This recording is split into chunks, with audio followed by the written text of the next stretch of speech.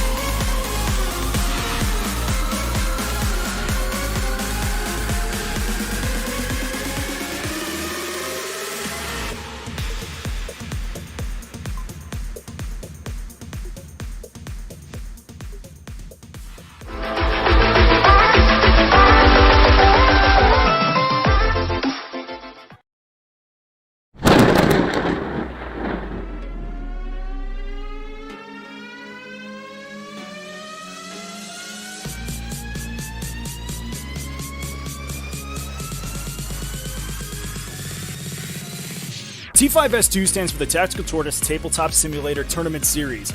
It is a global competitive 40K circuit that ranks players based on the results in online games, including events run by Tactical Tortoise and many other communities. At the end of each biannual season, the top 16 players in the series are given the opportunity to play for the title of Season Champion and become the greatest virtual 40K player in the world in this very event, the Seasonal Invitational Tournament. With hundreds of players and dozens of tournaments competing on the ladder in Season 2, T5S2 is now one of the largest and most competitive series in online Warhammer and shows no signs of slowing down, so what are you waiting for? Visit tts40k.com to view live standings, join the community Discord server, and get information on upcoming events and tournaments.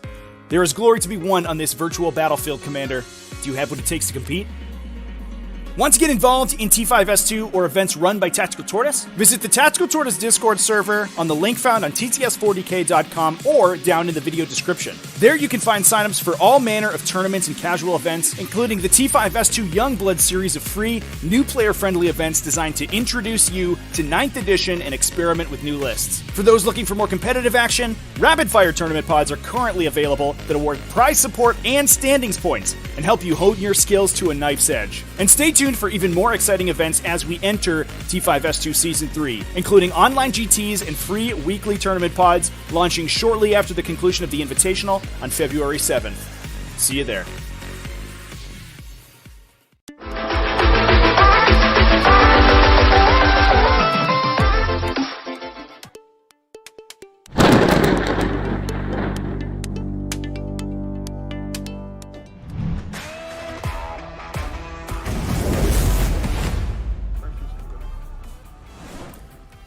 What is up, everyone? Welcome back to the stream.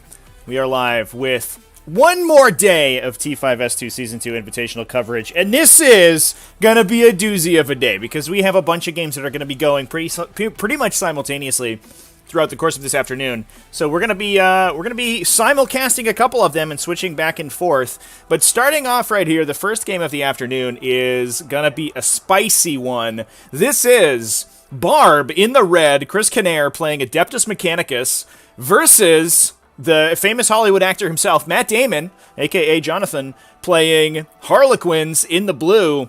And Chris 2-0 currently in his group, so it is highly likely that he makes it out with this incredible and innovative Adeptus Mechanicus army. But Jonathan is 0-1 right now, so he is fighting for his tournament life. He's going to have to fight tooth and nail to claw his way back into a 2-1 record and win all of his games in the remainder of this group in order to get out and make it to the elimination stage. So it is going to be a tight game, and I'm excited for this one. We have two really interesting lists piloted by, as we've seen before, consummate generals, and it's going to be a really exciting game. Later on during the afternoon, we're going to be streaming a couple more games. Pull up the schedule real quick. We have Skauki playing White Scars versus Toothwire's mixed chaos list. Then a little bit later on during the afternoon, we have Fushini playing Iron Hands versus Jan playing Space Wolves. That is the final game of Group 3. And essentially, we'll just determine if we have multiple 2-1s or if Jan gets out of that group entirely undefeated. So that one's mostly for tiebreakers. Unfortunately, Fushini has been eliminated from the group, and he will not be making it to the elimination stage. But I still think it's going to be a good game to watch. Two very interesting varieties of Space Marines against each other, and we'll see which one comes out on top. We got the Dreadnoughts versus the Devastators, basically. Although there's Redemptors in both lists, to be fair. So actually, they're pretty similar now that I'm thinking about it. But I think it's going to be a fun one. I'm excited to see the Space Marines go at it. But that's going to be a little bit later on this afternoon in a couple of hours. Right now, we are here with the Harlequins versus the Adeptus Mechanicus, and this Adeptus Mechanicus list has been tearing it up so far in this group stage. It played a very tight game against Rex Moyer's Necrons. But it went first into, I think, what is a very positive matchup for it versus Ben Hunt's Tyranids and absolutely wiped the floor with them. Not really much of an issue there. But I think, in fairness to Ben, that's a very difficult matchup and one that I think he mostly wrote off beforehand, and he's just hoping to win his other two matchups to get himself out of the group stage at a 2-1 record. So we'll see how Ben does later on during the week. I'm excited to watch those games. But for now, we've got this one. Yeah, good luck, dude. Looks like we have Adeptus Mechanicus winning the role to go first. That's a big deal. This Adeptus Mechanicus list is very powerful, taking the first turn with all of these aircraft, able to put an immense amount of firepower in your opponent's deployment zone, take a ton of table space, and use its big bases and its board control to physically block its opponent from being able to make it to the center objectives in battle lines. Battle lines with so much of the table, or so much of the game centered around these two objectives in the middle. If you can body block your opponent from getting to them, it can be crippling. That said, if anybody can get out of a block, it's it's Harlequins, excuse me. So I think Jonathan may have some counterplay there. Chad, the Adeptus Mechanicus, it went second against Necrons. This is only the second game this Admech list has gone first in the group stage. So it's just about average, going first versus going second. Let's talk about the list real quick as we're going through our pregame movements from the Cerberus Raiders here, and I'm sure we may have some redeploys on the Harlequin side, although I'm not 100% sure if that's going to happen. Let's go over this Adeptus Mechanicus list real quickly. Exclamation point lists in the chat. If you want to follow along, you can also find them at tts40k.com/invitational, where you can also find live standings and all sorts of other useful info for the event.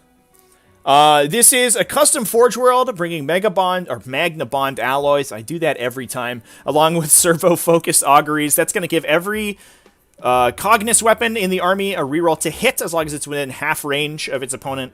Fortunately, they're all 36 or 48 inch range, so that should be most of the time.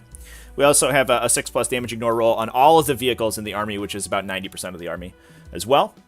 That's going to help, especially against the mortal wounds that these Harlequins can do. Although we also have the stratagem for Admech to have a 5+ damage ignore against mortal wounds. But that said, you can't use that on multiple things in one phase, so you can sort of rely on your 6+ to help you out a little bit.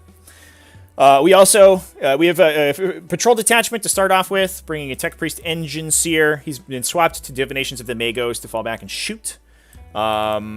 Alongside the Auto Caduceus of Arkenland, which will give him a reroll to repair.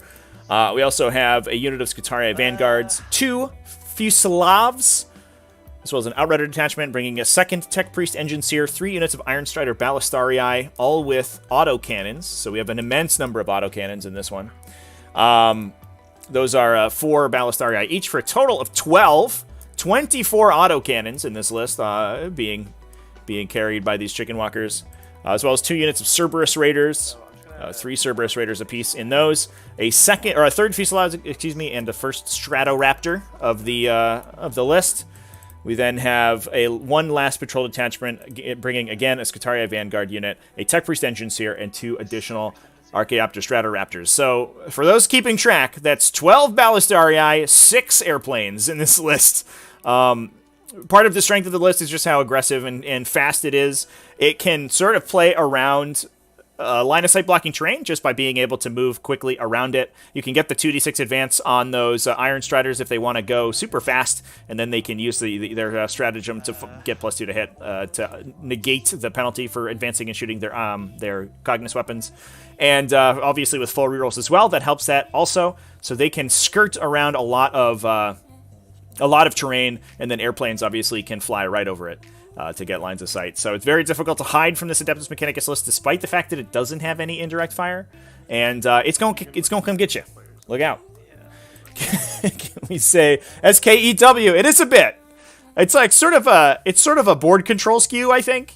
The list itself is very interesting. It relies on losing all of its planes, essentially. It's just going to run its planes directly into your army and assumes you're going to kill it, or you're going to kill them. But in doing so, it's very difficult to have the firepower to kill not only all 6 planes, but then also deal with the Iron Striders, and almost no army in the game can do it. So those Iron Striders get 5 uninterrupted battle rounds of shooting you with autocannons. And despite the fact that autocannons, they're not high AP, they're not super high strength, if you shoot 48 shots at your opponent's army with full rerolls every single turn of the game, eventually they're going to be dead. Not to mention the fact that they're going to get at least 1 turn of being bombed by Fusiliers. So it's very difficult to stop the damage output of this Mechanicus list. Very good list. And I think it is likely that regardless of the outcome of this game, I think it's still likely that Chris makes it out of this group stage and moves to the elimination stage. Moving over to Jonathan's army. He is playing a mixed Eldari. It is mostly Harlequins, but we also have a custom Craft World patrol detachment in there as well. That's bringing a Farseer Skyrunner as well as Yvrain and 5 Rangers. That gives them the Superior Shurikens and Children of Prophecy custom Craft World traits, and that only affects the Farseer Skyrunner. So the the rest of the detachment is not affected at all by those traits, but it does count the Farseer Skyrunner's 1s to cast psychic powers as instead 2s. So it is impossible to fail with, or it's impossible to perils with double 1s. But and in addition, Shuriken catapults is also longer range. So we've designed an entire craft world around buffing a single character, which is pretty fair. But the Skyrunner itself, as well as Yvrain, deal an immense number of mortal wounds in the psychic phase, and they're just it's a pretty solid module for just a couple hundred points. We also have the unit of Rangers in there to deploy Scramblers, although given that this is Battle Lines, this is probably one of the least scramblable. What are we doing with these Iron Striders here? When a mommy Iron Strider and a daddy Iron Strider love each other very much, I guess. Yikes. This is one of the most difficult maps to scramble. Your opponent has a short table edge, and they have some good positions to screen it out with. So we've seen a lot of denied scrambles on Battle Lines in the past. This one and I think Priority Target are probably the two of the most difficult maps in the pool to scramble. So we'll see how it ends up. We also have a battalion detachment from Harlequins. This is the classic Serpent's Blood, or Soaring Spite, for advance and shoot with your pistol weapons and advance and shoot without penalty. So these Skyrunners are going to be able to advance and fire without a problem. And you can fire your fusion pistols when your Starweavers advance. We also have, or leading the detachment, we have a Shadowseer, as well as the classic Smash Troopmaster, with bringing Choreographer of War using Pivotal Roll to also take Darkness Bite to deal initial 2 mortal wounds, taking the Twilight Fang, and just slashing people up. We also have the Shadowseer with Shield from Harm. I think that is bringing Twilight Pathways and Shards of Light for some additional mortal wound output. We saw in the last game against Rays, playing Necrons, which is an extremely tight game on Priority Target, the package of the 3 Psychers was able to do 9 or 10 mortal wounds a turn into a Necron army, which was almost insurmountable amount of damage. And by the end of the game, Race's army had almost been tabled, but a clutch Hexmark Destroyer, it turns out, can turn the tide of the battle and eventually pull out the win. So that was an awesome game. The VOD's up on YouTube right now, and I highly recommend you go watch that. We have 2 big Harlequin troop units. It looks like one of them starting in reserve this game, so it doesn't get bombed and or stubbered to death. Both of those with a mix of caresses, 1 embrace sprinkled in there, and a couple Harlequin's blades to pull those casualties first. We also have 3 troops, 5 models each, all with fusion pistols. Those are going to be in their attendant 3 Starweavers. You can also pack the characters into the Starweavers if you want. So one of them has a Death Jester in it, one of them has a Troopmaster, one of them has Yvrain, thanks to her role that she can go in any Eldari transport.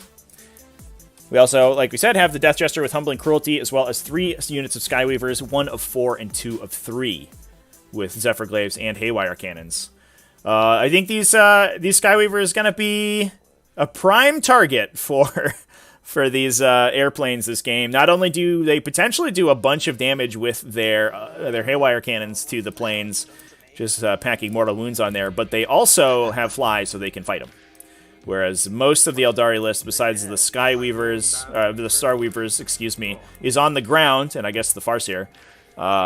So it has trouble reaching the planes. They do have flip belts, but they are still ground models.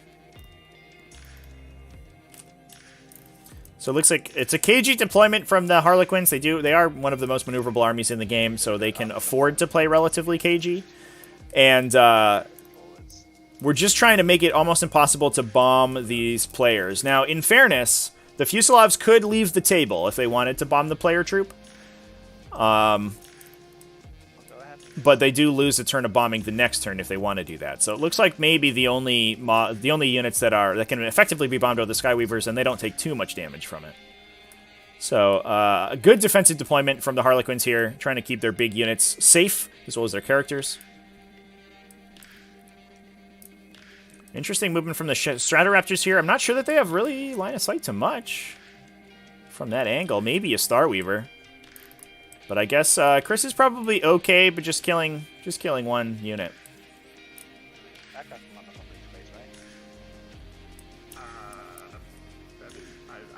don't know.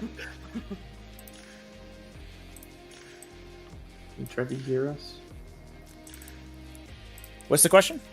Can aircraft land on top of these crates? They can, but you're in base. Your base has to fit entirely on top of the train. So I don't. Okay. I think your base is too big for these guys. Yeah. That's fair. Yeah, we have our own version of if it fits its role for the obstacle terrain chat. Any unstable position terrain, obstacle terrain, you have to be able to fit your base completely on it without the base overhanging the edges. That's just to make clean up the gameplay a little bit. You can do some funky stuff otherwise. So, can this plane make that maneuver? Where did it start? Did it start on this corner and it maybe like end like that? We're just going all over the place with these guys.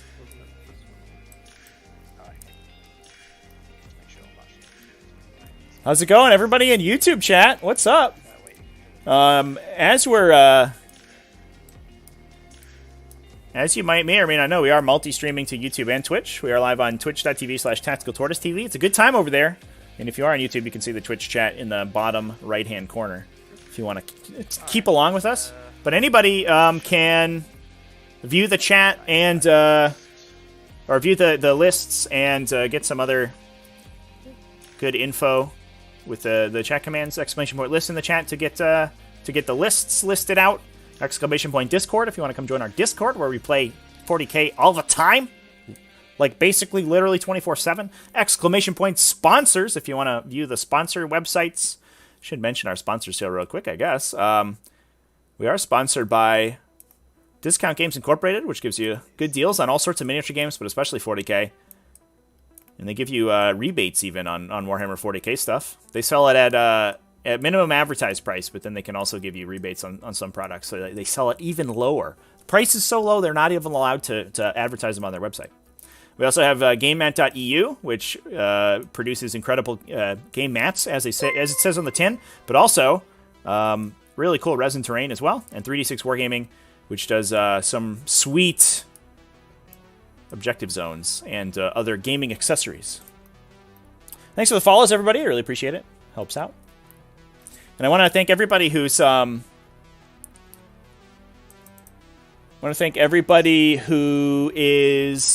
who's supported the channel over the course of the Invitational. It's really helped out. People on Twitch with the subscriptions, on YouTube with the memberships, and on Patreon as well. At patreon.com/tacticaltortoise really has helped us out a lot. Doing all this coverage. Sorry, I need to do face stuff. So I'm gonna spend the CP to drop a bomb on that shadow seer. Sure. You know, the half move about to happen. Yeah. Sorry, you know, CP, so that's 6. And I'm dropping bombs on these players. Okay, so it kills 5. So it looks like one Fusilier came out of the... Or it did drop off the table. Blew up 5 players with a bombing run. You should all be able to see this. Starweaver at the front here. So they're all gonna fire last cannons this way. Can the back one see? Yeah, because his wings all the way right out here. Oh yeah. Okay, sure. So heal fire first. So it looks like we're probably going to pick up one Starweaver with the shooting from the Stratoraptors. Yep. This isn't quite the devastating Alpha Strike that we've seen in the past, but it makes a ton of sense that I think Adeptus Mechanicus probably favored in this matchup just given the beef of their list versus a relatively light Harlequins list. And the worst thing they could do is overextend, eat a bunch of mortal wounds, give charges to all these Skyweavers. And even if they could, you know, potentially try to do a lot of damage, now the Skyweavers are -1 to hit. They're potentially -1 to be wounded. They are also into an invulnerable save. And the Stubbers could just bounce. The Stubbers and the Stratoraptors. Alright, is that it? Oh, I forgot. Yeah, that's everything done. I forgot to do mechanicals as well, so I'll just roll random one again. It looks like the Starweaver survives. All right. That was- I don't know either. I don't know canticles. I need a little chart up. So do you want me to just roll morale for players then? Or like, are you done? Oh, I've been like totally retarded this game. You've really thrown me off my game here. I'm not got engaged or anything. So should I just roll the morale for the players? Or? Yeah, sure. Yeah, maybe a little bit of a missed turn. And the same bravery on the players as well. Whatever, man. So certainly not the devastating Alpha Strike that these Mechanicus were hoping for. I do like the conservative play. I think that's going to help them out a lot in the long run. But gives a lot of play to these Harlequins. I almost wonder if we could bang a Troop Master directly into these Iron Striders. Not that that really does too much damage, but I guess it would probably be too far for him to consolidate back into the Starweaver, so it'd be awkward. I do like the Cerberus Raiders blocking off these movement lanes. Makes it a little bit difficult to get sort of accurate Twilight pathways wherever you want to go. And not to mention that these guys are just open to a tactical oblique to just pull right away.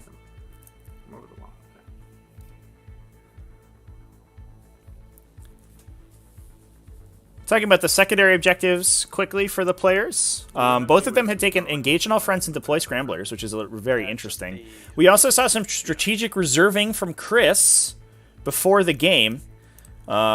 Strategic reserving a unit of Skitarii Vanguard. And one model I didn't mention when going through the list, X101, the Blackstone Fortress Servitor. He's just a single infantry model, but he's like 20 points, so... And he can deploy Scramblers. So we have two opportunities to deploy Scramblers in Jonathan's deployment zone with those infantry units.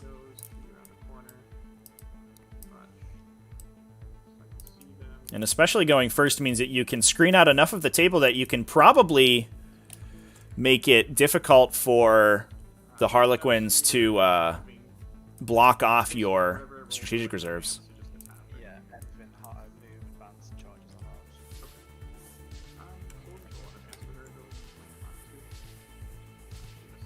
We also have While We Stand, We Fight for Chris, which is a pretty common pick for this list. Like I mentioned before, it's difficult to engage into the Iron Striders alongside, fighting all of the planes. So most of the time your opponent doesn't quite have the beef to kill a bunch of Iron Striders. And I think in almost every one of his games, he's had at least 10 points on While We Stand by the end of the game. Deploy Scramblers, I think, is the most interesting one. The most interesting pick from him and from both these players, to be honest. Like I mentioned, Battle Lines is a relatively unscramblable map. So unless something funky happens with the Harlequins and they're able to get in there, it's going to be a little bit difficult for them to do it. Although I think the Harlequin list is so small that it may be difficult for them to screen out their deployment zone adequately. But we'll see how the game goes. A standard Harlequin list, or a sort of a more regular one that brings a lot of Starweavers to the table, I think they are very good at screening out their backline. But unfortunately for this one, it is a little bit lower on model count, thanks to that Eldari detachment and the extra unit of Skyweavers. We also have Bring It Down for Harlequins, which makes a ton of sense. It's a pretty good pick against this army, although given the Bring It Down changes, all of these planes are only worth 1 point on Bring It Down, which is awkward as hell. Although the Iron Striders do give it up very quickly once you start getting engaged with them, because they are not super hard to kill. Just a bunch of wounds with a relatively fragile defensive stat line.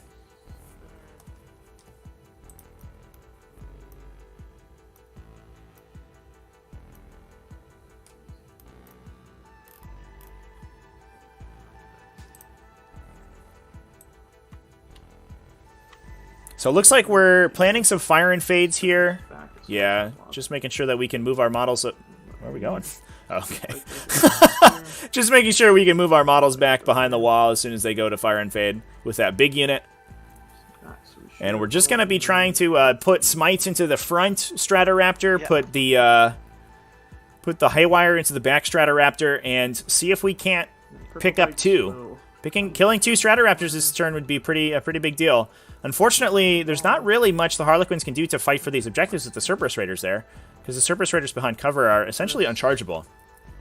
I think I would like to see at least one Starweaver or a Skyweaver run up onto Objective 3 just to deny the Admech from getting their 15-point primary turn on turn 2.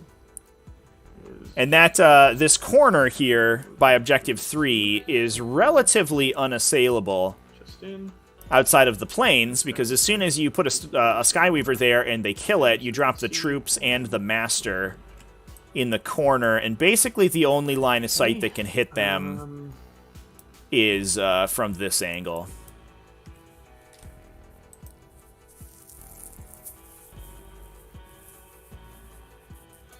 Yeah, I don't think that this Harlequin army can afford to walk into line of sight of the Iron Striders, chat.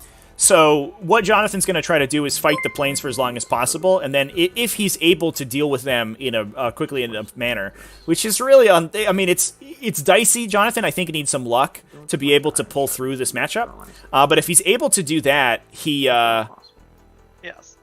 should be able to. He will be able to move up and then start to engage the Iron Striders just physically in a fight. And that is where the Harlequins are going to pull out and start killing them. But he needs to shoot down all the planes first, which is very awkward to do. I wonder if we might be angling for Twilight Pathways on one of these units. Now, what Jonathan, the other thing that Jonathan can do is make use of the aircraft keyword on those planes to maybe get some shots on them from behind cover. So, for example, if he hides in the corner here, he can still draw line of sight to the planes with those Skyweavers. And the planes can't shoot back at him without moving. These 5 are going to move up 8. Although, that, given the only 24-inch range on the Haywire cannons, it does become a little bit awkward. So I'm not sure if entirely he has the range for that.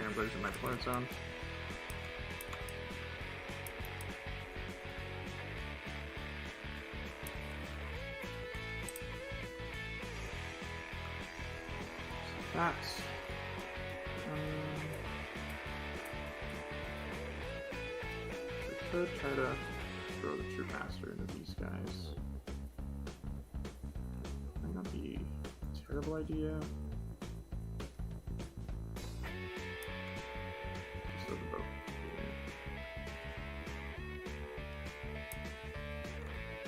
This is an interesting matchup as well, because I think in this one, the Stratoraptors may actually be the most dangerous of the Archaeopters on the table. The Fusiliers are usually the ones that people want to focus on because the mortal wounds are so brutal.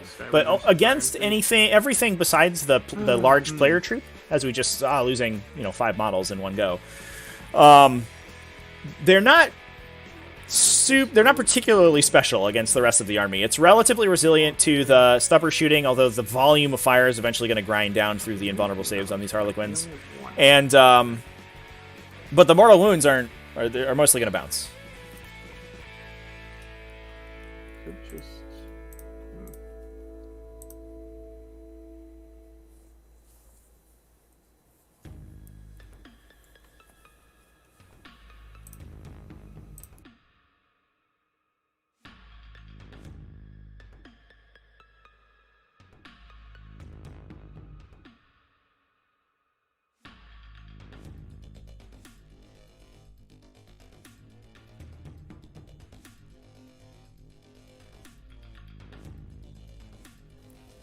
It's also looking like the yellow Skyweaver unit isn't entirely in the Shadow Seer's Veil of Illusion / potentially Shield from Haramura, which is a little awkward. Although I guess they have to protect the Skyrunner. But we're really hoping that we kill a bunch of these Archaeopters right now, essentially. If we can't pull down 2 this turn, it's going to be really rough for the Harlequins. If we leave 2 alive, they're going to be able to come back with those last cannons and those phosphor blasters and deal a bunch of damage. I think we have to do that, so This boat will. How far do the ice riders move? Do they move 10? They can go 22. Yeah, if you roll like a 12 in their advance.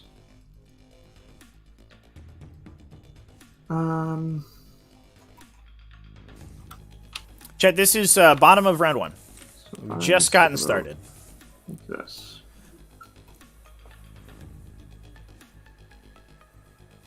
I won't be on the objective. But you can't really draw a line of sight to it too well. I am on the objective. The fuselage just hovered, Chet. One of them went off the table. Easier to draw a line of sight. So there's one in strategic reserve right now. The other two just stood still. Which is Admech killed a bunch of players out of the big player troop with one bombing run, and they shot up Starweaver, and that was it. The Stratoraptors went into a Starweaver, couldn't really get good lines of sight without overexposing themselves, so they just they did 5 wounds to one, and then they. So what we're gonna do is kept a little bit. This boat is gonna come to here. It played a little bit cautiously. Although Chris was 15 primary turn. Sort of kicking himself because he didn't position himself to get engaged on all fronts on turn 1, which is potentially a big loss. You lose 2 to 3 points that you're never going to get back. And if this becomes a close game, that's going to be a big mistake. He could easily, I think, have advanced or put these raiders up alongside the wall, potentially eaten a charge, but like you got Tactica Obliqua, so it's not that big of a deal.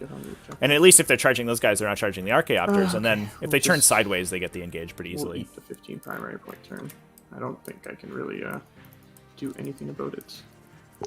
Not going to put anything on Objective 3 to deny the primary swing. I don't know if I agree with that, but we'll see how it turns out. It may just be that the Adeptus Mechanicus army is able to take so much board space that they're going to get the 45 on primary anyway, so there's no point in stopping it. And with bottom turn, Harlequins are incentivized to play more conservatively because they're going to have the final turn scoring. So a potential 15-point turn on run 5. But we'll see how they do. I mean, we have to see, I think, 2 or 3 planes die here. Probably two planes die here for this to be worthwhile. It goes off on 5. That does go off, but I think I'll use her Ruins of the Farseer to reroll both. Yeah, sure. Okay, so it goes off an 8. So D3 onto that plane for just 1. Yeah. Get that 6 up. Okay. And then we'll do Executioner. That does not go off.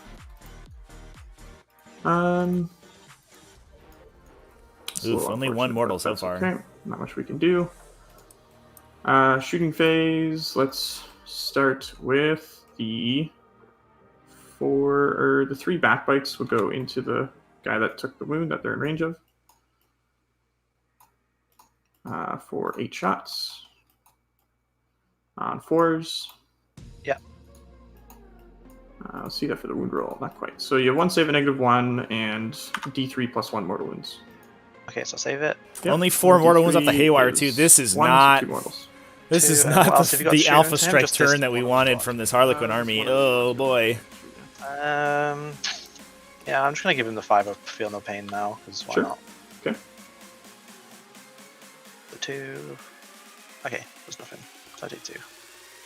Right, and then the 4 bikes into the same plane. Actually, no, the 4 bikes will go into the back one because may as well avoid the 5 of Philippine. Yeah. That's better. 16 shots. Yeah, there is a spike. Big shot from the bike squad. Ooh, terrible hit roll. We just need a bunch of 6s here. Nah, it's so 3 saves, a -1. Not gonna do rolls. it. Ugh. Okay, so I take 4. Yep. Oh. Oh, it's not letting me copy. So I take 4. Okay. And then we're gonna fire and fade him. That was not a good round of damage from this Harlequin army. This is not what we needed to see. We needed to pull one of these planes out of the sky at least, and we did. There. 7 damage. Yikes! Yeah, that is the shooting phase done, I believe. Nothing else can really. We didn't kill any planes, chat. So yeah, she's not in range with her shuriken catapults either. So yeah, I think that is the end of the turn. So just my first scramblers, and over to you. Sure. Very cagey affair, so I'll get my 15. You Let's do. try and get engaged this time, I suppose. That would be useful. Okay, Opto, what are you gonna Thanks, do? chat.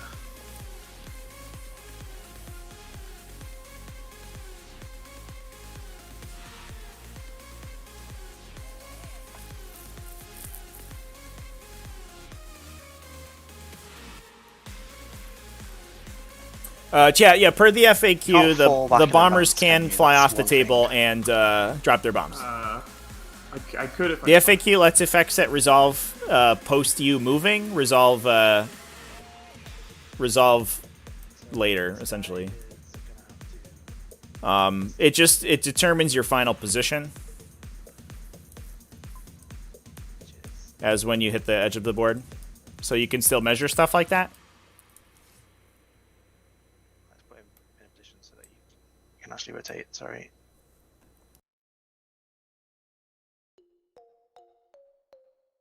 Okay, yeah, so he's there. So you got 10 players off.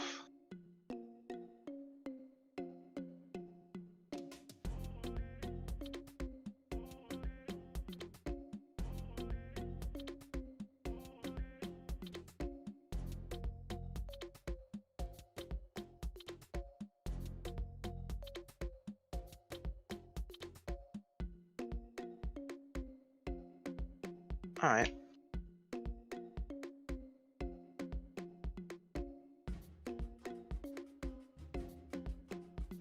Go fly over there. Like this.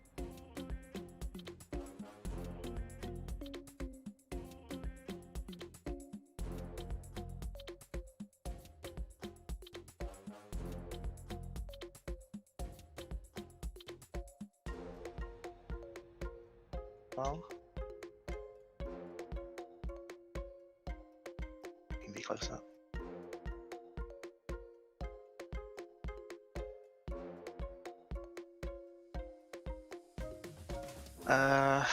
And then this one. Yeah. Just make sure the angle on this guy wouldn't put him off the table when he goes to rotate to get this direction. Because he'd have to go this way, right? And then that way? No, because he could just fly, like, rotate, fly there, and then just rotate. Yeah, they get to rotate twice. Yeah. So he'd be, Oh, this is the one facing this way. Oh, I see what you're saying. Yeah, alright, I see what you're saying. Yeah. Alright, okay, yeah, I get you. Yeah. So, like, one of them So- is going to go, like, here and then, like, here. But this part would put your actually. wings off the So table. I'll go to there then. Yep. And then rotate. And then come and land here. Like that. Sure. Okay? Yeah. Yep. I think you're good. And just make sure I can rotate again, so that's fine. And then this one. So rotate more and come. Yeah, and rotate.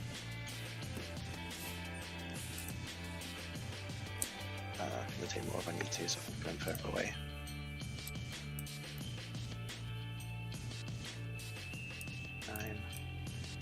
Yeah, Chad, if you ever extend over the board with your Okay. with an aircraft, because it's a matched play game and the strategic reserves rules are in play, as soon as you hit the edge of the board with an aircraft model, then you enter strategic reserve. Right, so I've got one fuse log over there, and the other one.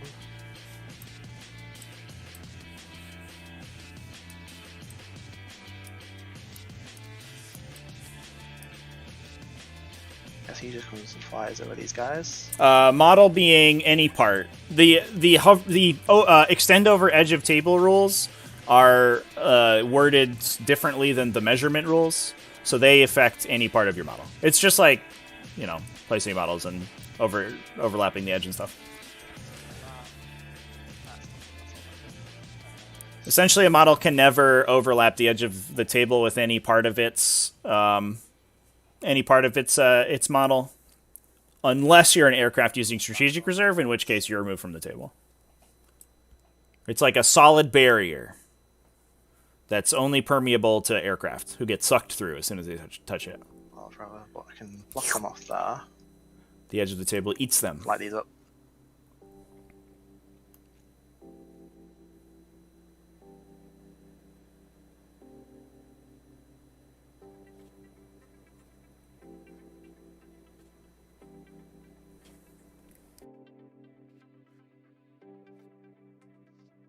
Okay. Do some bubbles.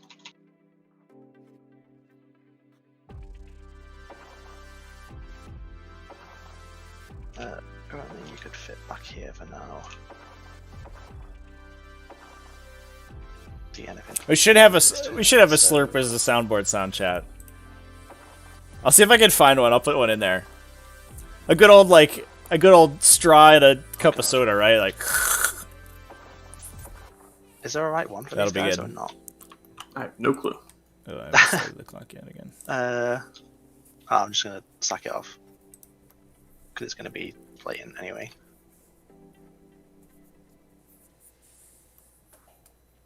So you can come back for 10. That'll be fine there. That'll be fine. That'll be fine.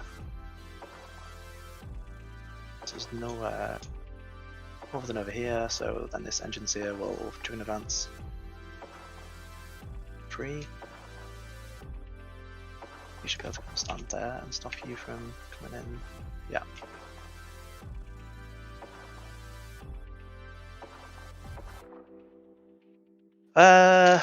Right, okay, so only chance really I've got of seeing Bunkerzor, these guys. to answer So your I'll question, just yeah, go and you have to wait until your next turn to bring a model back out of strategic reserve. They can't come out the turn that they go in. So the planes, I mean, it's still useful, and the planes do they do use it. I mean, we have one fuselage off the table already. It just delays them a turn, and it also stops them from moving the next turn. So if you're bombing, for example, you can't bomb twice in a row if you go into strategic reserve. Your next bombing run is cut off. So while it gives you more flexibility on your bombing because you can hit stuff along the edge of the table, it does make it so you have to take a turn off and to spin back around essentially.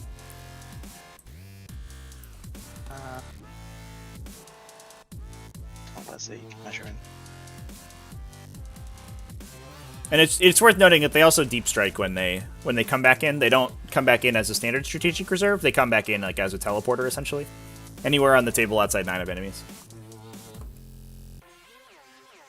So go. Can you see the bike though? This is obscuring, right?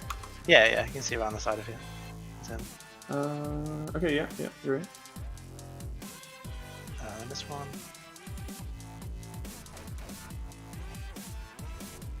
And this guy comes forward for... The Stoic Discord in the chat will get you to our Discord server. We have tournaments. We have standard tournament signups are open right now, but the tournaments aren't currently launching. But we do have rapid fire tournaments, which last about a week. It's a 3-round event in about a week, and we have one of them open with 2 spaces left, so get in that one. You can go Discord, go to the Discord and go to the join a rapid fire pod section, and there's a link to sign up to the event. And as soon as that fills up, it's gonna launch. So get in that one quickly because it will probably end up filling up today, I think.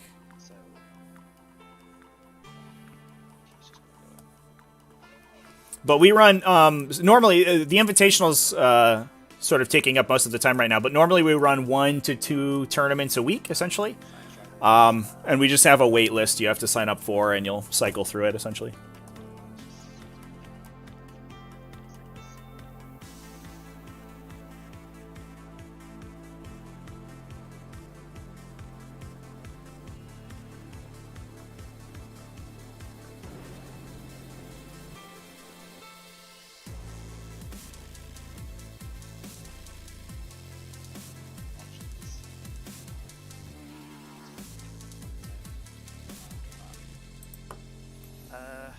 Stoic, do you need to pay for BCP? Like, you mean the subscription to BCP? No. BCP is a free app. The subscription just gives you some extra features. It lets you view lists in expired events. I think for the most part is the big thing that BCP does. On the for rapid fire pods though, there is an entry fee for those. It's $10 and the winner gets a gift card.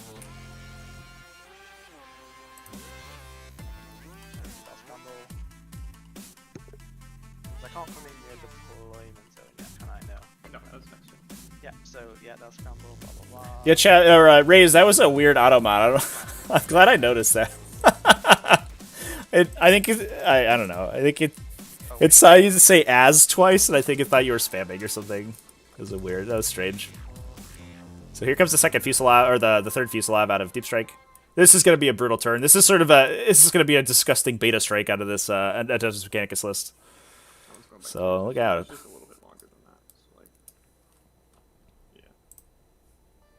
Right there. Yep. Okay. I think he's fine now. Just a little bit Okay. further. Yeah, he's good there now. Yeah. Okay. I'll actually bring him on facing this way so we can actually move. Makes sense. Just measure it. How is he? Number one. Okay. Mhm. That's good. So let's go ahead and do these bombs. Sure. I guess they just go on these players again. It's 5. I could do some damage to Sky Reavers now. I think I'll try and do some damage to Sky Reavers. It's 4 dice. Okay. Yeah, so we'll do it on the blue Sky Reaver unit. So it's 2. Okay. This guy, I'll do it on the yellow Sure. Sky Reaver. For 2. Okay. And then this guy's going to spend the CP to turn off his auras. Yep. And down to 4. Right. Okay then. So shooting.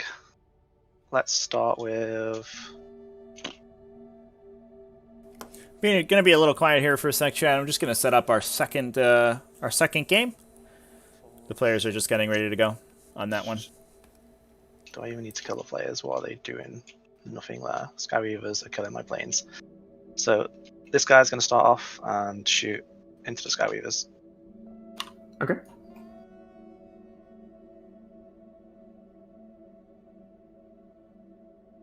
Fours with rerolls.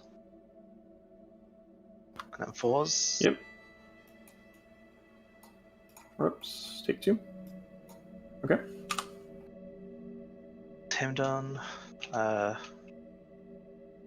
This Fusillade here is going to shoot into Yellow Squad. Okay.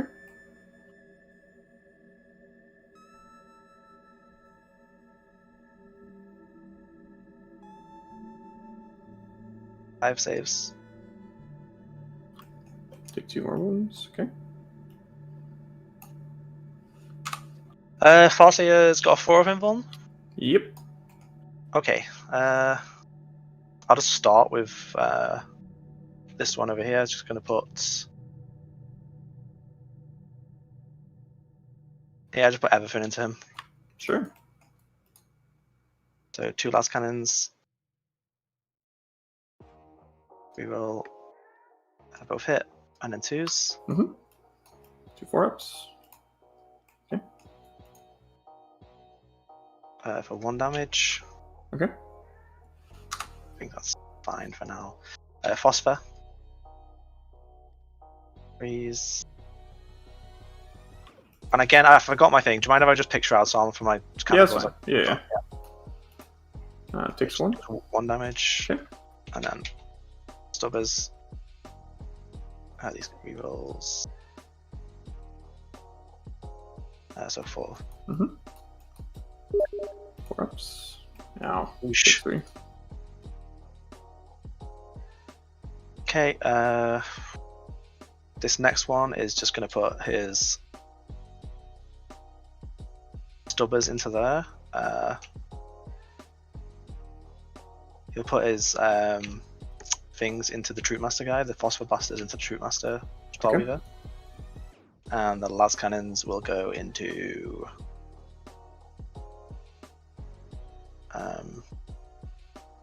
does it really matter? Big squad's better than small squads there. Fire into this blue squad here. So Sure. Stubbers, Phosphor, las cannons. Start with the Stubbers.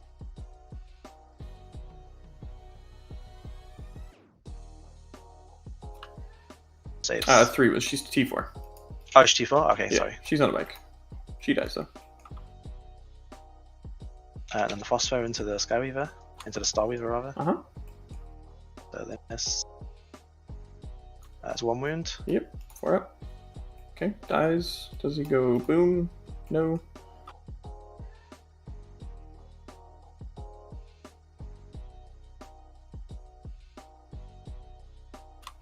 Alrighty. So I'll just put the clock on you while I do this. So Sure.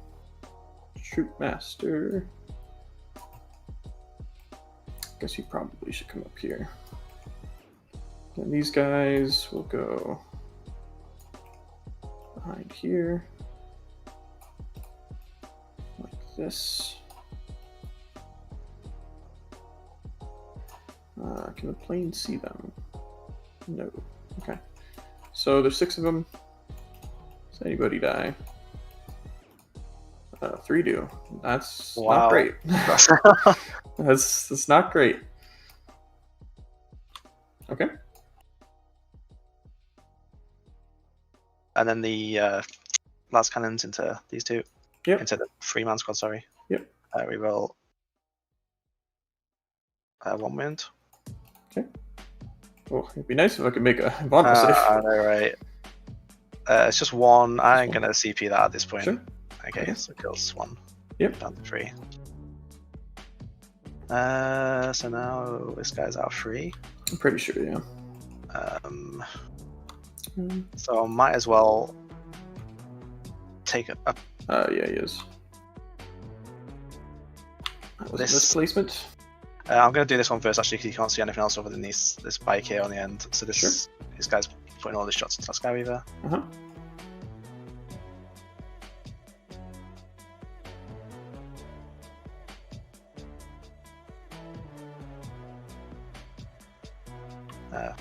Four wins. Yep. Oh my god. Okay, he has 1 wound left.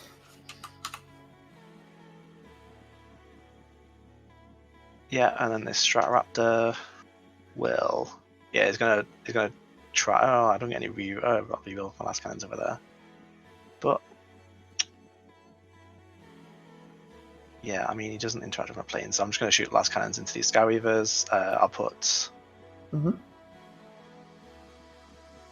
Stubbers. Yeah, I'll put last cannons and thingamajigs. Foster into here, Stubbers into this guy. Sure. So do 2 last cannons first. Yeah, because this is my last plane to shoot, right? Because he shot into them. Oh no, he shot into the Skyweavers, right? And then he shot. Yeah, I think you I've just have shot, 1 plane. I've shot all the. Yeah, I have it right. Yeah, so Yep. 2 last cannons. 1 mystery roll. 1 wound. Okay. Can I make an arbor save? No, I cannot. For 2. damage. Okay. And then the Phosphor. Yep. There goes the phosphor. Yeah. Okay. Yeah. 4, so. Takes 1. And this was into. Was this into blue as well? Yeah, it's into blue. Okay. And then the Stubbers into the yellow. Rolls. 3 more. Okay. He is dead. Alright, and then I've just got my chickens to fire, so Yep. I'm going to need to roll these separately because I don't think they're all within 24, so he's out. So these front 2 are within 24. Yeah, those front 2 are right. Yeah. So I need to roll these. There's no point giving any pluses to hit, so. I will spend a CP to give him +1 to wound though. Why not? Sure. So these are the reroll ones. Yep. And then 2s. Eesh. Oh, that's good for me at least. Yeah. Still Okay. fails 1 though. Okay. Take 2. Double that. That's 2 more. All right, chat. I'm going to go ahead and take Okay. us into our other game here real quick. This one then- looks like it's going pretty south pretty quickly, so I will pop us into our second channel.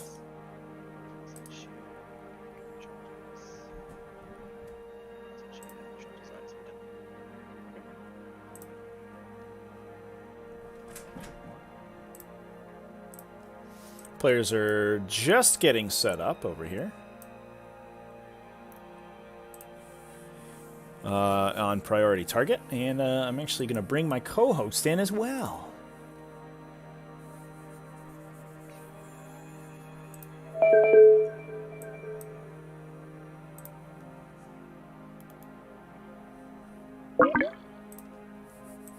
Hey, how's it going? I'm going good. Can you hear me? Yes, you sound great. Okay. All right, I'm about to join this server real quick. Great. All right, I'm gonna see if we can get an open space for you. But yeah, I'm here with chat right now. Everybody, welcome Magikarp to the stream. Who's gonna be commentating the next game with me, which is just getting set up right now. It's gonna be exciting.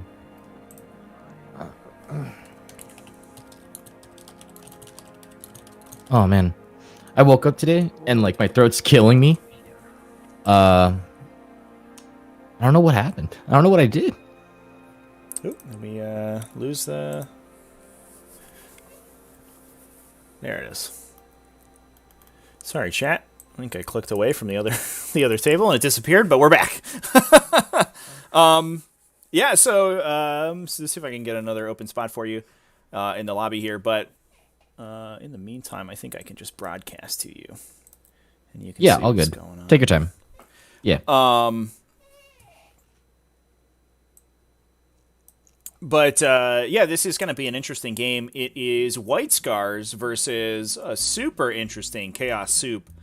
Our main game right now is a mixed Eldari list, which is a lot of Harlequins and a patrol of Craftworld Eldar to bring in some extra Psychers.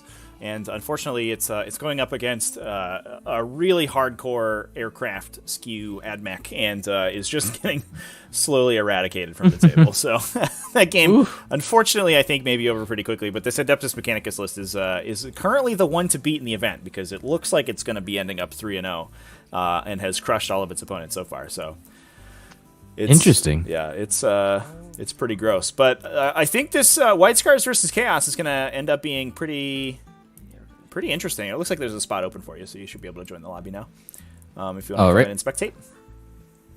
Cool. So this is going to be Skauki playing the White Scars over in the red versus in the blue Trailer Trash, aka Toothwire, who's playing the Chaos. And Toothwire, he's an interesting player. He squeaked in at 16th place to the Invitational on the standings, right in the 11th hour, essentially, by playing basically every single event. He was on every single event waitlist constantly. He played a bunch of external events. He played as many rapid fire events as he could get into. And I think on the standings right now, he has like 10 or 12 completed tournaments on his scorecard. So, and he played all sorts of stuff. Dedication. I know, it's been crazy. It's dedication, man. This guy's insane. Yeah.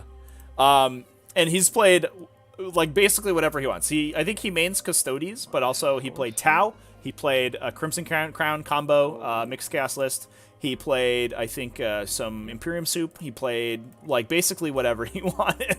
So, really sort of wide repertoire of factions that Toothwire has been playing.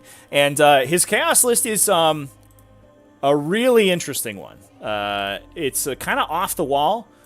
He was playing a Crimson Crown combo towards the end of Season 2, but I think he just didn't like it very much. So he ended up just pulling out the entire combo and just bringing the core demon engines that it sort of goes off on. So it's a triple patrol detachments. One of them bringing from the Chaos Demons, bringing the unkillable Lord of Change with the -1 damage Warlord trait, the Impossible Robe for a 3+ invulnerable save, and then he exalts it to get a 6+ damage ignore that also heals him. So yeah, that is nasty. Yeah, we saw him in his last game against Ashley Thompson, who's the current frontrunner.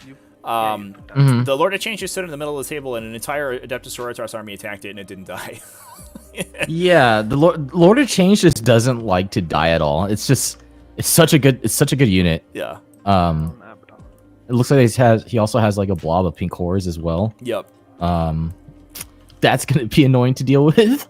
Yeah. So it's essentially just a really powerful frontline from this demon, this Chaos Demon detachment. Just trying to be as difficult to kill as possible and give him some kind of forward pressure.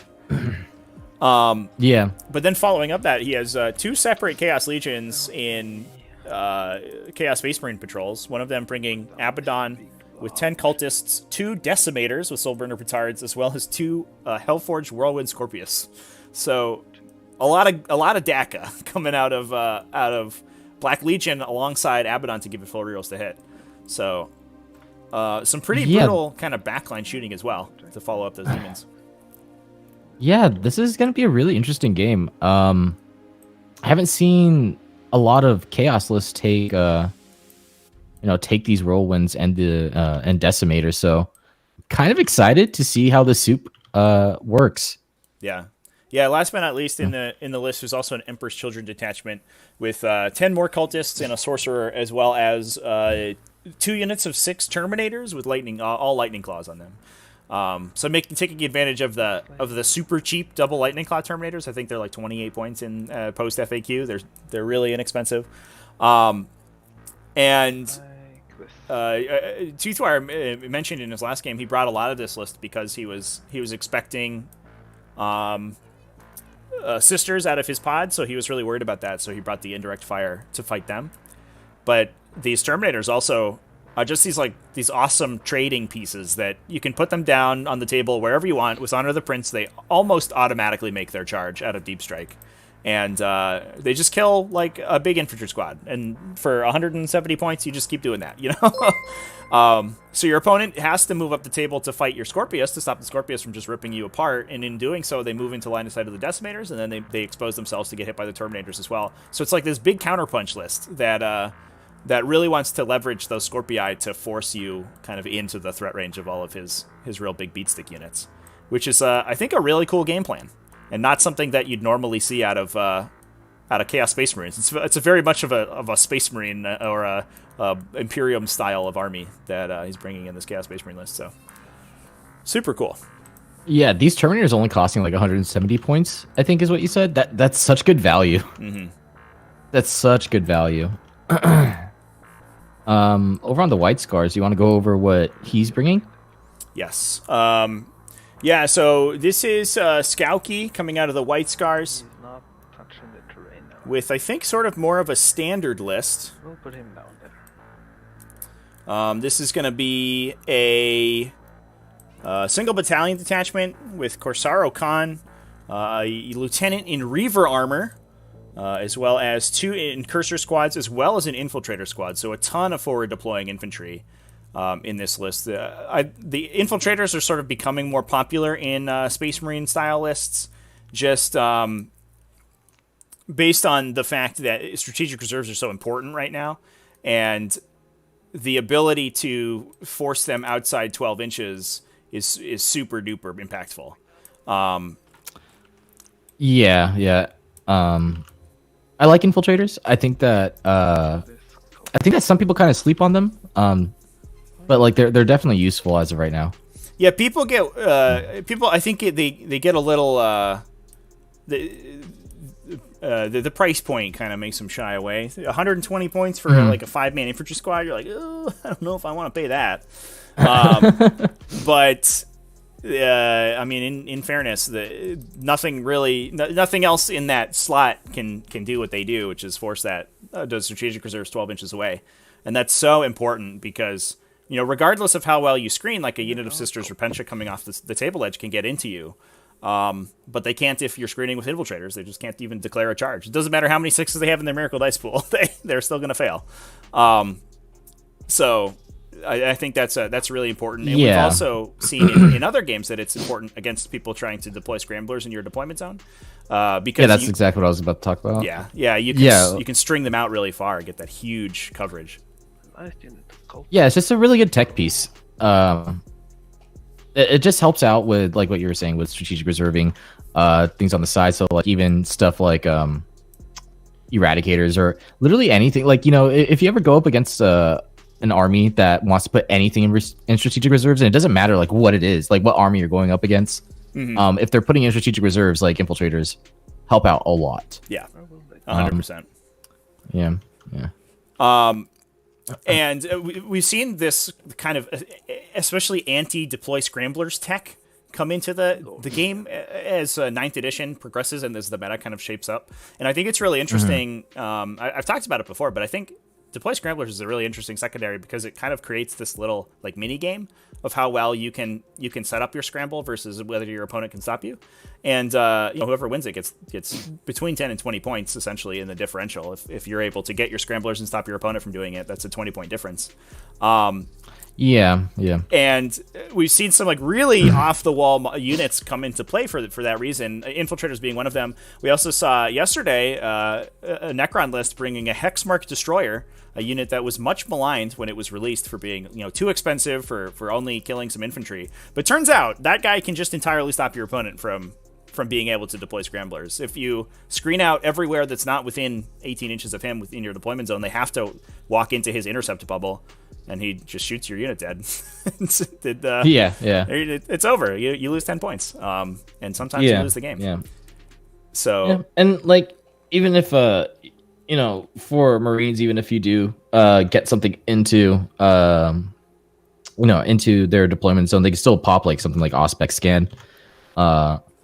So I feel like that people are starting to realize or are starting to like not just build deploy scramblers, but also how to deal with deploy scramblers. Right, exactly.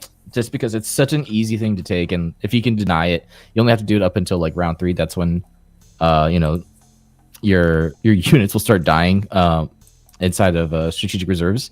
So, yeah, it's a nice it's a fun like counter meta mini game thing that's going on right now. Yeah, and a lot of factions that have been used to like sort of automatically getting their scramblers off. Like we're seeing Harlequin players, they always take scramblers because they can always on turn 4 they can put their troop unit in the webway and then pop them out turn 5 to get the scrambler in your deployment zone. But the people who have this technology against them, like a lot of times are able to squeak by wins because their opponent is relying on that like automatic deploy scramblers and you can stop it. And yeah, that little bitty game is so interesting to me. I love it. Yeah, good luck deploying scramblers against like an orc army that's running like kill tanks and just a mass horde of like who's able to boys. Just like spread that last unit of 30 boys across their entire deployment zone and just sit there for the entire game. Yeah, for sure. Yeah. Good luck with that. Yeah. So also on this list, we have a chaplain on a bike. As is to be expected. It has been upgraded to the Master of Sanctity. He's got Wise Order. He's got all the stuff going on. The good old Primaris Chaplain on the bike, who's an incredible profile. Just 1 billion wounds and 1 billion attacks for a dude who's also a powerful support character. As well as, I think, a pretty standard swath of Space Marine elites choices. We got the 5 Blade Guard veterans in the squad. We got a big old Vanguard veteran squad, 10 Vanguard veterans, Lightning Claw Storm Shields on them, a unit of 5 Vanguard veterans, more Lightning Claw Storm Shields on them as well. Looks like I think we might be combat squatting the big unit out. Yeah, we've split them into a couple smaller units. And as well as the Primaris Apothecary, the Chief Apothecary, who's been upgraded with the Plume of the Plains Runner for +1 to advance and charge, and to heal people, obviously. And then, interestingly, I think a unit of company veterans, just 2 little veterans with storm shields and chain swords, just hanging out in the back line, probably going to do some scramblers, maybe going to do a little bit of screening, maybe protect a character one time. Nice little unit of 2 infantry, and especially with 2 wounds now, it's like 4 wounds with an invulnerable save you got to chew through to kill those guys. And not a lot of people want to dedicate good firepower to do it. Yeah, it's not worth it. It feels like it's not worth it. Right. Yeah, but as soon as those guys are the last man on an objective, and they're getting rights of ward by a character that they're bodyguarding for, you're like, I wish I'd shot them earlier. Good luck. So this is running also priority targets again. So we could just give them like 15 points right now, basically, and then and it's fine. But they get priority targets, which is good. I think that the White Scars player is running also Domination. It looks like they're both on domination as well. Yeah, yeah. So that they're gonna have to battle for that. With 5 objectives, you usually want to take domination because it's easier to run with if you have enough movement. And Space Marines, especially White Scars, like they're usually fine. So it's gonna be interesting to see who's going to win this game of domination here. Luckily, it only has to go off on the end of your turn, so I expect to see a lot of trading going on. Yeah. On these objectives. Yeah, I think it's an interesting pick for this chaos list because it tends to be kind of passive. It's a lot of guns, and a lot of your points are in the Scorpius. So outside of the Lord of Change, nothing really wants to move like aggressively forward. But I guess that's probably fine. Like if all the chaos does in their turn is like kill these incursors on the center and put the Lord of Change there, that guy probably doesn't die to almost anything in this in this White Scars army. Yeah. At that point, you'd have to, just obsec him and stuff. Right. Yeah. You just, you like you said, you're just trading. You trade another incursor unit up in the front there to knock the objective off. Snag again. to snag it, get it. Yeah. Yeah. For while we stand on the other side, do you know what units are being while we standed? Yeah. So it ends up being the horror unit, the Lord of Change, and Abaddon. So I think the horror unit will probably go down at some point, but it's so hard to get both the Lord of Change and Abaddon unless you're already crushing this chaos list. And especially both the Lord of Change and Abaddon in this matchup are very difficult to kill because a lot of the damage output of this White Scars list is relying on 2 damage plasma Inceptors and 2 damage melee attacks from their melee fighters from their lightning claws. And both Abaddon and the Lord of Change are -1 damage. So mostly just gonna bounce a lot of that stuff. Yeah, at the very least, he's looking at about 10 points for while we stand at like the worst. Right. He should be fine with protecting everything. I believe that he put his Terminators inside of reserves, and then on White Scars they put his Vanguard bets in also reserves as well. Yeah. Just looking at the board. Yes. Yeah. Just checking it out, So seeing what's going on. We have the 5-man Vanguard unit in reserve, as well as both the Emperor's Children Terminator units. That makes a lot of sense. They're going to use Honor of the Prince to charge out a Deep Strike automatically. And AP2 with rerolls to wound is, I think, actually sort of the perfect stat line that you want against other Vanguard veterans, because you just bounce up exactly against their invulnerable save, and you just have such a swath of attacks that you can cut through a 4+ save pretty quickly. So I think those Terminators are going to be brutal against a lot of the Space Marine list. You just have to watch out for the Auspex scan off the Inceptors, I think, is the one thing that Toothwire, that's the fine line Toothwire is going to have to figure out here. To tread. It's going to be awkward. So it looks like that White Scars, he's just moving up his stuff, trying to tag this objective here. Staying out of line of sight of things. I don't know if his attack bikes have... It doesn't look like that his attack bikes have anything that it can target besides the Cultists, I think? Yeah. Maybe the Horse? Yeah, and I don't know if you want to expose your attack bikes to the Decimators in order to kill a couple Cultists, because they're multi-attack bikes. They're only attacking a couple times, so I think those guys are going to be the counterpunch. As soon as the Decimators pop out, that's exactly where the attack bikes want to be going. Yeah. So he's just using the terrain to his advantage to make sure that he's safe for another turn. I don't think there's I guess I haven't seen Decimators or Whirlwinds in action. Do Whirlwinds are they artillery? Yes. Yeah. So they're the Whirlwind Scorpius. It's strength 6, 3d3 AP2 for 2 damage, indirect fire shot, and they shoot 48 inches. So it can hit basically the entire table. And at that flat 2 damage, anything that's not being protected by the Apothecary is in grave danger. Yeah, that's a Marine killer right there. Sure is, yeah. Now, fortunately, the Storm Shields in light cover from the obstacles or the area terrain are going to be relatively resilient, since they're still saving on a 3 against that the -2 AP. Yeah. But any of these lighter like incursor units or even attack bikes are going to get lit up hardcore and blown up pretty quickly. So again, it's a chaos list that forces engagement out of the other list. Like you can't sit back and just let this list poke at you all game, because the Lord of Change is eventually going to run up the score and you're eventually going to get killed by too much 2 damage shooting. Just more. Yeah, and some mortal wound spams. It'll be fun. Yeah. Blade guard beds. While we're going through the White Scars movement phase here, I'm going to go ahead and switch it back to our main game. Looks like some of the people in the chat were asking to see that. It looks like we had another 15-point turn off Adeptus Mechanicus, and we're running out of units pretty quickly on the Harlequin side. I think there's one Skyweaver left on the table, which is not the position you typically want to be in as a Harlequin player. Just a little bit. Just a little bit. Yeah. It doesn't look to me like the reserves have come in for Jonathan. No, they're still off the table, the Rangers and the players, but I'm not sure that that's going to be quite enough to pull this game back. Unfortunately, those players like not being able to effectively interact with the planes is awkward. And also, he's left 2 Archaeopters on 1 wound. That's brutal. So not much you can do about that. I think that's just maybe some unfortunate shooting from the fusion pistols. You really need to clear all those guys off, and unfortunately, he just wasn't quite able to. So it looks like this is going to be another victory for Chris, and he's going to be making it his way out of this pod at a 3-0 record. We do still have a game left for Jonathan, so he is still in the running, and could, or I guess he's 0-2 right now actually, so he's going to be out. Unless that some is one weirdness interesting happens. skew list. Yeah.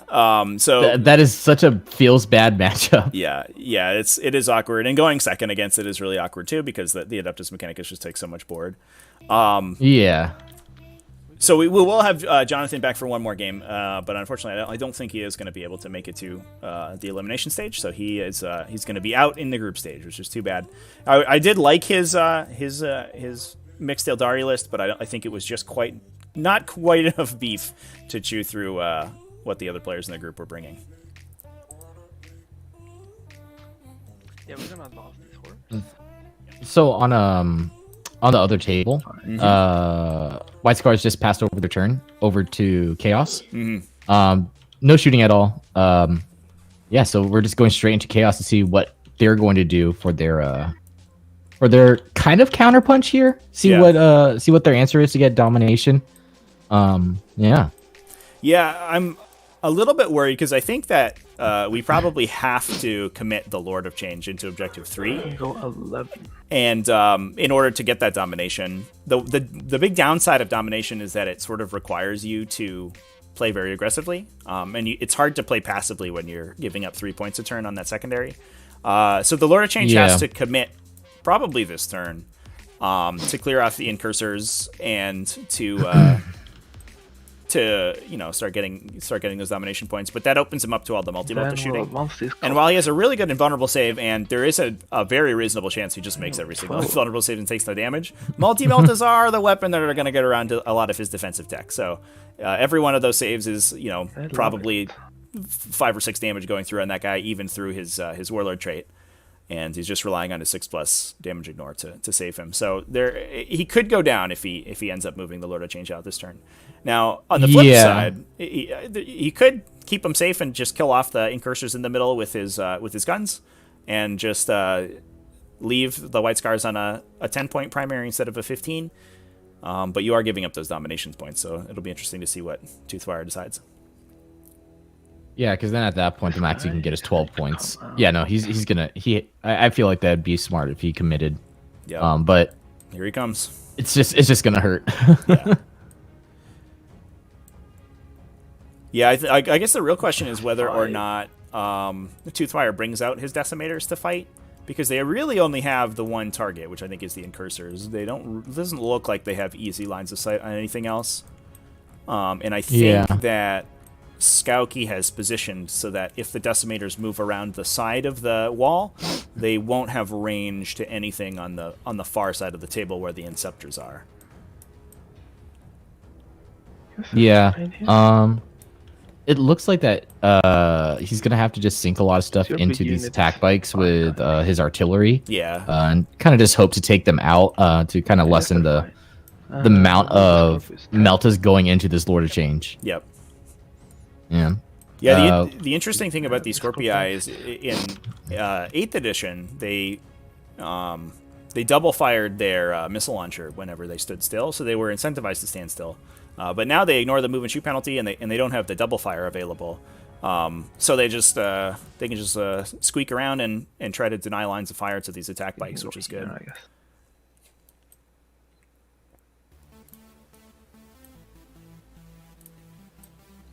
And Abaddon taking the point all by himself. He doesn't need any help.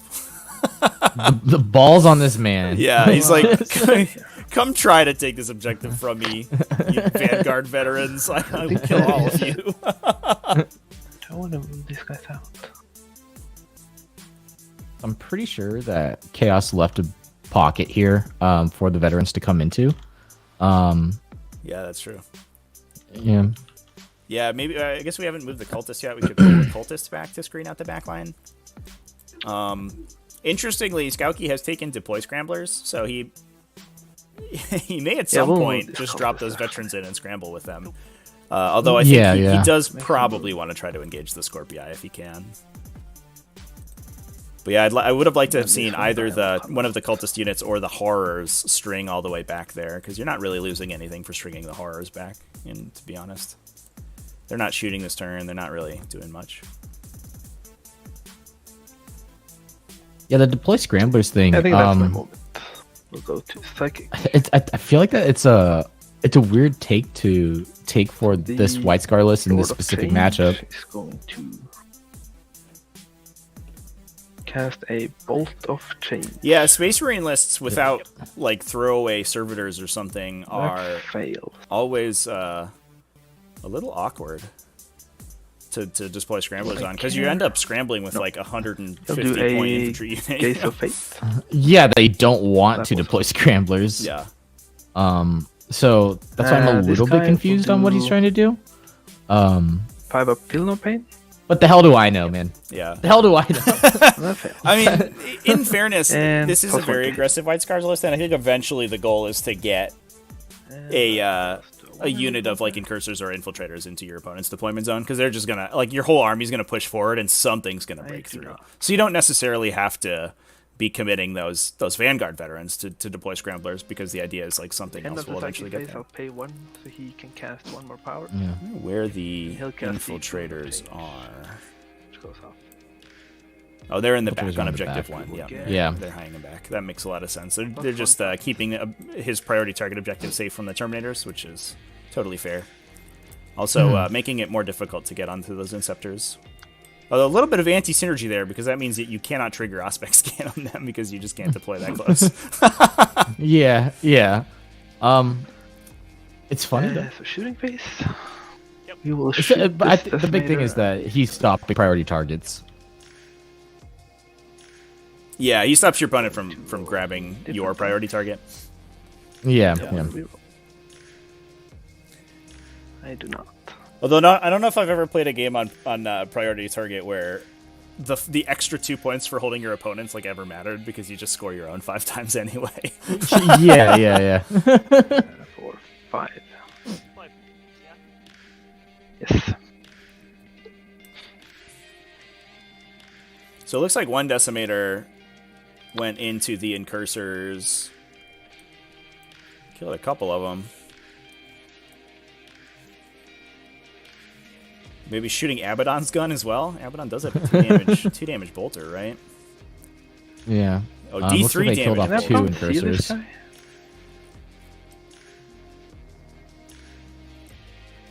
I'll try to see if Abaddon has line of sight. Some awkward line of sight. I think he does. I think he just has him from the edge of his cloak. Yeah, maybe.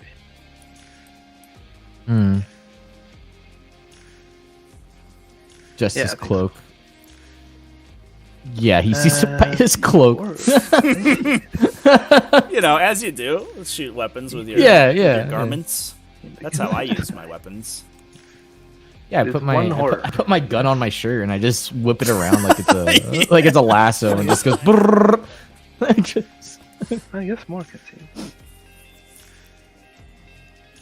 1, 2, 3, 4, 5, 6. So we have a couple horrors in range with their little flame attacks.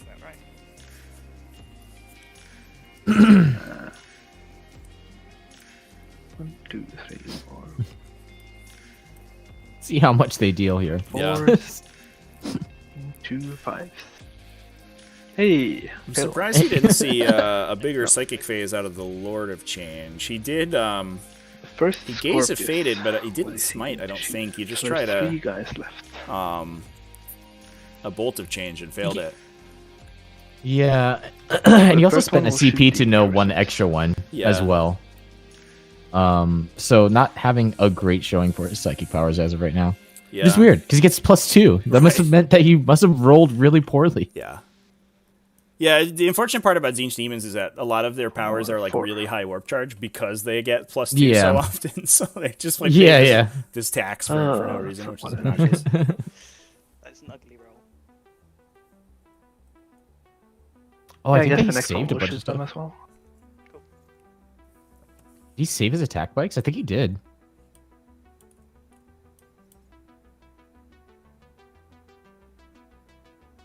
I'll use nothing. I guess 2. Jedi. So it looks like that was a Scorpius going into the Incursors. So we are down to just one Incursor. So Charges. the Lord of Change should be able to Fine. pull that Okay. guy off. Yeah, he should be fine. Yeah. There he goes. Big charge out of the Lord of Change, and obviously ignoring the difficult ground because he has those big old wings. I think he shot his Scorpii into the Incursors, got 4 wounds in, and then he just saved all of them on 5 ups. Let's hope he can kill one. Rude. That's so- At least he didn't like kill a single attack bike and then just make the Primaris Apothecary Oof. bring it back to life. Okay, I'll use my free reroll. one. yeah. So looks like a bunch of misses out of the Lord of Change I'm here. gonna pick up 4 new dice. 4 new dice, you're not trusting them after so far. 2. Do I want a CP one? This is a 5 up. Yes, -2, so it'll be a 5 up armor. I will CP one. Oh, he's putting in a lot of stuff to try to Oh. get rid of this one Incursor squad. 5 ups. Yeah. I will CP. Oh my Oh, no! no! The Incursor Morale saves it. That's brutal. So he could run away to You can morale, hit but me I back. think he's a 9 thanks to the Chaplain if he's in range. Yeah, and even if so, I would Yeah. still spend the 2 CP to make Yeah. him not run. 1 wound. That's so worth it. That's brutal. I'll get God. Yeah, that's an 8-point swing if that Incursor survives. So that's probably worth 2. Yeah. Or 2 Yeah. CP. And then Oh no. Thanks, chat. Oh yeah, Oh, we kept him around. and then he gets 15. Yeah, Oh that's- no. That's brutal. that Rip. that right there, that's a 13-point swing right there already. Jeez. Yeah. Yikes. Oof. Oof. We'll see. Well, but we'll see if the Lord of Change is able to do anything. Yeah. We didn't. Hopefully he survives this volley of attack bikes going into him, as Right. well as the Inceptors. Because they really don't have anything else to shoot at. They're not in line of sight of anything. Can maybe shoot at the Decimator, but Right. trying to sink this Lord of Change down might be the best bet. Yeah, I almost wonder if, given that one Decimator exposed itself, if maybe we should have just gone all in and put 2 Decimators into those guys, made sure they die. Because, your opponent, I mean, I think they have the firepower to kill 1, but if they want to dedicate anything to the Lord of Change, they certainly can't kill 2 Decimators. But it looks Yeah, like I we're think that- actually just going to send the Inceptors over to kill the Horrors, actually. I think that he was confident, and I mean, I would have been confident too, that if he sunk 2 Scorpii and 1 decimator into a squad of incursors that it would kill it. Right. So I think that it was just like a little bit of some bad rolling, but yeah, that shit hurts. Like, oh man. Oh god. So White Scar is looking like that. They're just pushing up. Still keeping that 12-inch denial off of those Terminators as well. Yep. Making sure that he's still keeping good with priority, even though it doesn't really matter. Yeah, I like Then, that it also it doesn't give the Terminators any easy places to drop, because you can sort of screen out their decent charges on the bottom objective, on objective 2, and the wall up in front, just based on like placing your models so that they can't be swung through the wall, so that you're making that charge very difficult. And then in the back, obviously they can't come in within 12 of the infiltrators, and then up top anyway, the Inceptors are threatening that really dangerous Auspex can. Not to mention the fact that the Terminators are awkwardly 6 models, so the Inceptor's blast actually turns on against them, which is disgusting. So they would just max shots against a Terminator squad and probably clean it up without even overcharging. Yeah. These Vanguard vets are going straight into these cultists. Gonna have to just like mince up the horrors as well. How many horrors does a Vanguard vet kill? Yeah, they have a lot like of on attacks. Average. He probably kills 2-ish through the invulnerable save. The invulnerable save is really what keeps him around, but it is a bunch of high value attacks from them. I'm mostly worried for the horrors from those Inceptors, because the Inceptors will just shoot 30 times winning on 2s, which is pretty good. Yeah. pretty good number of wounds to be rolling. They don't even have to overcharge to kill those guys. Yeah, this is gonna be the make or break turn right here to see how much of a hill the Chaos is gonna have to climb in order to get back into the game. Right. Looks like that he did fall back with the Incursor, but he didn't bring Oaths of Moment, so it doesn't matter. I wonder, did the Incursor... Oh yeah, he I think he passes morale tests. Yeah. I think. Yeah, Okay. Did we we're down to 8 for Skauki, and he started on 10. Yeah. So yeah, that just looks like a pass to me. Yeah. Yeah. And if he was in it's a range of the bravery Primaris pass. Chaplain, he only had to roll 6. Yeah. Yeah, but again, I think you just strat that one for the auto pass, because that's so important if that guy survives. Yeah. So many points It's an easy 3 points off of that. Yeah. Well, easy 8 points. Just because of combined with everything else. Yep. Combined with hold more and Dom. Yeah, for sure. The awkward part, talking about this fight for Objective 4, the awkward part about this Chaos list is that the horrors are not only one of your big OBSEC units that you really want to keep around to sit on objectives, but they're also, because they end up being one of your while we stand targets, they're like sort of, they're twice as juicy a target to hit, because not only can your opponent remove OBSEC, but also remove while we stand. So while I do like while we stand on the Lord of Change, because all you want that guy to do is make your opponent attack him, because it's just so difficult to kill. Unfortunately, it doesn't work quite as well in the horrors, because your opponent is already incentivized to kill them. Yeah, if horrors split, that still counts for while we stand. Is that correct? Yeah, you have to wipe the unit out. Yeah. So if they split up, you'd still have to kill the little ones. Yeah. I think that we only have reinforcement points for one split in this list. I think he's down like 5 or 6 points for one of the little mini horrors, but not enough to do the whole combo where you split like 25 times and double the size of the unit. Yeah. I feel like that if you do that while we stand is like more usable with horrors. As like an all-rounder. But without it, like they die. It's not like that they're invincible. 24 up invulns with like just mass amounts of shots. Even if it's like like small weapon fire will chew this unit up. Yeah. Here, chat. Let me get some faction names up here for you. People in chat asking which player too. So we got White Scars on Skalky's side, White Scars. And then on Toothwire's side is Chaos. And we're just gonna fix that. White Scars versus Chaos. Dude, oh wow. That's gonna live underneath the table today. That's okay. If you just use a process of elimination. Close enough, yeah. Yeah. Yeah. The player that's not playing Chaos is playing White Scars.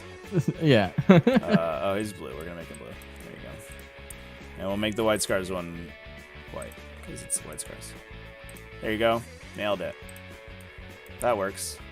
Close enough. Good enough for government work, as they say. All right, sweet. These Blade Guard vets still hanging out in the back here. They don't really have to commit anything as of right now, especially against the Lord of Change. I don't think that they have to move. Yeah, they're a good counterpunch to the Terminators, because all Skalky really needs to do is, even if the Terminators come in this bottom corner here by Objective 2, and they come in and they kill the Vanguard veterans, like the multi-meltos plus the Chaplain attacking will probably just wipe up the Terminators that came in, and you end up being up on that trade by a little bit. I think the Vanguard veterans are like 150 points a unit, and the Terminators are a little bit more expensive. Yeah, as of right now, White Scars are sitting really pretty. I think that as of right now, it is their game to lose. For sure. So we're gonna have to see how many horrors he takes out from here. If he takes out a lot of horrors here, my faith in Chaos dwindles just a little bit lower. Yeah, I definitely would have liked to have seen the second Decimator poke out, and ensure that we kill that Incursor in the center this past turn, and then you're free to drop both Scorpii into attack bikes or something, which is going to be a lot easier to kill. Given that they don't have transhuman, they don't get cover. Yeah, okay. They just get blown up by rockets. Yeah. And the Apothecary is really far away. He's not even close to the fight, so he's not doing anything to give these guys a 6+ damage ignore. So there's a non-zero chance that you can just kill an entire unit of attack bikes with 2 Scorpions shooting at it. Minimum of 12 damage. 12 damage. Looks like that Decimator just got ripped up by a Melty-Meltas. Yeah. Oh no! Pop. Ah. No. Yeah, unfortunately, they have a 5+ invulnerable save, which is nice against those Multi-Meltas, but it doesn't work if you don't make any, so... Yeah. Wounds at -1. Guess I have 2 guys in cover. Yep.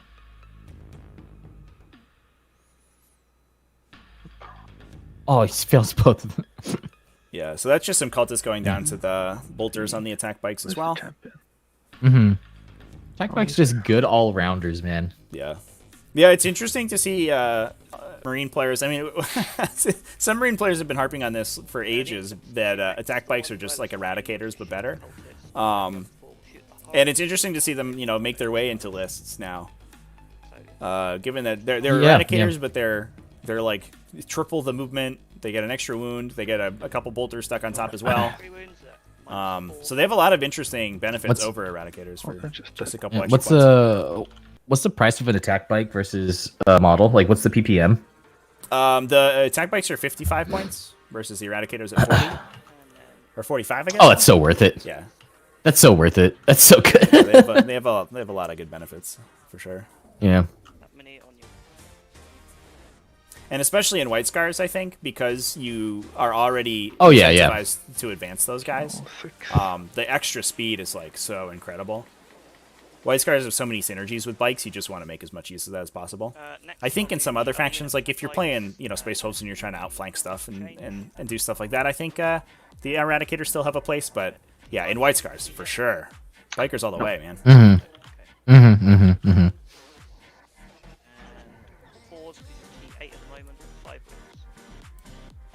Ooh. Look at those saves, though. Oh! Get wrecked. Will I CP1? What do I need CP for? Need 2, We considering a CP reroll? 4. Oh, is that a CP1. multi-multi shot though? Yeah, you probably CP reroll. Yeah. Interestingly, I don't know if this Incursor walked outside of heroic intervention range of this Lord of Change. I guess he might be charged by the company veterans, but he probably kills those guys, right? Oh, he said that about the single Incursor. We did say that about the one Incursor, so yeah. Unfortunate for the Big Bird, he's kind of inconsistent in his damage output. It's that -2 AP. Yeah, and just melee. gives your opponent annoyingly a pretty okay. save. Okay, 7 wounds from bolt guns. Not bad. That's a lot of 6s. -1. Oh, that's a lot of not 3s. Was that 5 wounds from bolt guns going through on the? Yeah, on the Lord of yeah. Change? What? Get out of here. That is how you kill this guy. Is you just put a bunch of little attacks into him. That's annoying. Jeez. I mean, I shot this Incursor Yeah. with like 800 points, Yeah, and and it didn't die. Okay. It's okay. Okay. This okay. Lord of Change is gonna boss his 6-ups for the rest of the game and heal all those wins back, so he'll be fine. Yeah, he's fine. He's fine. I he's believe fine. in Big Bird. charges.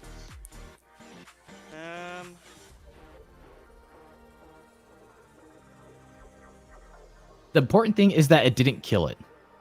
Fact. How many models have Yeah. we got on here? Right. And it also Yeah, doesn't yeah. bracket on its combat stats, interestingly. I think it loses attacks, but its Yeah. weapon skill and strength don't change. So its punches basically is just as hard, regardless of what bracket it's on. 5. Psychic test goes down. Yeah. Yeah. It's psychic buff. So What change is scary? Here come the Vanguard veterans into the Cultists on Objective 4, and it looks like we're going to be, putting those Incursors in as well. So this is how Skauki's going to try to grab the Deploy Scramblers just by using the charge phase to move these Incursors way up the table and get them into Yeah, the yeah. deployment zone. Not as much damage to this horror unit, I think, as we expected from all of those Plasma Scepters shooting, although I think some of the Plasma Scepters had to split their fire somewhere else. Yeah, it killed only 6 horrors right here. Yeah. Although the combat attrition might make that worse. Yeah. Okay. Maybe they'll just roll a 1 and I'll come back. That'd be cool. 1, 2, 3, 4, 5, 6, 7, 8. He takes out these cultists. I think that he holds this objective, right? Yeah, he'll put 10 on it, but it doesn't look like there are that many horrors on. There's only 8. Yeah. Freeze. Another huge swing for him. They're all dead. He's controlling.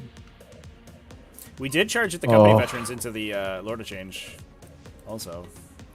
Oh. At least I think I think what we may have realized there is that the Incursor probably was going to have a hard time getting out of the heroic intervention range of the Lord of Change. So if those guys didn't go in, we could potentially see that. He would have done. Yeah. Yeah. My optic dude's on there as well. I'll get off you. I won't pile in or tag you. Can't do anything. Jeez, dude. He's gonna give the Chaos player only 5 points in primaries. Yeah. Yeah, this Alpha Strike is brutal, but we have to remember that all we have to do as Chaos is sort of hold the line for a while, and then we can push out with the Terminators and the Lord of Change later on in the game. And not to mention the fact that as soon as if you can remove the threats to Abaddon, like that guy just becomes like unstoppable powerhouse who starts like cutting through your whole army. Yeah.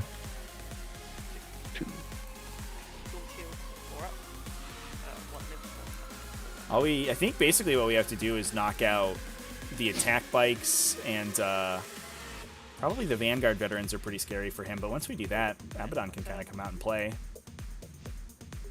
He'll fight Corsaro Khan. He's like, you got a D3 +1, I'll half your damage. Get out of here. I don't mind what I'm saying. Just come out here and fight me. Come face me. Stop standing Like a behind fight? that We're rock. letting Come our on. armies fight. We need to have an epic duel. We will move these guys. Okay, so Chaos only getting Can you about heroic 5 link points me? this turn. Gonna get 3 points off priority targets, but he is slowly losing out on these points, man. It's starting to hurt. This White Scars player is playing playing the objectives really, really well. This Incursor not dying is still really huge. Yeah. Yeah. I don't think I like the domination pick for Toothwire, given that his list is super like passive. All it wants to do is like sit on 2 objectives and shoot you all game, which I think it's really good at. But unfortunately, the domination pick just forces him to move out of his deployment zone, which is especially on priority targets.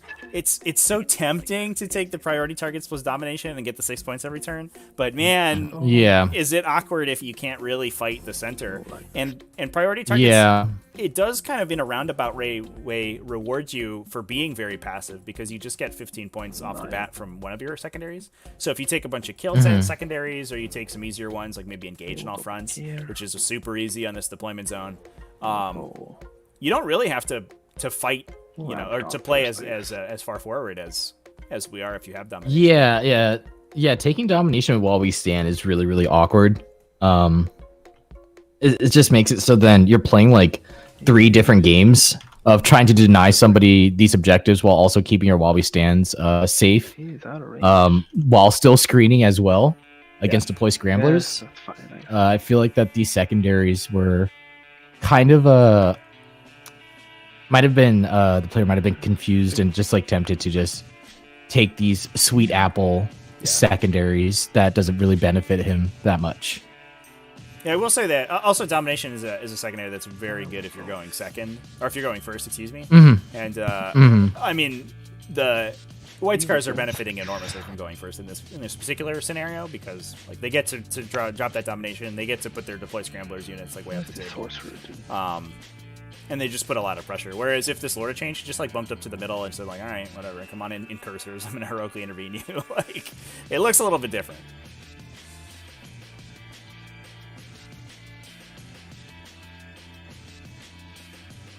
Okay, looks like that he's gonna drop his Termi squad around this area. Yeah, I like just putting it back to clear out these attack bikes, and if we can send the Scorpii into the other attack bike unit, again, those are the most dangerous models on the table to the Lord of Change and to Abaddon. If we can clear those guys out, we can play a little bit more aggressively with those units. Look at this Sorcerer coming out to play. So look at him come! Oh my goodness! So he's going to come out trying to get you weren't expecting this. And Delightful Agonies of the Terminator unit that comes down. But yeah, I love this, the aggro Sorcerer. I also love the Collider on this model. What is he doing over here? He's just lying down on the job. So you can only all specs with infantry, right? Yep. I'm sorry. While we bump our opponent's models over here, I'm just going to drop back to our first table real quick, show you what's going on over here. Unfortunately, it's the rout has continued. It looks like the remaining Harlequin player troop came out of Deep Strike, failed its charge, and is hanging out, looking down the barrels of 24 autocannons, which is not a great place you want to be if you're only protected by a value of 3 toughness and a 4+ invulnerable save. I think they are not fine for this world. They're fine. They're fine. Watch them. They got this. Yeah, they'll be okay. If you just make every single invulnerable save for the rest of the game and all of your attacks convert 100%, maybe you got a way back in the game. Oh man, 71 to 24. Yeah. Oh god, that's like a 40-point difference. Yeah. We'll start by casting a. All right, we're psychic. This Admech list looks very interesting. Yeah, it's. Okay, yeah. So it is a very cool Admech list. Send it back to Toothwire psychic phase here. And then he will smite. I love this pile of dice that he doesn't want. We're slowly. He's just tossing them off. This guy will. Oh, smite knocks off the company veterans. Frees up the Lord of Chains for a charge into that last Incursor. Vengeance for round 1. You survived last time. Let's see if you can survive another one. So it looks like. Then he'll cast the +1 to hit. Delightful Agony's off on the Terminators. Also, Prescience off the Terminators. This is going to be a brutal Terminator squad. I wonder if we're going to multi-charge into both the attack bikes and the Vanguard. So shooting. We will start with this Decimator shooting the Incursors. Decimator into the Incursors, trying to knock off the Obsec on the Objective 2. Not a great shot That's from this fine. Decimator, though. Yeah. Good hits. Oh. Ooh. If we were Crimson Crown combo, that would have been incredible. That would have been 12 damage from that shot, I think. It would have been 11. 11 damage that would have just done right there. And then we'll shoot the horrors at them. Yep. Should be 3, 4, 5, 6, 7. 16 left. Is that right? 5, 6, 7. Yeah, it looks like 16.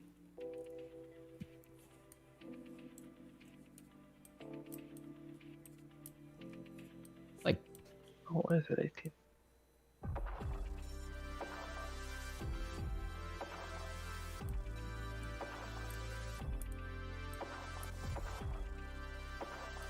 not, you know, it's not bad.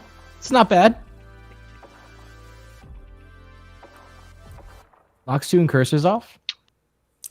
Not what he was hoping We take for. those. And we will. I think what we wanted to do is shoot kill the Abaddon incursors to and get rid of that objective secured, because now, you know, we're open for the White Scars to come in and sink or these one. the veterans into the AP1. horror unit and potentially knock them off the objective. Yeah. We also only have, I think, These 6 horrors on the cultists. objective right now, which means 6 that the White Scars still hold it currently. Hey, it's a kill. Yeah. In order to hold it more, he'd have to kill off the incursors or do a charge. Yeah. And I don't think you want to charge. 8, 2. Maybe we have a spot to put a horror engaging the incursors and not engaging the Vanguard veterans, but yeah, we definitely cannot afford to engage Vanguard veterans with this unit. Yeah. So the first Scorpius will shoot the incursors. Alright, we're gonna try to plug them off with the Scorpius, but man, do you not want to be shooting at incursors with your Scorpius 2 rounds in a row? Yeah. Good rolls though. 4 wounds go through. They are in cover from the obstacle. It looks like 2 more die. Okay, so that will give Chaos control of the objective. And you can't heroically intervene. Apart from the characters that have no fantasy traps. I'd like to just see it. Yeah, he holds it by 1 more model. Yeah. I'd like to see the second Scorpius just start sinking into the attack bikes. Yeah, or even like the Inceptors. He already holds this objective, so he doesn't have to shoot at it anymore. Yeah. They just talked about how he doesn't have any way to heroically intervene as well. Right. I kind of want to shoot these spikes. So you can save those horrors for just a little bit longer, hope that this incursor fails morale. I guess not. The other one will. But again, I would just spend the 2 CP to make it not fail morale.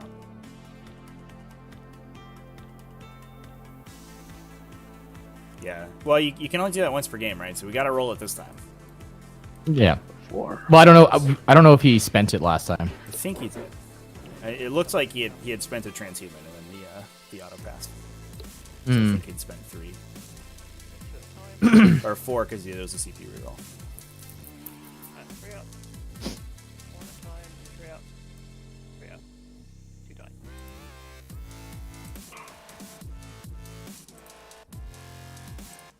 This Ooh. player's very quiet. I'm gonna try to bump Got him it. up here, chat. Got rid of 2 Vanguard bets as well. So charges.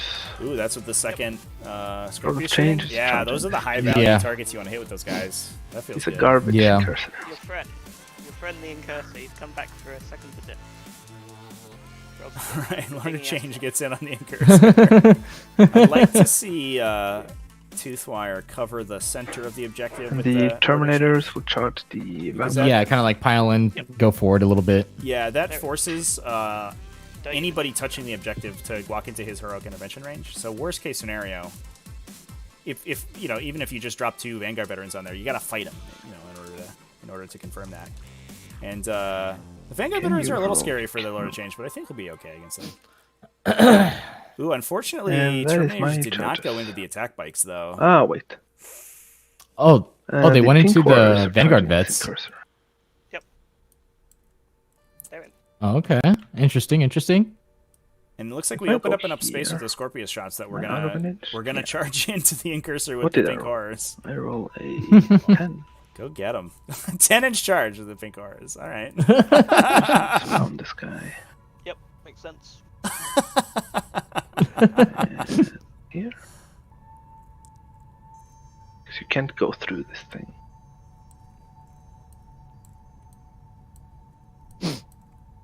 Yeah, so this sorcerer just out by himself. Yeah, just hanging out. He's just chilling, looking at the attack bikes like, oh, y'all won't shoot me. What's up, guys? Yeah, I mean, in fairness to the sorcerer, like, yeah, I don't think any of the Space Marine guns go into that dude. Like, what are you gonna shoot him with? Bolt guns? Melton's got to shoot the Lord We'll of Change start on your with Scorpius. the Terminators. Yeah. So it's actually like, it's such an alpha move that like you're making your opponent be like, man, maybe I don't want to shoot this guy. I think what happens is that the attack bikes shoot into a Scorpius and blow it up, or maybe the Decimator, and then they charge this dude because they are going to be going into Assault Doctrine, so they are 2 damage and -1 AP. So they probably kill him in the fight phase.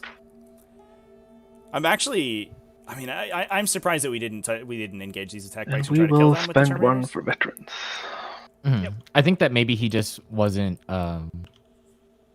Maybe he just didn't want to. Yeah, with only 6 I mean, he models, made the charge for these. split is hard. Yeah. But also, I guess he also wants to get to objective 2 to grab it from Many the White Scars and True. put them back to a 5-point primary turn also. I am probably dead. Oh, 29 wounds off of those. That is a dead unit. Holy crap. Let's go. Let's go. Get out of here. Those Emperor's Children Should be within an Terminators inch. so brutal. Yep, fine. Amazing. And they engage the second unit of attack bikes as well. Yeah, get out of here.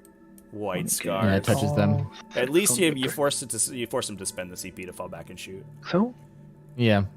do you wish to interrupt? No. You get +1 to hit. Did they also 3 get +2 horrors. to escape? Let's go Bring horrors. it. They get a 5+ damage ignore. I think we're just using the shield token for this. Oh, okay. 1 hit. No wound. Good No fight. wound. Oh, they just get a 5-up feel no pain. And Yeah, my from Lord of Change. Delightful Agonies. Yeah. So they aren't going to be the easiest thing to remove unless we like point Meltagens at them. But again, we're kind of threat I overloading guess so. this flank right now. You know, you only have 6 multi 3 melters. wounds. Where do you put them? He's dead. The Lord of Change, the Decimator, the Terminators. Oh, he kills the Incursor. Let's go. Yeah, She can hit me back. got him. Oh man, this is gonna be the second punch off of these Blade Guard vets going into the Lord of Change here, Lord of Chonk.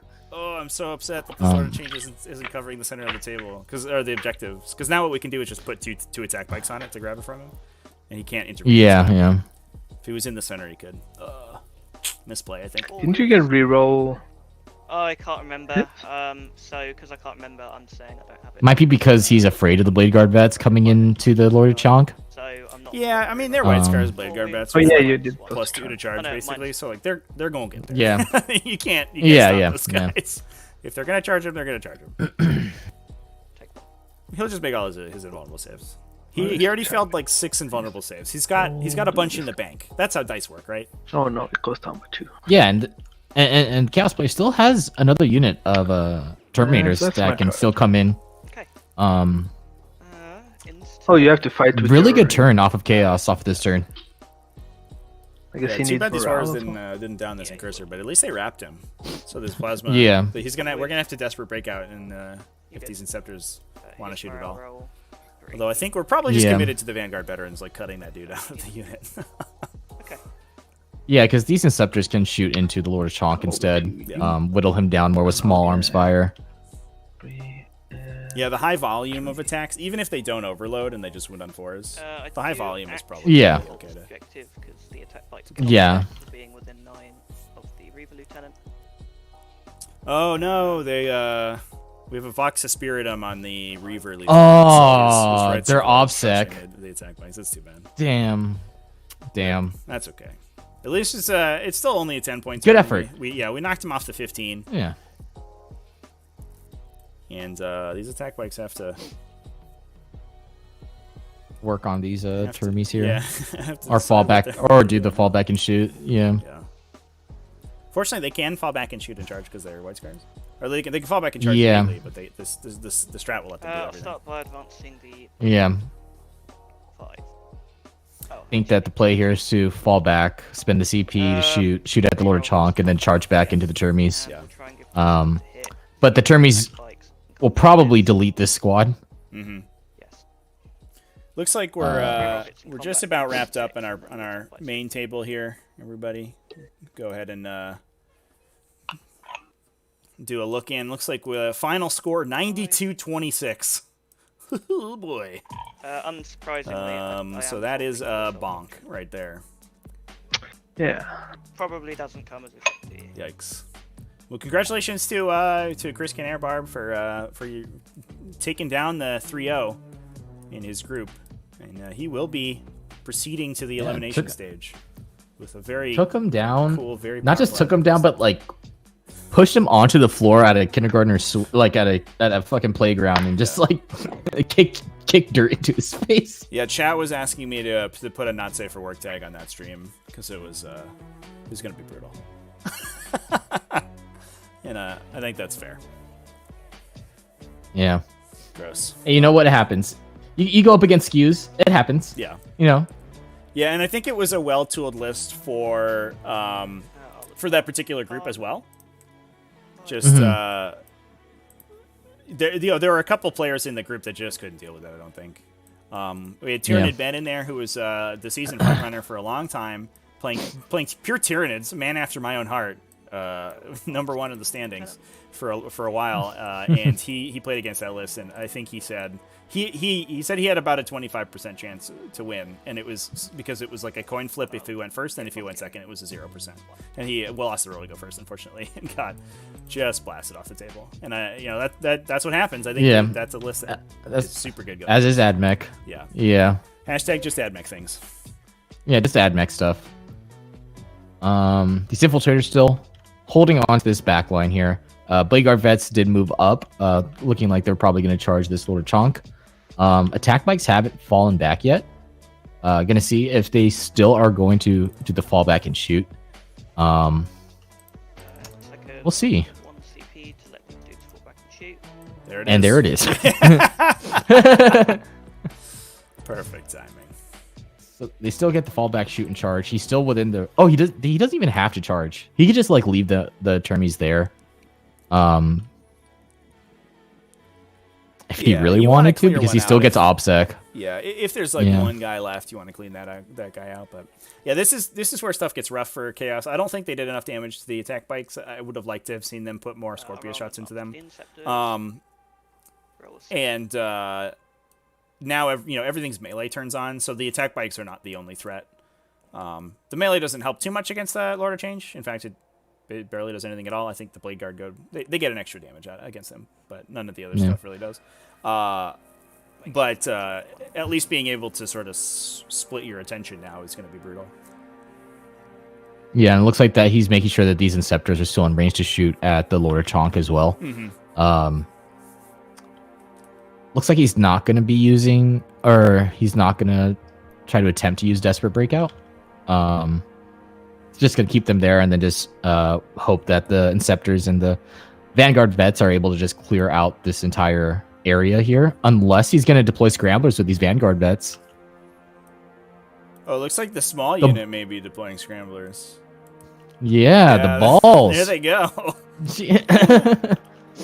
Yeah, we don't need to use our Lightning Claws to fight. We can use them to type on a keyboard, we can do it some other time. Yeah, we can do something. Yeah. He's going to be deploying Scramblers there.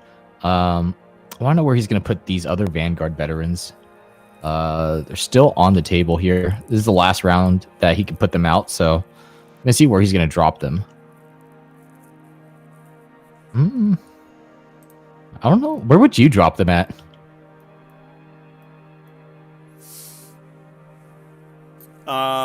This last unit of Vanguard veterans? Yeah, that's a great question. I think you have to push for the Horrors. Yeah, that's what it looks like he's saying. Because they're a WoWie stand target, you got to get rid of those guys. And it's not like Vanguard veterans are out of position if you place them at the, up at the top here and then charge them in. They get to move so fast in White Scars. This unit is moving on average like 16 inches before it charges. So they're just going to be able to push down directly into the heart of the Chaos list in later turns anyway. Vanguard that have got into deployment zone will do Scramblers.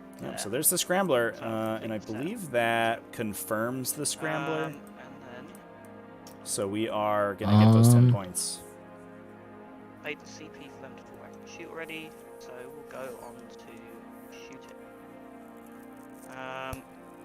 Let's start with Khan will do his bird, and Zook will try and ping the Lord of Change for a mortal. No, this is only his second scrambler, I believe. Yeah, I guess we have. Then Because I don't think that he was able to. in the center yet. Yeah. This Yeah. unit of Might Motor attack bikes will Yeah, tear because the around company every veterans unit had of to these charge Terminators. instead of They'll doing the start with the scrambler. bolters Yeah. because there's a dude on 1 wound. It's okay. We got plenty of stuff that can do it. Threes for Yeah, this yeah, unit. yeah.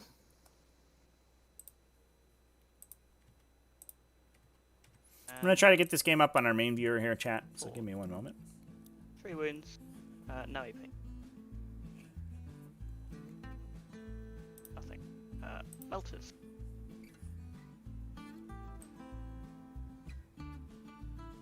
Five hit. Okay, 1 wound. Only 2. Ooh. They will do 3 damage to the first dude, so 5 damage to the first dude. Yeah, he's just dead. He's on 1 dead. Second dude takes 4 damage. He just Oof. Tried. All right, 2 of these Terminators are going down from the melted shots off of these attack Javelin bikes. on bike will put some bolt guns into them. And fire some bolt guns. No win. Trying to get these Terminators off of this objective. Just try to whittle them down because on the counter charge they're still gonna hurt. They won't overcharge because they don't fancy killing themselves. 12d3 shot. There's only 5, right? Oh yeah, 1 way. Yeah, no, I'm so used to having 30 shots. Do that. Yeah, there we are. Do that again.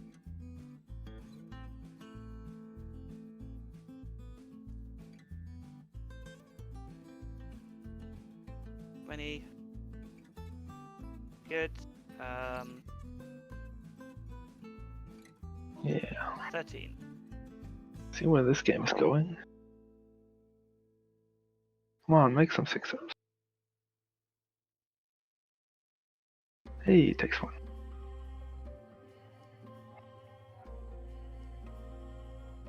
I'll shoot the other unit of attack bikes into the Terminators. This is the +1 hit unit.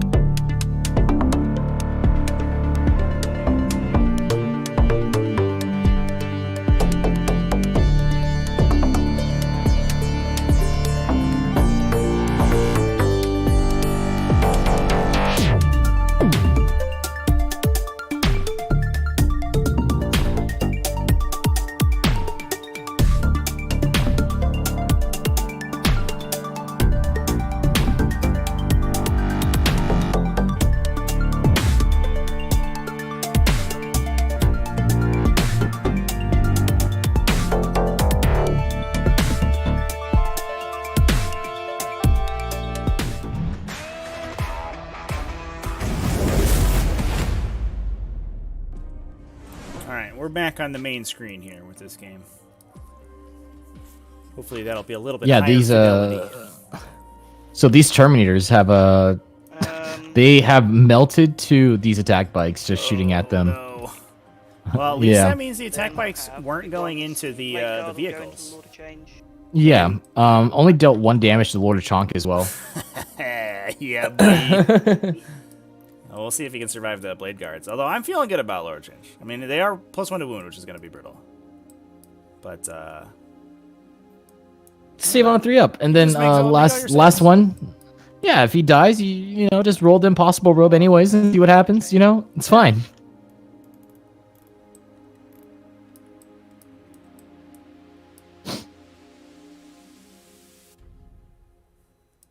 I guess I'll do the attack bikes into the turn. Yeah, so I think that exchange is okay for Toothwire. I mean, again, I would have liked to have seen him actually kill some attack bikes, and it's unfortunate that he's not able to. Also, did he? I guess we didn't shoot the sorcerer, but we're gonna charge him probably. No, all the attack bikes went straight into the Terminators. Yeah. And Let's try and then get rid of I'll them. do a long charge with the Vanguard into the pink horrors. Ooh, let's see. 9-inch charge. Can he make it? Roll Ooh, so close. Is it worth CPing? Oof, yeah, missed it by one. Yeah, reroll. Oh, going for a CP reroll. Oh, Ugh, No! nope, not today. no! Charging. Sorry, Vanguard veterans. Well, I guess you live up here now. Yeah. There is another squad of Terminators in Deep Street. And reserves. Yeah, ready to come in. Hopefully that's the one we can use to bully these attack bikes to get rid of them.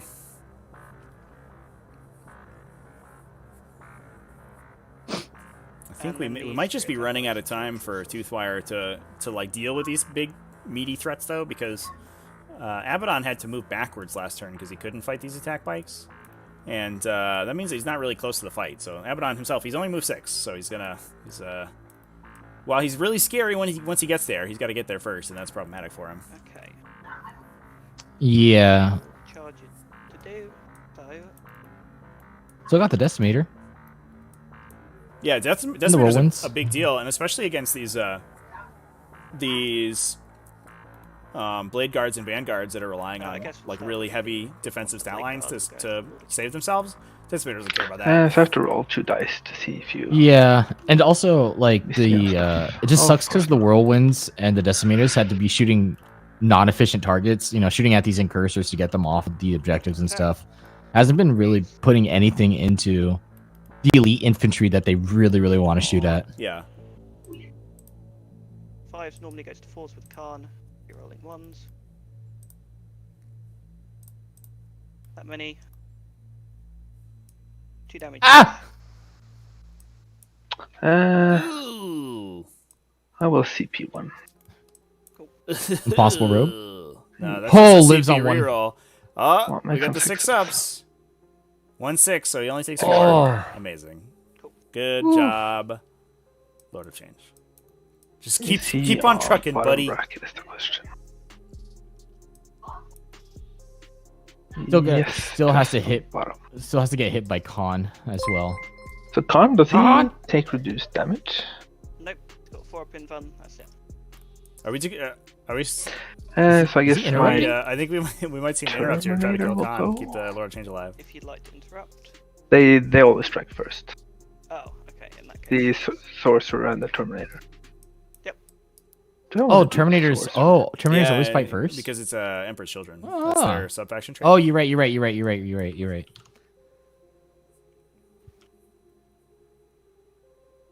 Give him +1 to boon. So now they're just alternating right here. Yeah. It just depends. I have think he's going to 2 activate attacks with the each? Terminator or with the Sorcerer first. I think we just we let the Terminator go. We Oh. swing with the Sorcerer. Well, they have 4. Yeah, they charge. yeah. It looks like he's going to swing No. with the No, Sorcerer. they're 2 base. They're 3 because they. So if I kill one, you have 6 back. You wound me on 4s. You only have to fail 2 saves to die. We'll go with this sorcerer, Yeah, that's what we're doing. and I'll spend 1 Yeah. for bets on him. And we're gonna Like, Veterans spent of one the for- Long War. for instance- Oh no.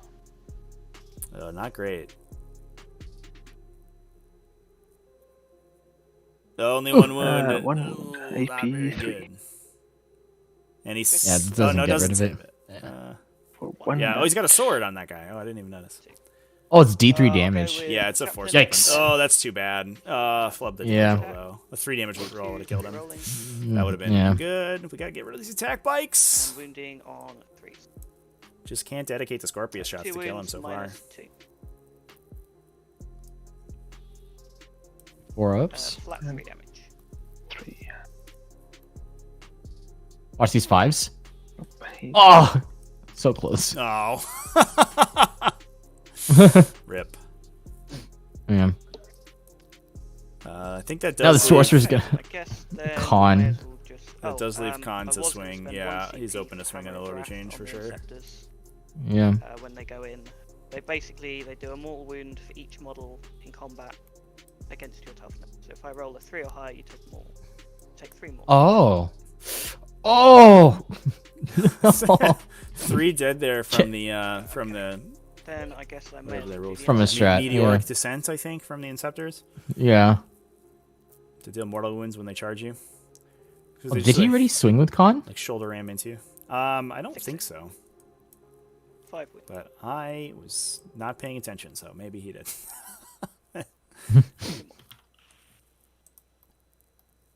Oh, okay. Only 2 horrors die. Yeah, that's not too bad. At least the Inceptors 3, are 4, basically 5. only an intercessor in melee, so beyond their special Yeah. charge roll, they don't really do too much. 6 attacks. 3 rolls to hit. Hmm. So Hmm. I will spend the CP and reroll my 1 to hit. Oh, this looks like con swinging now. Hits. Wounding on 4s normally, which will go to 3s because it was +1. Rerolling because you're a character. You're strength Oh. 6, right? Yes.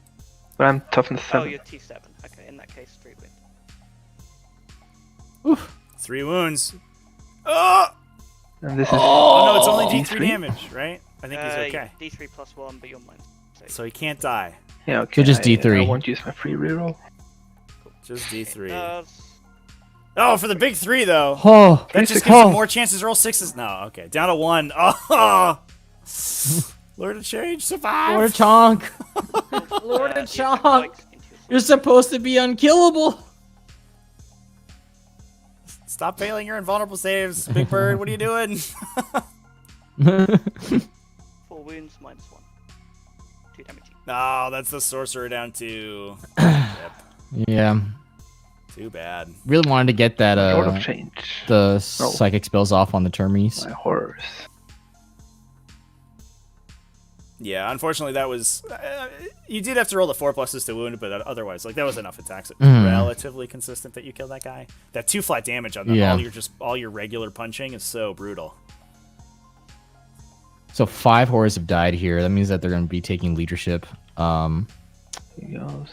Let's see, morale on a Okay. 3 up. Mm-hmm. Oof. I think only 5 died. He'll go here. 3, 4, 5. 1, 2, 3, 4, 5, 6, 7. We will 8. have 3, 4, 5, 6 into the incursor. Yeah, get that in cursor. No, not like that though. Ugh, all right. Oh, okay. All right. Curse is still alive. 6, 1, 2, 3 into the interceptors.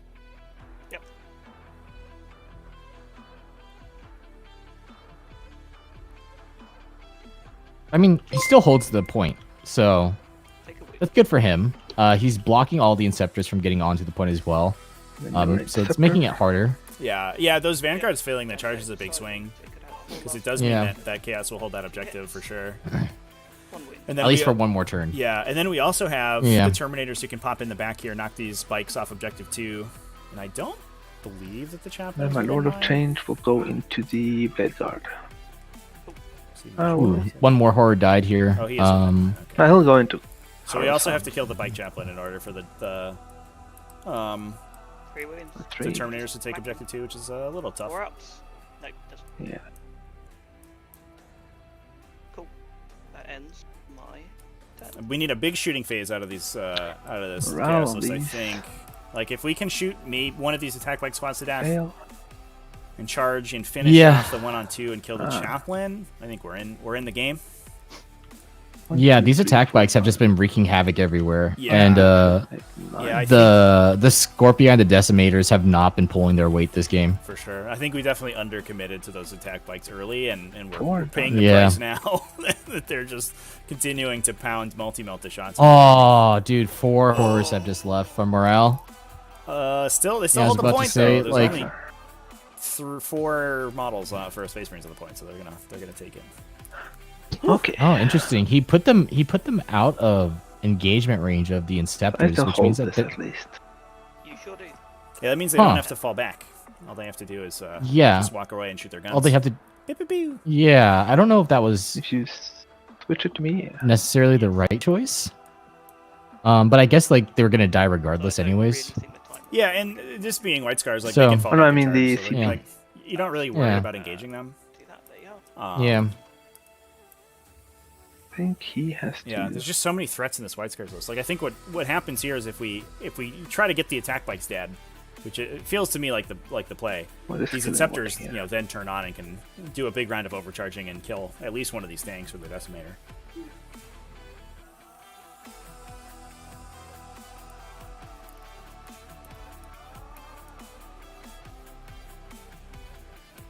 Come on. Watch Abaddon's about to just bust some crazy stuff right now. He's going to make like a 12-inch charge. I hope so. I'm in on Abaddon, going ham on this army. Yeah. It's literally a 12-inch charge. Incredible. He can Go get him, Abaddon. I believe in you, buddy. Too bad he's not Emperor's Children. He can't try to roll that onto the Prince. Yeah. This Lord of Chonk, too. Oh, man. Ugh. Army wide, fall back and charge. You just stick the Lord of Chonk in combat. Play KG with him. Have him fall back. What's his movement at now? Will... No. He is. I think he's at. Guess he just stays there. Let's grab his sheet. 6. Down to 6. Not enough. Yeah. Yeah, unfortunately he loses his So- psychic powers when he falls back, so it's like Yeah, this is a really tough spot for Chaos right now. It's like it's up in the I don't air have that much movement. on what you're trying to do here. Do you want to try and take are we going oh, for he's not the falling back. center with the Terminators? Wow, all I right. think so. I mean, maybe do a full the back. plan is we pivot, we put the Terminators into the Inceptors to clear them out. Hope that they can eat the Where's the your Vanguard opposite veteran dude charge. It's here? gonna be awkward because I think the Vanguard veterans can kill them. That They do works kill on them. characters as well, right? Yeah. But they are. I Just so mean, you know, maybe you one boss your secret 4-up threat save. I don't where know. pick a unit and they get to make them against whack. And then hope that the shooting can clear the attack bikes, and you Yeah, can just just have to charge toilet these bowl the guys. play guard in the middle. Oh, maybe we're charging them to the center. All right. Yeah, this is like a weird part because you you don't. It's like, are you gonna try to protect the Lord Change? If you like, no matter what, Chaos is losing at least 5 points next turn for while we stand, whether it's on the Lord of Change or on the Horrors. Yeah, for sure. Altogether, it might will- just be that on will White Scars' turn they just He lose will... 10 points off of while we stand, and at that point, You know what? I don't think that the game would be winnable.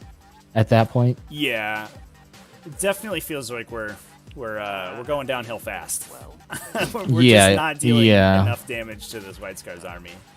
oh, it looks like that the White Scars did finish off their scramblers on their last turn. Oh, okay. Yeah. So 63 to 34 right now. With while we stand, it's keeping it at like what 49. Yeah. Chad, Yeah. these are infiltrators on objective 1, so you can't charge into them off a deep strike. So you can't even declare them as your charge target. That's why he's not going for objective 1 with the Terminators.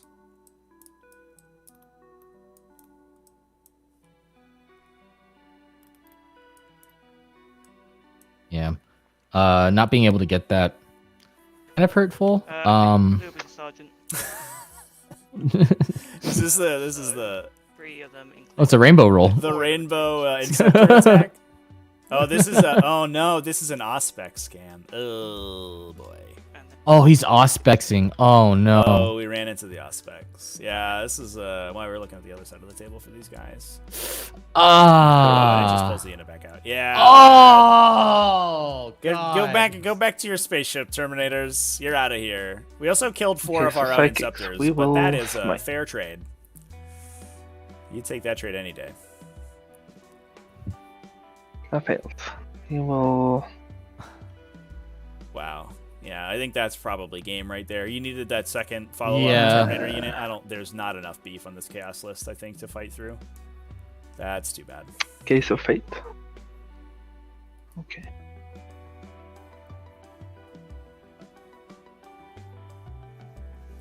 Shooting. Yeah, the horrors This guy had pulled will out a shoot melee with these the Vanguard. Inceptors. Yep. last turn. But even if he didn't, he could have still. Oh well, yeah. Yeah, no, that was an Auspex scan, right? So if you stay in melee with them, then they can't Auspex scan that. But I just don't think you even go for that side. I think you just, you know, you push for objective 2, and you just keep making. Yeah. God, that hurts. Yeah. That's the nail in the coffin right there. I think so. Yeah. That's too bad. I was hoping that we could have a big round of shooting out of the chaos list here, and sort of fight back to parity. But that's gonna clinch it. I think. We're just gonna be rolling to see, you know, how much damage Scorpii can do before the end of the game, and that's gonna be basically it. Abaddon will shoot the attack bikes. Too bad we didn't run Abaddon for it. Why is it rolling 6 dice? Yeah. Nothing. 6 shots from the cultists. Hmm. Nothing. Trying to figure out if there's a way that this can still work out for chaos. Yeah, I mean, I think maybe the Lord of Change, you know, has an incredible turn, makes all of its saves, and bops like a bunch of models to death, and then the shooting goes super well. And so far, it's not gone super well. Next one will shoot the same unit. Did they just eat a Scorpius shot? Oh. 1 wound from the second Scorpius. That's brutal. Oh god. 2 Scorpii killed a single Vanguard veteran. Oh no. These Scorpii have not been showing up at all. No. The horrors who charged the Curses Sergeant? Yeah, definitely some unfortunate dice for Toothwire. And I mean, honestly, like that is that's sort of, you're kind of signing up for that as soon as you put most of your game plan on basically 2 indirect fire pieces, like dealing all your damage. Did we shoot the Decimator? Then I will not yet. 6 attacks. I think we might have. Maybe he did. I don't know what it shot at though. It would have shot at the attack bikes. For nothing. I have to imagine it rinses like 2 of them like to death. Then you can choose your first battle. Cars bounce off Incurser Sergeant again. That power armor staying strong. Yeah, that's, can I get something useful? That's not the sick turn that we needed here. Did we also do the psychic phase of the Lord Change? I guess we did. Oh, did we? But it didn't do anything. Oh, that is too bad. 8. These are only. I think he missed everything. No. Did he even miss the smite? I am really? rerolling 1. Yeah, he doesn't have a bonus to cast anymore. Yep. And So- using my But it's only a free reroll. 5. Yeah. Do I die from a free reroll? No. CP reroll. It takes 2. And he dies. Oh no, he dies to the combat. Oh, it's all going downhill. No.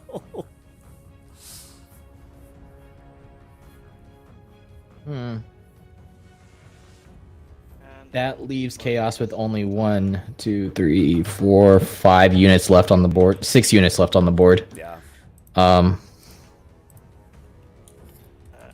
Do my Inceptors. All right. So the moral victory. We got to see. The Scepter ran. Yay! That's one moral victory. Yeah, that's fine. Yeah, yeah. The other one is we got to see Abaddon like mix it up and kill like 20 Space Marines. Mm-hmm. I just want this army to sink into Abaddon and bounce off of his half damage pecs, and then he kills them with his sword and/or his fist. Dude. Yeah. I think these attack bikes are gonna move up and try to take this objective. Abaddon, if they can string it out where Abaddon can't do a heroic intervention either. If you bring them up,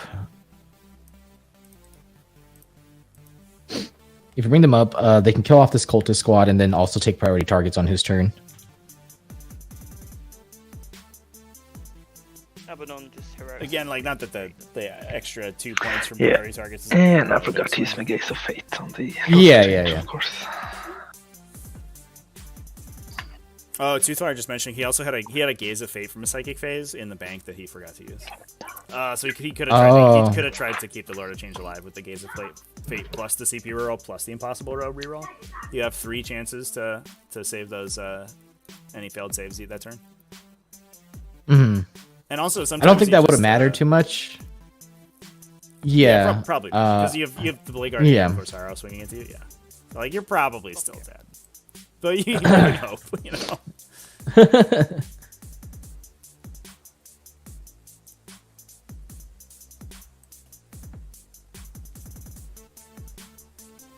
This Apothecary hasn't rezzed anybody. I know. Yeah, everybody who died has been like way far away. Yeah. Yeah, it's been interesting because I think there's been some situations where maybe some more interesting target or some more aggressive target prioritization from the Scorpius could have pulled models out that the Apothecary couldn't have healed. Like these front attack bikes are kind of unmolested, and the Apothecary is nowhere near healing them. So if you kill a couple of them, he's not really going to be able to fix them.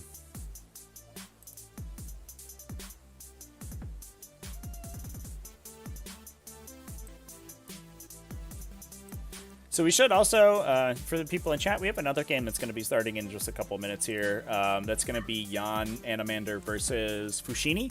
So it's going to be Iron Hands versus Space Wolves, which I think is going to be a super exciting game. Oh, I do love me some Space Wolves. 2 big Dreadnought, Dreadnought-filled like Redemptor lists gonna smash up against each other and see who wins. Yeah. So I'm. But you said it was Iron Hands versus Space Wolves. Yeah. So I'm excited for that one. Hey, Space Wolves Redemptors, they hit on 2s. They sure do. They're also often a 2+ save with a 5+ invulnerable and are -1 to hit. They are brutal.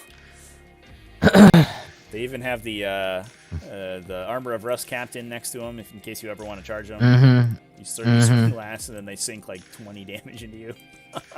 It is a brutal list, and Jan is currently 2-0 in his pod. In his group. And then so it looks like he will be making it out of the group stage with his list. He's played some incredible games so far. All of his games have been really exciting and cool.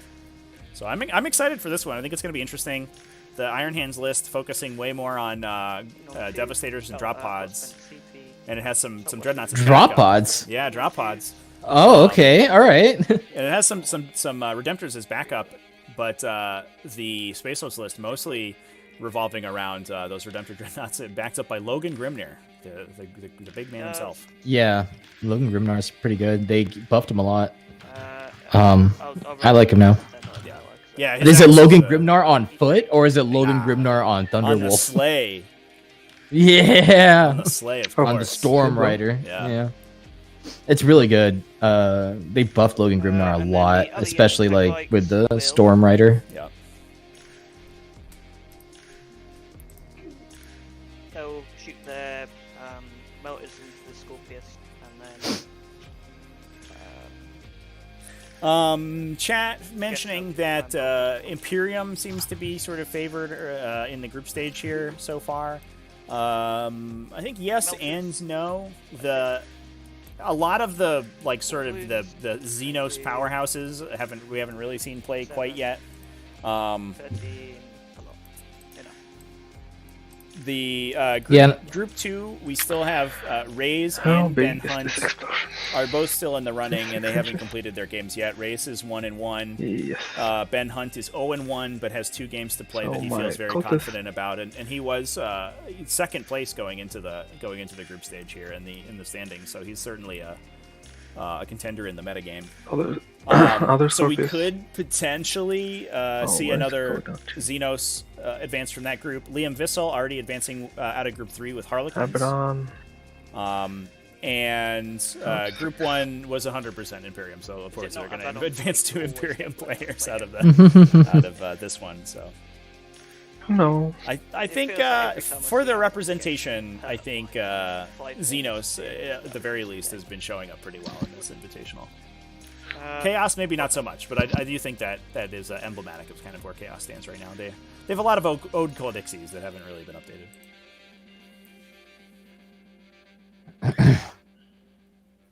6, no AP.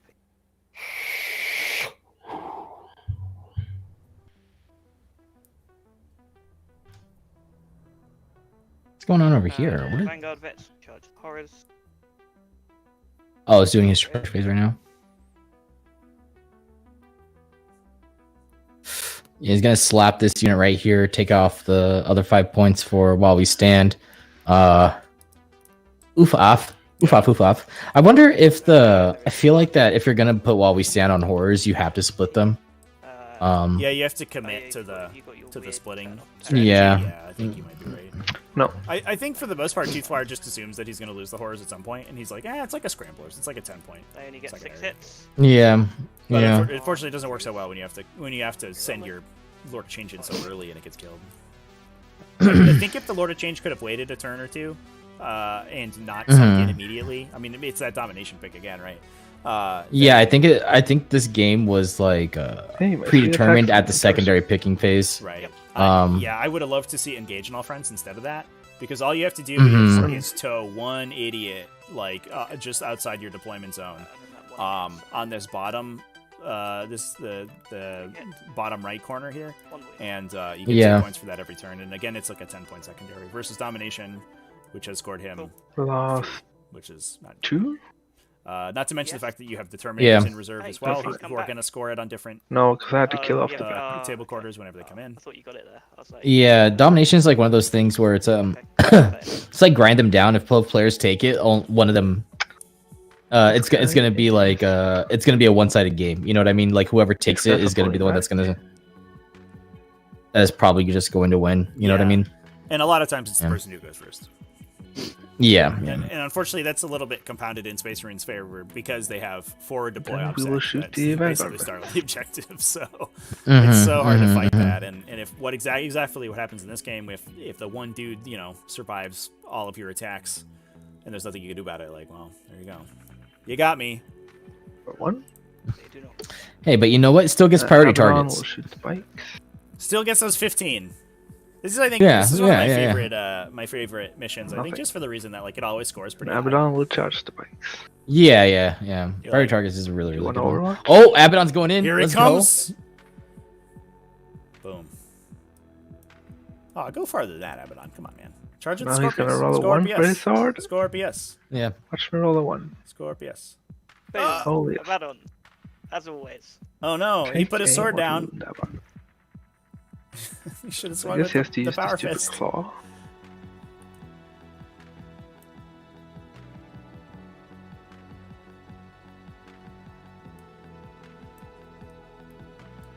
Or is that AP4? I do not know. Damage AP4 D3. D3 Okay, gets him with the talon. goes to 1. Kills 1. Kills 1. Kills 1. Yes. Oh, Yes! Abaddon. Yes. Amazing. Go get him, Abaddon. And he goes towards the closest. All right. Hey, I got priority target. This is my objective. You cannot have it. Get away. Sorry, you thought that you can have it, but you And it's my cannot. turn. Yeah. Okay, all right. So he's still trying to rack up his points for this game. My objectives. Take my... But White Scar is definitely getting all of their hold mores, and then on top of that, Chaos didn't even grab any primary objectives on their turn for. Right. Yeah. So we're down to 5. Yeah. It looks like we're probably just talking out here. Yeah. Cool. Yeah, we're talking it out.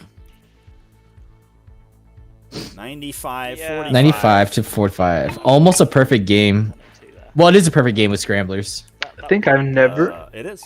I don't think you I think did I've any never point the in my game. life. I think it was particularly bad turn 1 and 2. Where It should be matters, where 50, that, I like, think, one in for- curse to survive, For Chaos, we got to 5 deny points on you while we stand. domination. No, but I think and I've never rolled primary. this Yeah. bad in my entire life. It's pretty miserable. I can't blame you for saying that. All right, I'm gonna pop over to the. It didn't Discord help and that talk you to like guys real quick. converted 100% on the other attacks. Yeah, like the one that stood out to me was the attack bikes into the Lord of Change doing like 7 wounds with bolt guns. I was like, that shouldn't happen. Yeah, but the Vanguard vets like wounded him like 17 times or something. Yeah. 21 attacks, 17 wounds. Yeah, that's average. Yeah. It's not Easy bad, is game. it? Just roll good. All right. Yeah, it's a Oh, tip, yeah. tip you learn here. It's just roll well and you win. Yeah. What more to the game is there? There should be. Is there 5 points on Abaddon for while we stand there in the score too? Oh, Yeah, that is true. there would be. Hey. Cool. Nice 50. There you go. Round number. Yeah, that was an interesting game. We were really interested in the domination pick on your end, Toothwire. It felt like in this particular matchup, if you could sort of play a really defensive game and use the Terminators to jump out and fight for objectives, but then keep the rest of your army safe and maybe commit that Lord of Change a little bit later, he has a much better chance of surviving through the game. So I think we were surprised by domination. Do you think that in hindsight, would you take that domination again? Yeah, I think I would. Because I think he's not like scared of Vanguard vets and stuff. Right. And my plan was to try and shoot the bikes in the beginning, but Right. then everything just failed on killing the cursor. So Yeah. Do you think it would have maybe helped if you were already exposing the Lord of Change in one decimator to also tow around maybe on this side with the second decimator to also shoot into those incursors to just make sure they die? And then if that decimator can do it, then the Scorpius still get to go into the attack bikes, and you don't have to toilet bowl into those guys. yeah, but I didn't want to expose both because I was thinking that 800 points would kill the 5 incursors, but I guess. You would hope so, wouldn't you? Yeah. I will say I was worried about you playing defensively. Just slow playing with the decimators and things, because the attack bikes can reach you on a turn where you expose yourself, but if you do it in a way where I can't, like, so on the turn where you came out turn 1, you've put your Lord of Change in the middle, got one decimator off to the side, so I know where that dude is, so I can just sort of play around him. The other dude's behind a wall, so he's not going to be able to go anywhere other than like here, so he's pretty limited range wise, and because the Lord of Change is in the middle, I just have to bog him down with random units. Like, he's not obsec, so I'll chuck 2 company vets there, stop him from psychic ritualing that turn, and stopping him from heroically intervening into that one incursor. And then you keeping all your horrors sort of behind. So you take your priority objective for a 2-3 turns. You sit there, you whittle down my army, use some psychics from the Lord of Change, because unless I commit to killing the Lord of Change, I won't kill it. Like, it has to be in the middle where I can shoot it and then charge it with all my stuff, and then I might. Yeah, but the kill it. problem is then you get 15 each turn, right? Yeah, but 15 each turn and domination each turn. Yeah, but priority? I'm unlikely to not score domination, because all I have to do is have my obsec dude within 9, and then chuck 1 model on it, and it's mine. Yeah, I guess that's fair.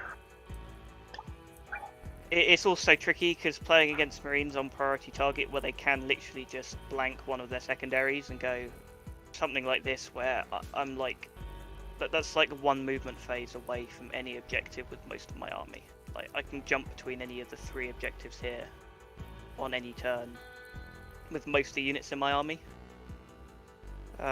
which there's not really much you can do about. I think it's just a normal case of you need the Whirlwind Scorpiuses to do some work turns 1, 2, and 3, so then you can get some big scores late game. But because they've done no work turn 1, 2, and 3, because they decided to roll like 6 shots but then wound with like 2, there's not really, it doesn't leave you much room to do anything. Yeah. At the end of the day, there's not much you can do if stuff just doesn't die. We had a couple of questions from chat as well. Ray's asking, as is tradition, how do you feel that impactful was the roll-off to go first in this particular matchup? I think it's quite impactful for me, because I would like to shoot his bikes and stuff turn 1. Yeah, it's also means that I've got to wait another turn before I get to Assault Doctrine. It just gives him a bit longer to work with before my army becomes the late game sweeping army of all my Vanguard vets do 2 damage.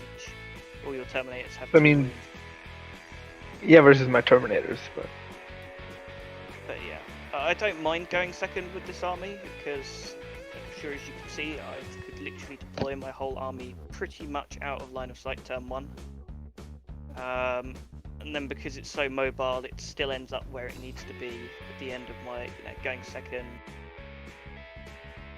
Sure, the whirlwinds can kill some stuff, but on average, they really don't actually kill all that many marines now that they don't double fire anymore. Admittedly, you rolled exceptionally terribly on them, and they did literally nothing. But even on average rolls, I'm pretty sure the 2 of them don't pick up 5 incursors or infiltrators and stuff like that. Which means they won't pick up 3 attack bikes, and then all they have to do is fly back to an apothecary, get a model pack. Another one will heal up to full. And effectively, you've killed 1 attack bike with 2 whirlwinds. And because you're not killing any of my obsec, I'm kind of okay with that.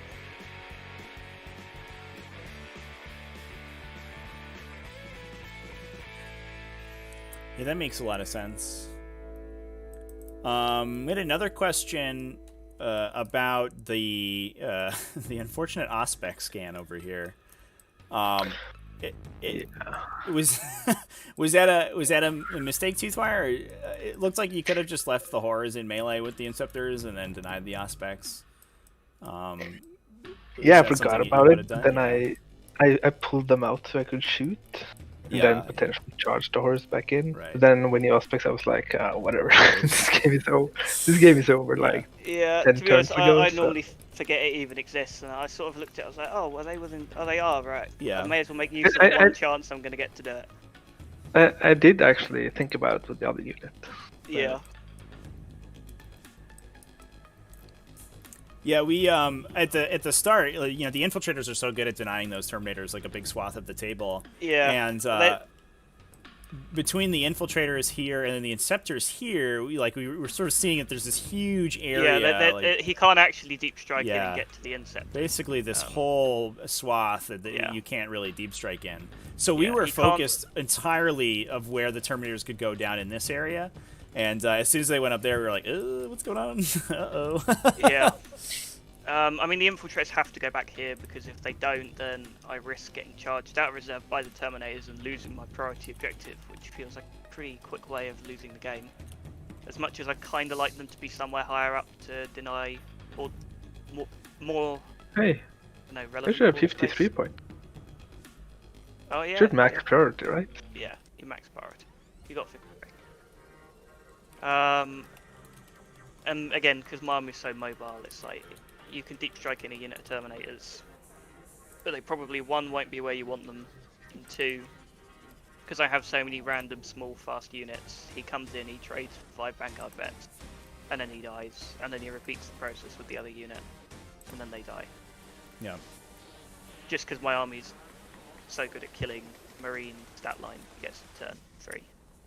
Yeah, it's awkward looking at those Terminators and now in my head a Terminator's a 3-wound model, but they are just 2, and those they're still 2, and it hurts them a lot. Yeah, as soon as those the assault doctrine kicks in for this White Sky's army, they're just like, here we go, put them in the wood chipper. You get to the point where it's like, I'll just chuck 3 attack bikes into a sorcerer. Right. I killed him. Right. Which shouldn't happen, but it can. We were rooting for that sorcerer to bonk a couple of those guys I in the expected head. to kill a couple of them. I was like, oh, okay, he rolled 1 damage. Yeah, it's about right for how the game was going. He should have killed 1. You should have killed 1 at least, and then probably lived. But no. Not to be. Yeah. Another question from chat for Toothwire. Given how poorly the Scorpii performed, do you think that there was a better pick for them for this particular list? Well, they always perform terrible when they use them. Right. Yeah, I think that's kind of the point. You could have put obliterators or something in, right? Do you think that would have been maybe a different direction, but still interesting? Yeah, maybe. But they're almost twice the point. Yeah, that's true. Yeah, I guess it's you trade almost both of the Scorpii for just 1 unit of obliterators, right? Yeah, but I get choosy. But without being Iron Hands, they're so random. Yeah. Which is a problem. Yeah, that's true. Yeah, they really need the Iron Hands reroll in the Marine Doctrine. I mean, I do I do have the the Gaze of Fate reroll, I guess. But Yeah, but you probably want to be using that on things like 3-up in ones or the chain. it's mostly to get the impressions off. Mm. Helps a lot there. Yeah. Yeah, well, we were. This was a pretty exciting matchup, and it looked like a pretty interesting game. At least, sort of the posturing on the first couple turns, and the Lord of Change is always exciting to see on the table because he's so interesting and swingy. It was unfortunate that it just sort of kind of toilet bowled at the end, but it was a fun game to watch. So thank you guys both. It's alright. I'll be around to get my ass kicked twice tomorrow. Yeah, yeah, and Skauki, I think that puts you in all likelihood into the elimination stage. So congratulations on the win.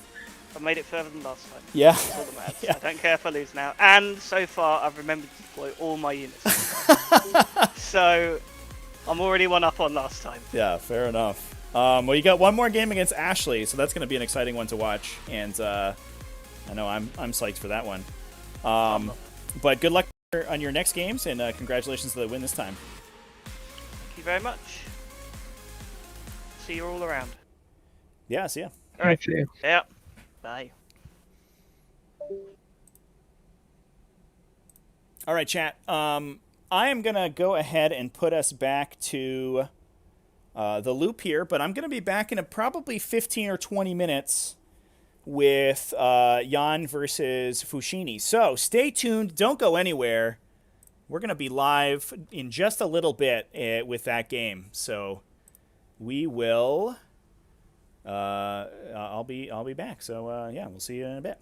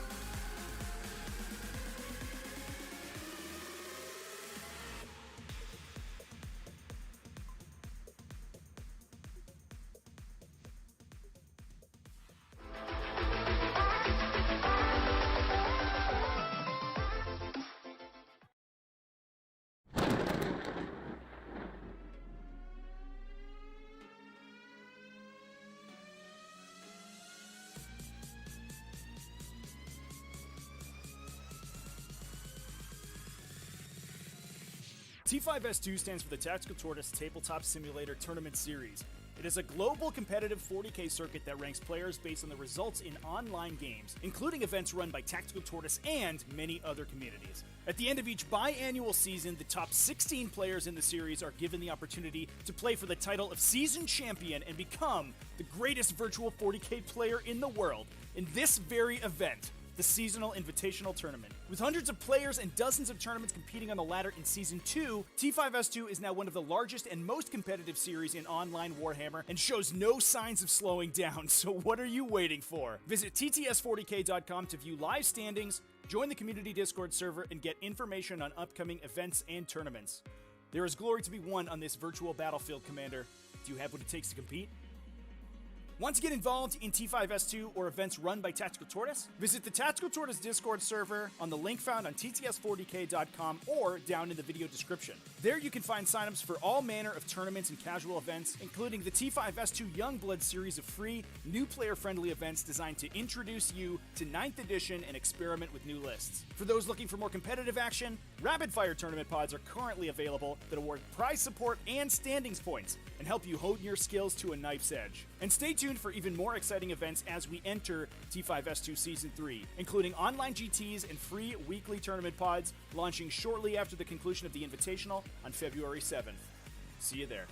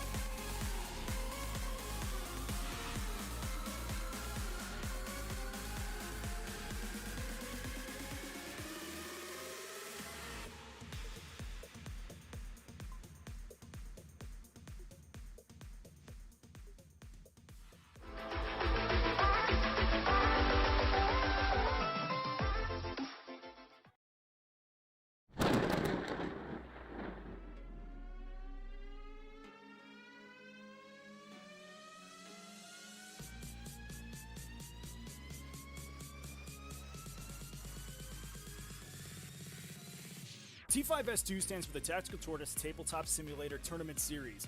It is a global competitive 40k circuit that ranks players based on the results in online games, including events run by Tactical Tortoise and many other communities. At the end of each biannual season, the top 16 players in the series are given the opportunity to play for the title of Season Champion and become the greatest virtual 40k player in the world in this very event, the Seasonal Invitational Tournament. With hundreds of players and dozens of tournaments competing on the ladder in Season 2, T5S2 is now one of the largest and most competitive series in online Warhammer and shows no signs of slowing down, so what are you waiting for? Visit tts40k.com to view live standings, join the community Discord server, and get information on upcoming events and tournaments. There is glory to be won on this virtual battlefield, Commander. Do you have what it takes to compete? Want to get involved in T5S2 or events run by Tactical Tortoise? Visit the Tactical Tortoise Discord server on the link found on tts40k.com or down in the video description. There you can find signups for all manner of tournaments and casual events, including the T5S2 Youngblood series of free, new player-friendly events designed to introduce you to 9th edition and experiment with new lists. For those looking for more competitive action, rapid-fire tournament pods are currently available that award prize support and standings points and help you hone your skills to a knife's edge. And stay tuned for even more exciting events as we enter T5S2 Season 3, including online GTs and free weekly tournament pods launching shortly after the conclusion of the Invitational on February 7th. See you there.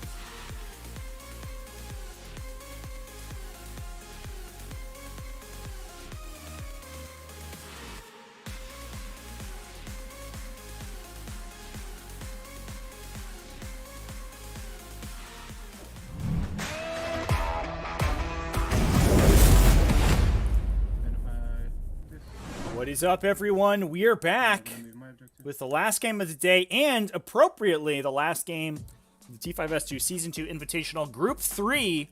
This is Fushini in the red playing Iron Hands versus Die War Master, also known as Jan Animander, playing Space Wolves in the blue. And this is going to be an exciting game. Really a fight between two of the most powerful... Oh, we're moving the train around, I guess. A fight between two of the most powerful Space Marine archetypes in the metagame right now. I realize this is the hardest part about priority.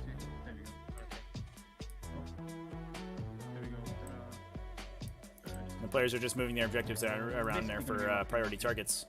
But I'm excited to watch this game because it's two sort of similar archetypes in two very different subfactions, obviously. But both bringing kind of the same deal. We both have Dreadnought-oriented Space Marine lists. The March of the Ancients is real. And both of these players have had some success in Season 2 using these big, powerful robots to crush their opponents, and we're going to see how well they do against each other, which I think is going to be a fun game. We also now we do have Jan at a 2-0 record currently in this group, so he is probably going to be moving out of this group. Actually, I think for sure moving out of this group. He and Liam Vissel are going to be the only two with a positive record, so they're going to be moving out. Fushini, unfortunately, 0-2, so he will not be advancing forward. But we are going to see this game is important for seeding, and I'm sure it'll be a fun game for Fushini to play out anyway, because it's good experience against an awesome opponent in a sort of high pressure situation. So these are some of my favorite games of 40K to play when you're in a sort of high pressure, high stakes event like this. I think they're very interesting and exciting, so I always have the jump at the opportunity to play them, even if the result doesn't really matter that much. I want to thank everybody for joining me today on this last game of the day. This is game 3 that we streamed today. We had an interesting game, Chris Canary using Adeptus Mechanicus versus Jonathan's Mixed Eldari with a sprinkling of Yanari and Craftworld Eldar, but mostly a base of Harlequins. And unfortunately, a little bit of a slap that game. A bit of a bop on the Harlequins, as they couldn't really deal with the Admech players, or the Admech Flyers, excuse me. But we followed that up with a very interesting matchup, Toothwire versus Skauki in Space Wolves versus Chaos Space Marines. And Toothwire, I think, made a couple of mistakes, unfortunately, that put him back in that game. But for the most part, the matchup was very interesting. And also some really bad dice on Toothwire's part kind of sealed the deal for him, which was too bad. But I was excited to watch that matchup, and I think that it paid off. It was a pretty good one. So I want to thank everybody who watched us through those two games and who's continued to stay with us in both Twitch and YouTube. We are multi-streaming to the YouTube channel and also twitch.tv/TacticalTortoiseTV. You can come join us there if you'd like to. And I was joined in that last game by Magikarp. It was pretty fun to have him on, and I think we should have him on a little bit later during the event as well. Next week, I think we have a couple games where he's gonna jump on as a co-host, which is very exciting.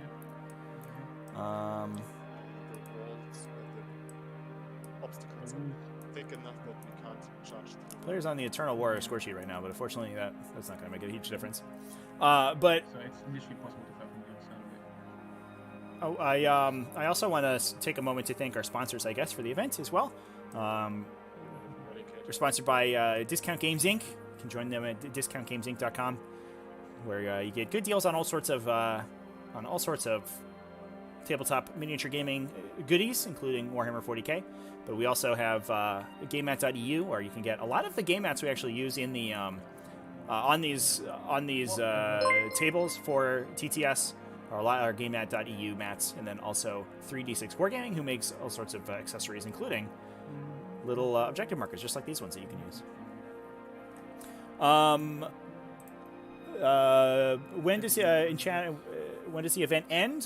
February 7th is going to be the grand finals of the event. So February 5th through 7th is the elimination stage.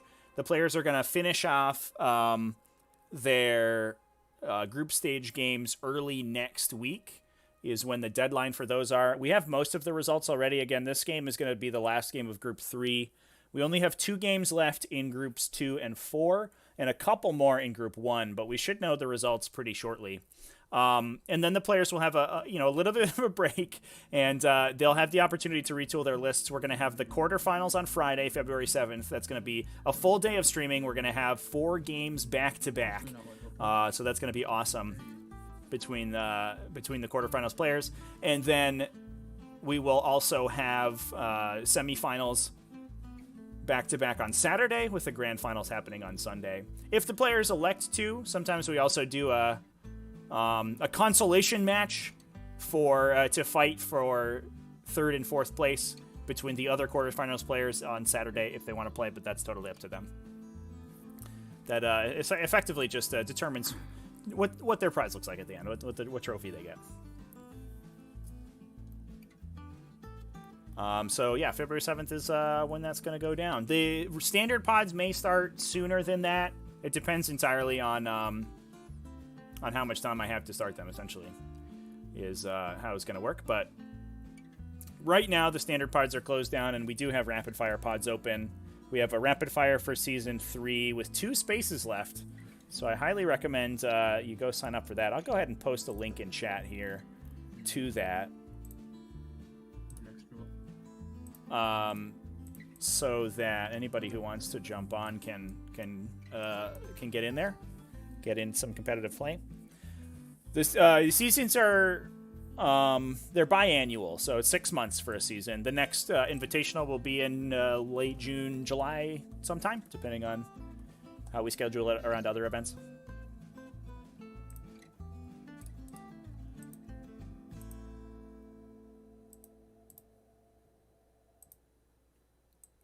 Ugh. This side of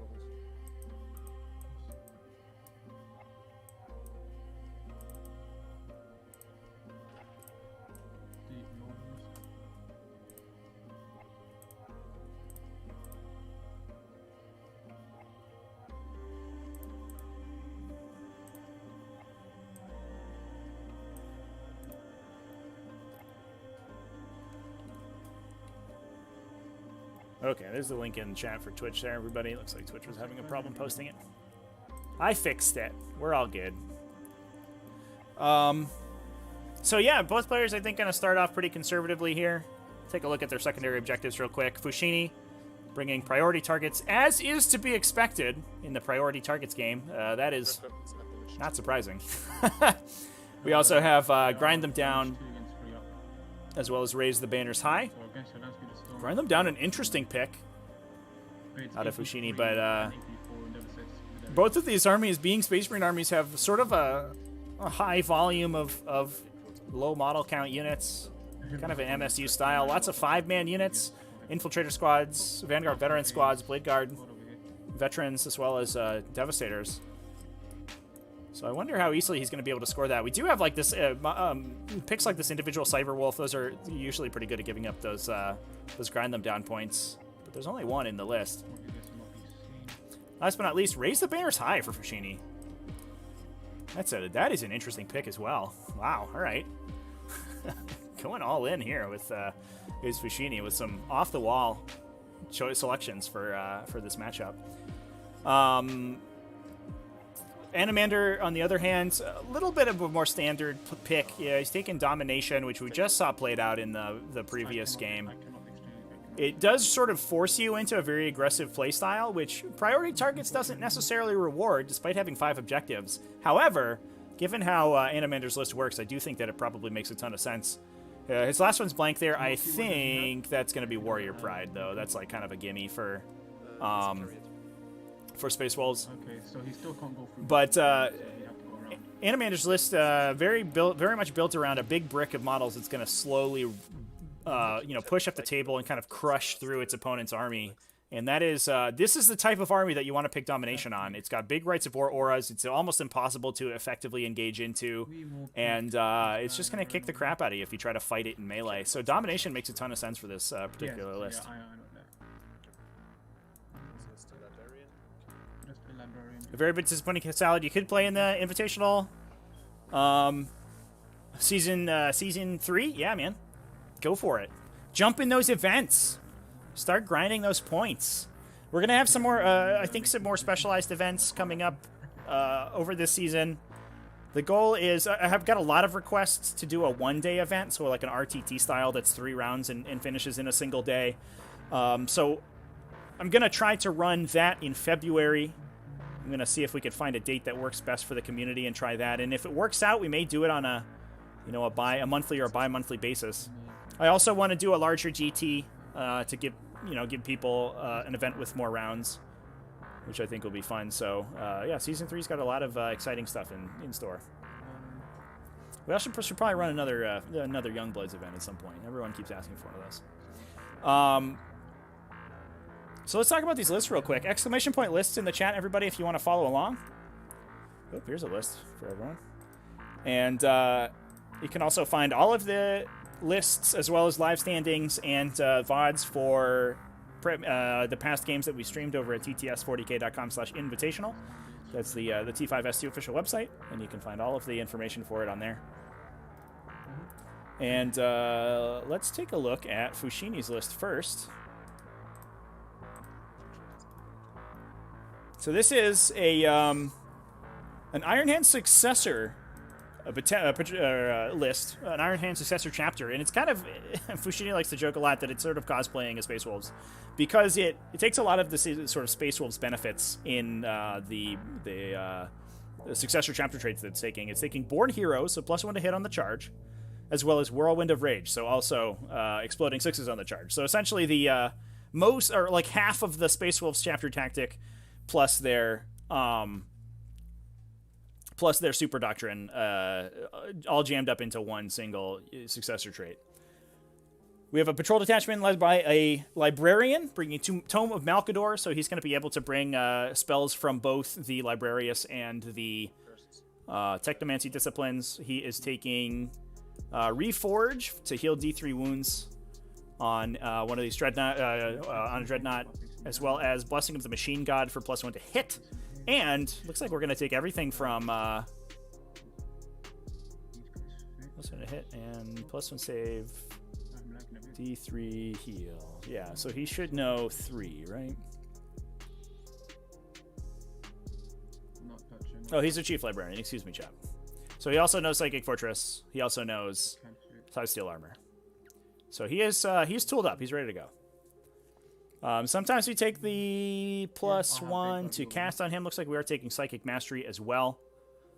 So he is he's going to cast at +1, and he's going to soup up these Dreadnoughts with as much resilience as he possibly can, which is what he's going to need to get through Animander's Dreadnoughts.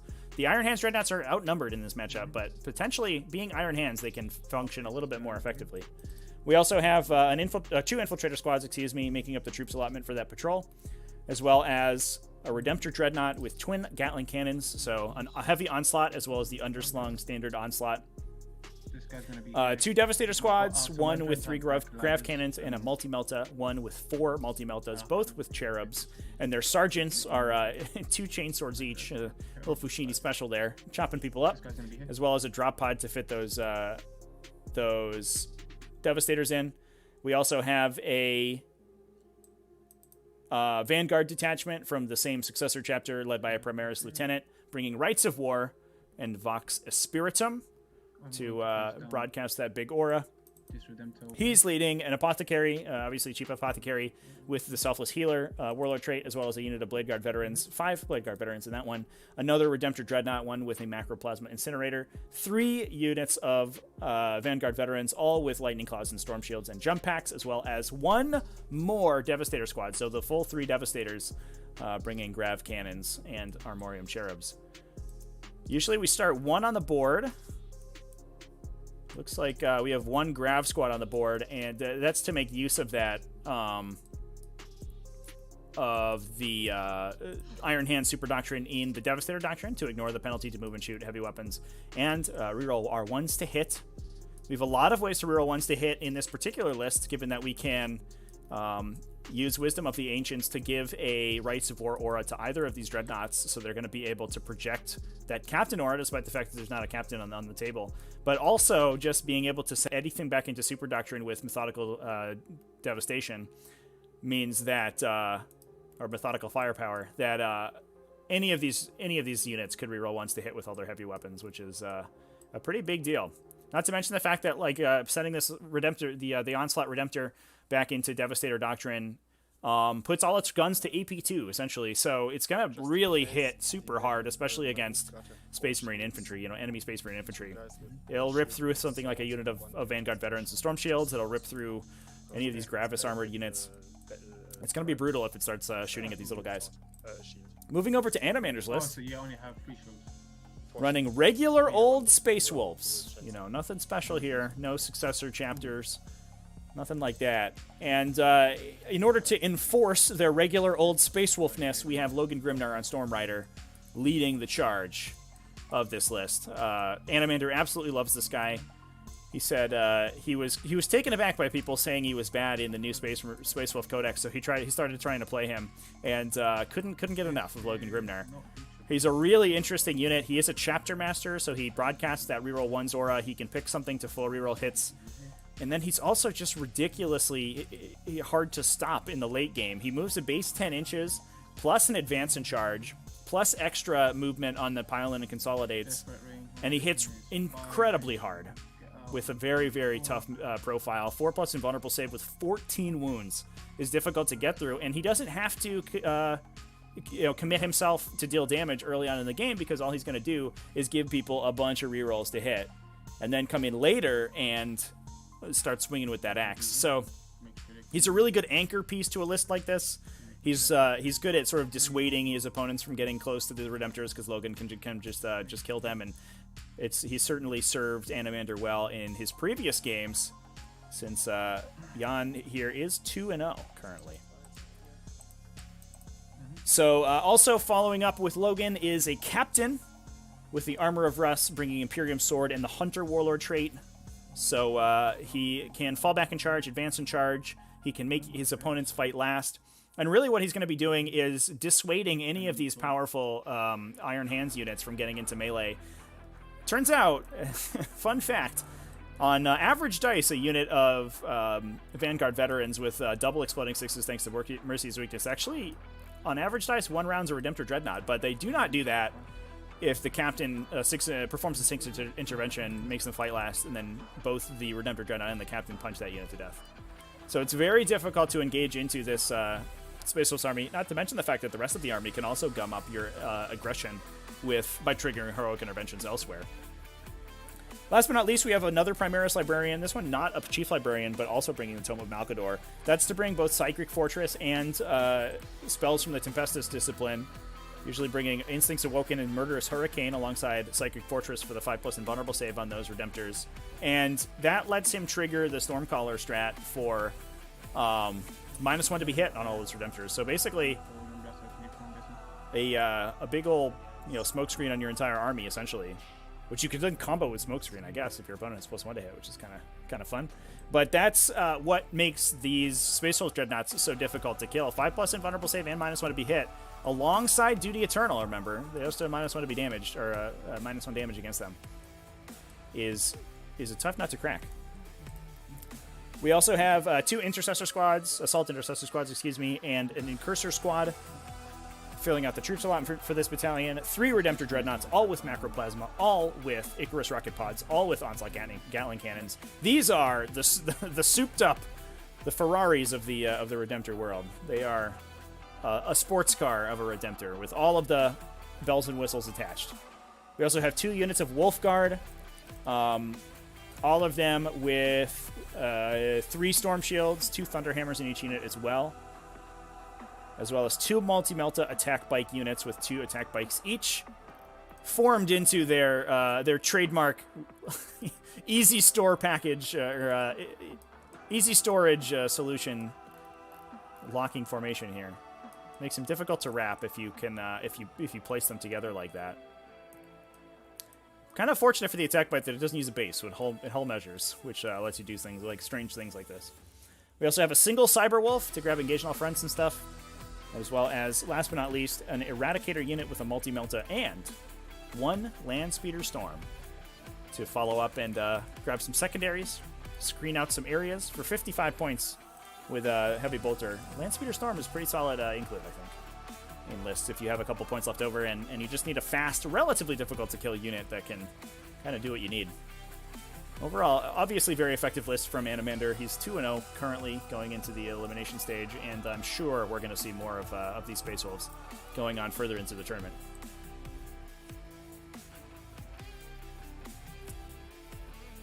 Inferno 8802 in chat. Would Tyranid Monster Mash with an Acolyte Flamer spam work easily?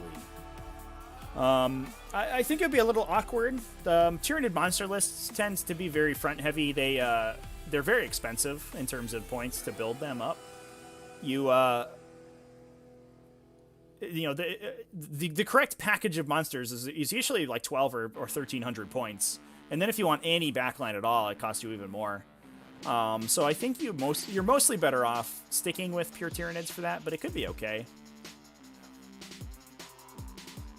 Probably worth trying, but I'm not sure that you'd fit multiple detachments very effectively in there. I do think that the Monster Mash lists tend to benefit from having long-range guns a little bit more than would otherwise be.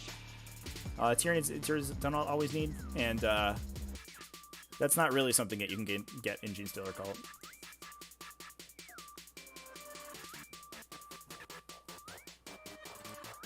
I'm going to send it back to the players' mics here while they're just finishing up their deployment. Looks like we're just about ready to start. 2 units of Devastators with a drop pod in reserve for Fushini. Nothing in reserve for Animander. We're just putting it all on the table. Not even the Eradicators, but I guess we're going to need those pretty quickly once these Devastators come down.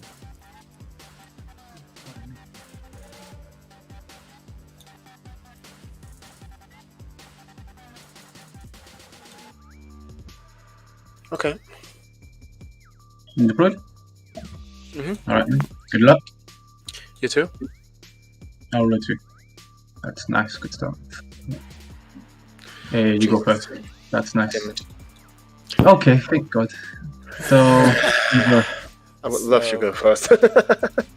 Animander winning the roll to go first. Now, thanks to January for you, No, required to take the first turn. oh yeah, I bet. And it sounds like both of these players really wanted to go second, which makes a ton of sense. They're both very ranged, Alpha Strike focused, and they can deploy very defensively, force their opponent to break cover first, and then shoot them back.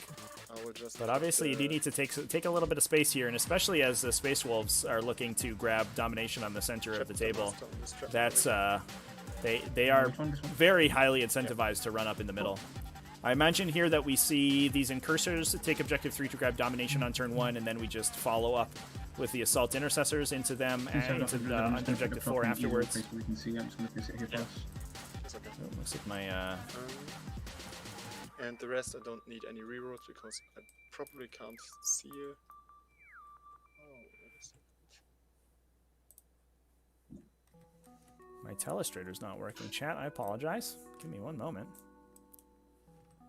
Okay, then movement. There it is. I guess you still need these actually. But the worst mistake you can make in a matchup like this is overextending yourself early and giving your opponent too much to do in their first turn. Because this Iron Hands list will absolutely tear down like 2 of these Dreadnoughts, I think, on their turn if they have the opportunity to. And you just can't let them. You can't give them that option.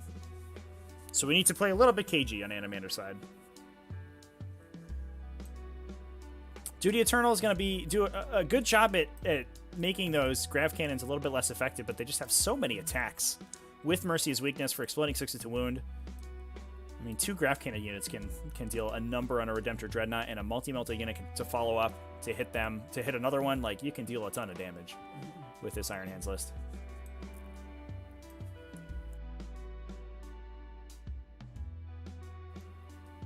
Callan, do I think that the first turn FAQ, or the January FAQ had killed first turn discrepancy? I don't believe that. I think that as we go higher, people will like going second more because the final turn bonus is really good if you can survive your opponent's Alpha Strike. But as we've seen in many of these games, A lot of times the matchup just comes down to the fact that you have to go first in order to alpha strike your opponent. And that's the case in a lot of matchups. And I think that's going to continue to be the case. Until maybe some of the most powerful matchups or the most powerful lists in the game can be a little bit toned down. You still have to go first against almost every Admech list to have a chance. You still have to go first into a lot of ranged gun lines. A lot of Harlequins can shut you out going first. They're fine going second, but a lot of times they can just pin you into your deployment zone going first. Orcs are the same. So it's matchup dependent, but I think for the most part, you only really want to be going second in very cagey, very tactical matchups where you and your opponent are both very skilled and have a sort of like a coin flip of a matchup is often going to be determined by the player going second. But if your matchup isn't that close, then it doesn't matter. Which is, the second player winning that tiebreaker, essentially, of going second makes a lot of sense if the game is close. But I do think that some factions just hit too hard going first, and that's probably still a problem in the game. Yep.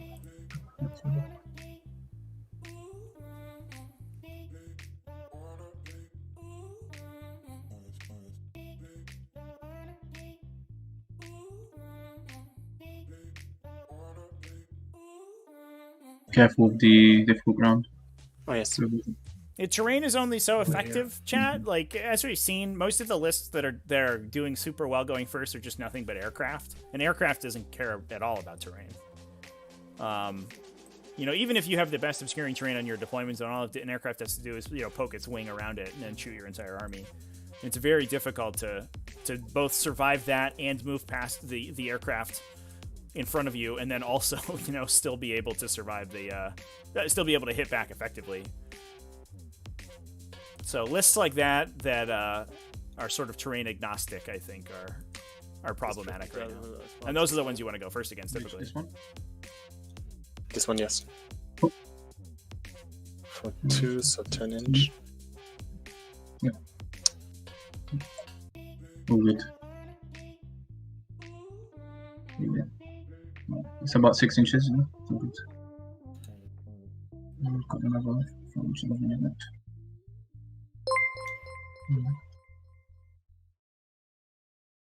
Where's the other Baron? There. Over here. 24 inches is behind the dreadnoughts, basically. Which should be fine. Yeah, okay. I can deny power on a 4-up for 2 CP from any hands down. From any element, yes, I know. The last Dreadnought will advance for 4. So we have to go 3 inches over here. Okay. 7, and you can go 11, so another 4.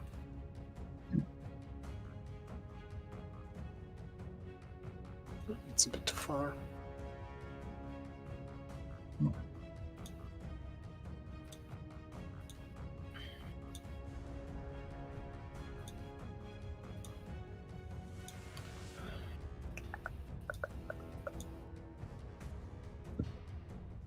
The Librarian will advance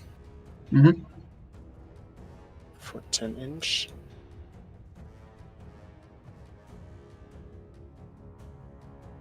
Six.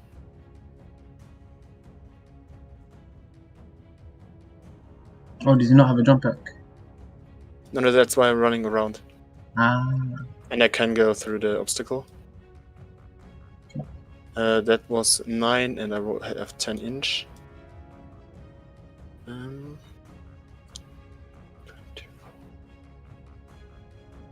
25. Over here.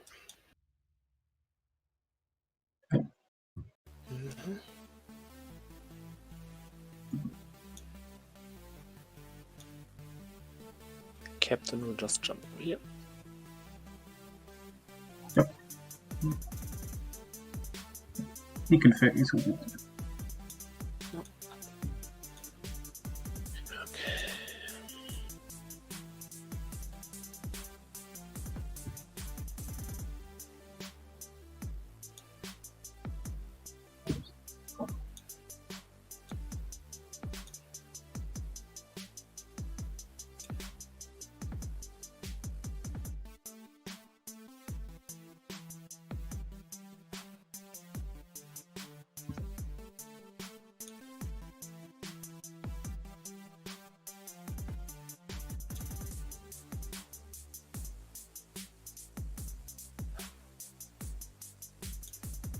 The yellow squad will advance. Yep. 7.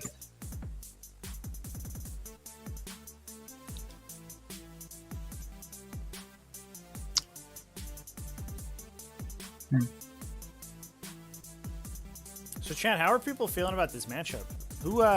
Which variety of of big robot are you rooting for? Is it the light bluish variety or the Yeah, you can reach them with angsty black 36 inches, so version? never mind. 36 inches. Oh, the dread, yeah, actually. Yes, okay.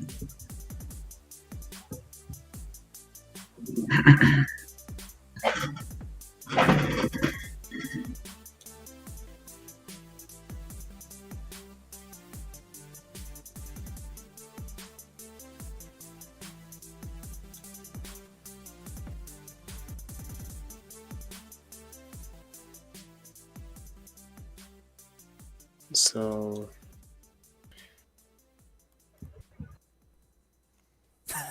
In this matchup, Chaos wins. But neither of these factions are Dark Angels, though, chat. Haha, Grimna get will it? advance It's as well. Dark Angel or Chaos Space Marines. It's so 14. funny. It's such a funny joke that nobody's ever made before.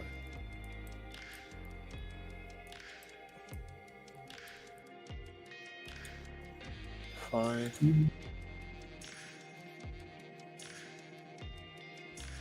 6. 7.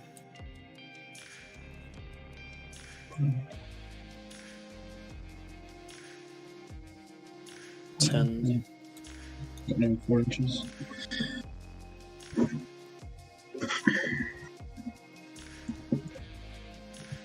a second. 4 inches left.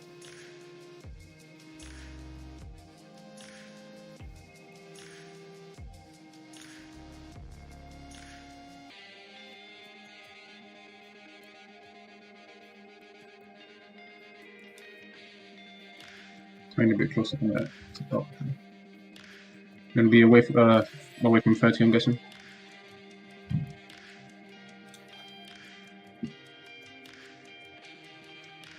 Yes, yeah. He's happy there, I think. Yes. So movement. Back to Psychic. Mm-hmm. So we go for Psychic Fortress. Oh, shit. That was not intended.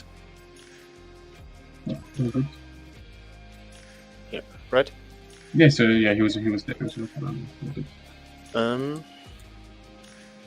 Psychic Fortress on a 6. Does Hey. go off. Parrots Okay. for 1 mortal wound. Yep.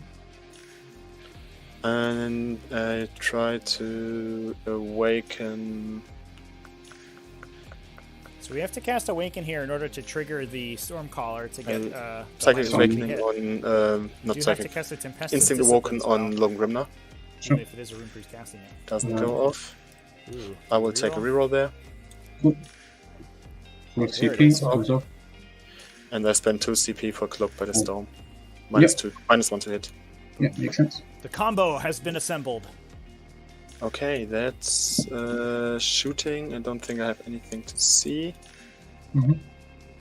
A pretty good hide it away. Can't shoot indirect. Assault. Nothing there as well. That was my turn. So you get 3 for domination and 3 for priority. Cool. Yes. So we did break cover over with to the me. Redemptors. They moved Right, up to the yes. center. Alright, Just asking alright, the thank you. Iron So Hands my to command hit them. phase. They're -1 to be hit with a 5+1 save. Not a lot on Don't think I objective have 4, anything to do which my is command unfortunate. phase. No. If potentially we Going can to we my could movement phase. grab this land speeder or something, but it doesn't So look like I we need to have the figure out something opportunity faster to breathing. get a deep striker in to hit it. So it looks like Space Wolves angling to score a 15-point primary turn 2, but I imagine these incursors are going to go down pretty quickly. Now 7 command points in the bank. You could potentially see them transhumaned and smoke screened in order to be significantly, You guys will be in range of those attack rolls. difficult to kill. But they go down pretty quickly once Grafs came and start hitting them.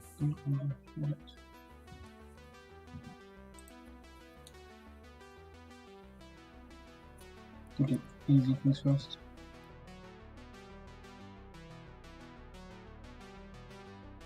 God damn it. Oh, this. Can remove the whole tool. So.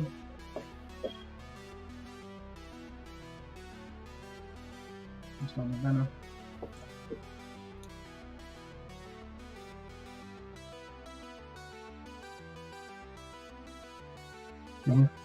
When Divert's here will advance. You can't advance in charge, right? No. God, no. But you could do something like exploding sixes to hit because of the chapter tactic, and then exploding sixes to wound as well. Yes, because of my thing. Yes, so I'll be back from deal.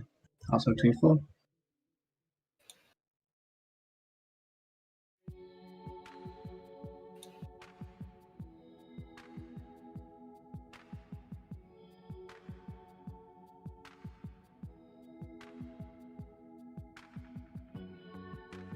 So the real question this turn is whether Fushini elects to bring out all of his guns to try to engage with these Redemptors.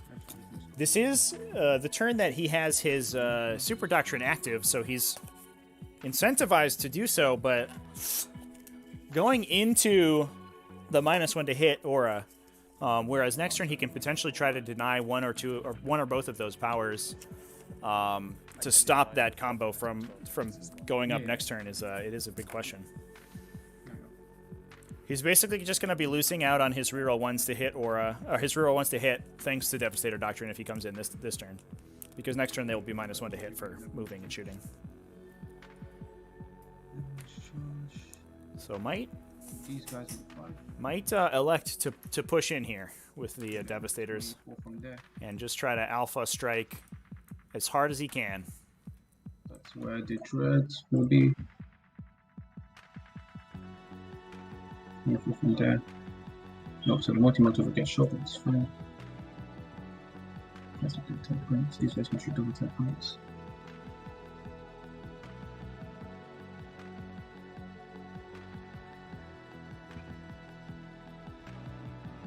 These guys move. This is 7-inch. Oh, is it 7-inch charge? I'm measuring inside my base.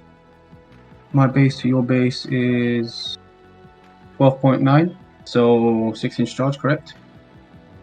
Yes. Cool. That's what we're going to go for in that case. Whatever the angle was, it was 6.1. There we go. Also angling to be aggressive here with these Blade Guard veterans. Beneficial. No domination on the Iron Hand side, but I guess we're just going to try to push as far forward as we possibly can and push these Space Wolves off of the center objective, stop them from ever scoring it reliably. Yeah. This feels very aggressive, but I think we're just going for it.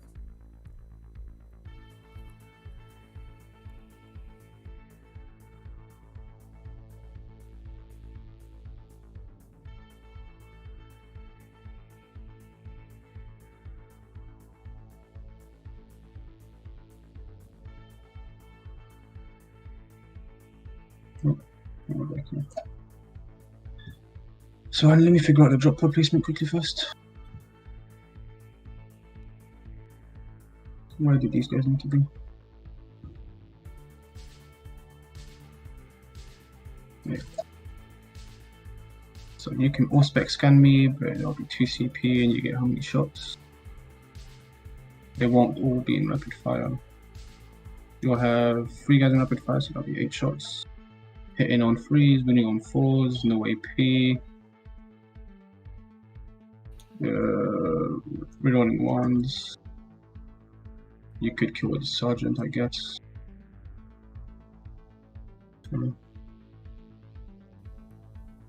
Yeah, chat, definitely agree that Space Marine mirror matches tend to be very interesting from a tactical standpoint. Super KG. Space Marines are very good at killing other Space Marines. So you kind of have to play this like... You have to thread this perfect needle of being able to hit your opponent without being hit back too hard. And it's really cool to watch for sure.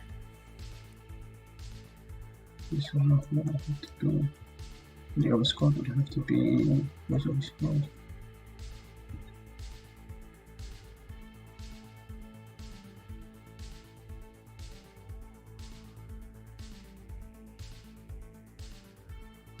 Possibly where's this one? This two ready.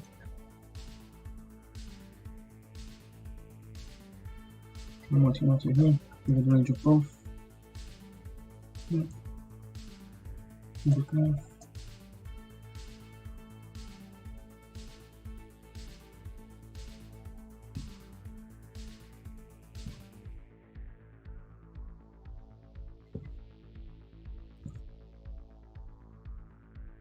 I have to.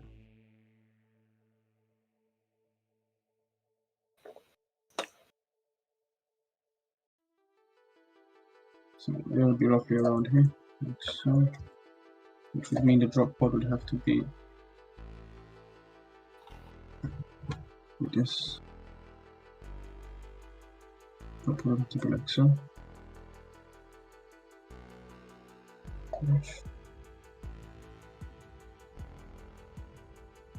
And the autograph can see both. Need to make sure of that. These guys will be between that to the side.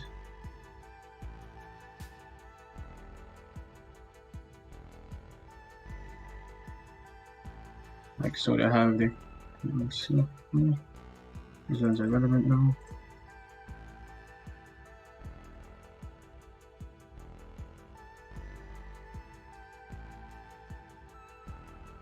Around there, give it a take. You move 6, you'll be within 6. So that's not 12.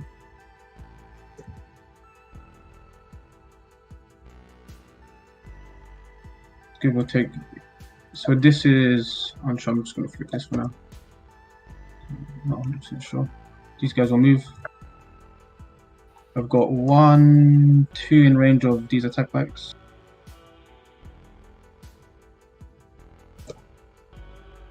Like so. So one advantage that Fushini has in this matchup that I think he's going to try to use to the utmost of his ability is the fact that his list regenerates and Animender's does not.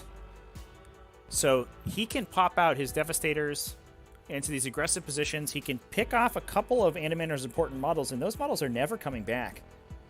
So there's never a situation where he can overextend to just kill like one attack bike and wound another one and then have an Apothecary repair all that damage. And every point that sinks into a Redemptor Dreadnought here is going to stick around, whereas on Fushini's side of the table, he has his Librarian there just to repair those Dreadnoughts and keep them operational. Yeah, this is as well. Hmm? Yeah, 5.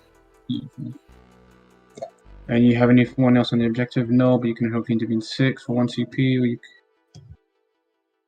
can hopefully intervene 6 for 1 CP. You can hopefully intervene 6 with him for free. And these guys can go 3 inches. And these guys.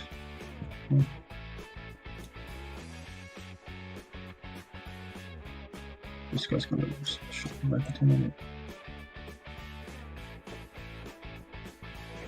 I'm going to advance the Apothecary.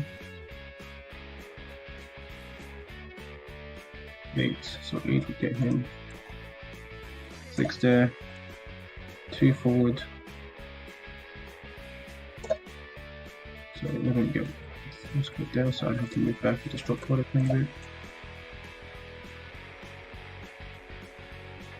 We'll bring back the sergeants for the squad, I guess. So. This going to take. And then we're in 3. We're a bit more. We're in 3. And we're in the ring. They're not really inside the ring, so they have to move back a tiny bit. Grab can move back, so that's fine.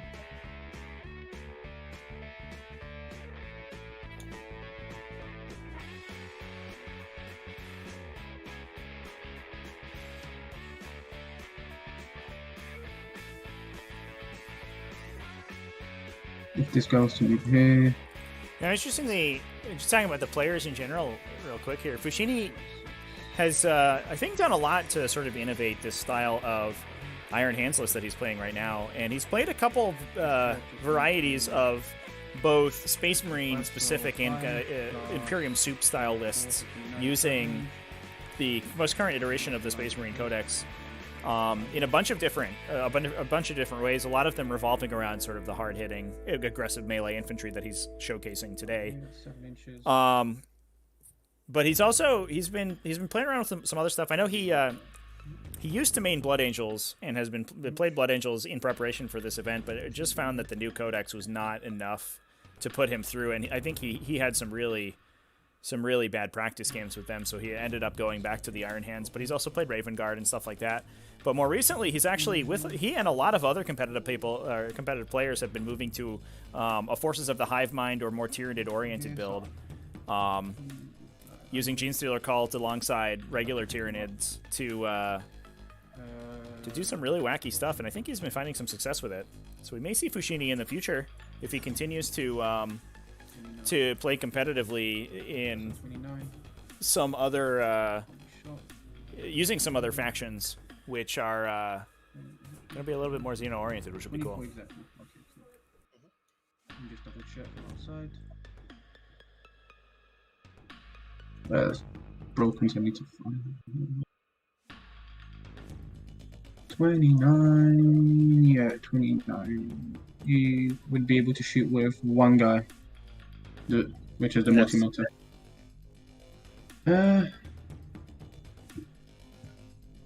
One guy.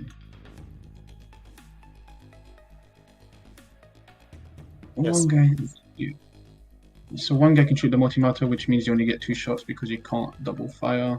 So that's fine. I'm fine with that. These guys are going to move right up against the wall here. Oh, and you also need to make sure that these guys don't block the Blade Guard when they charge, so there's still find enough gap.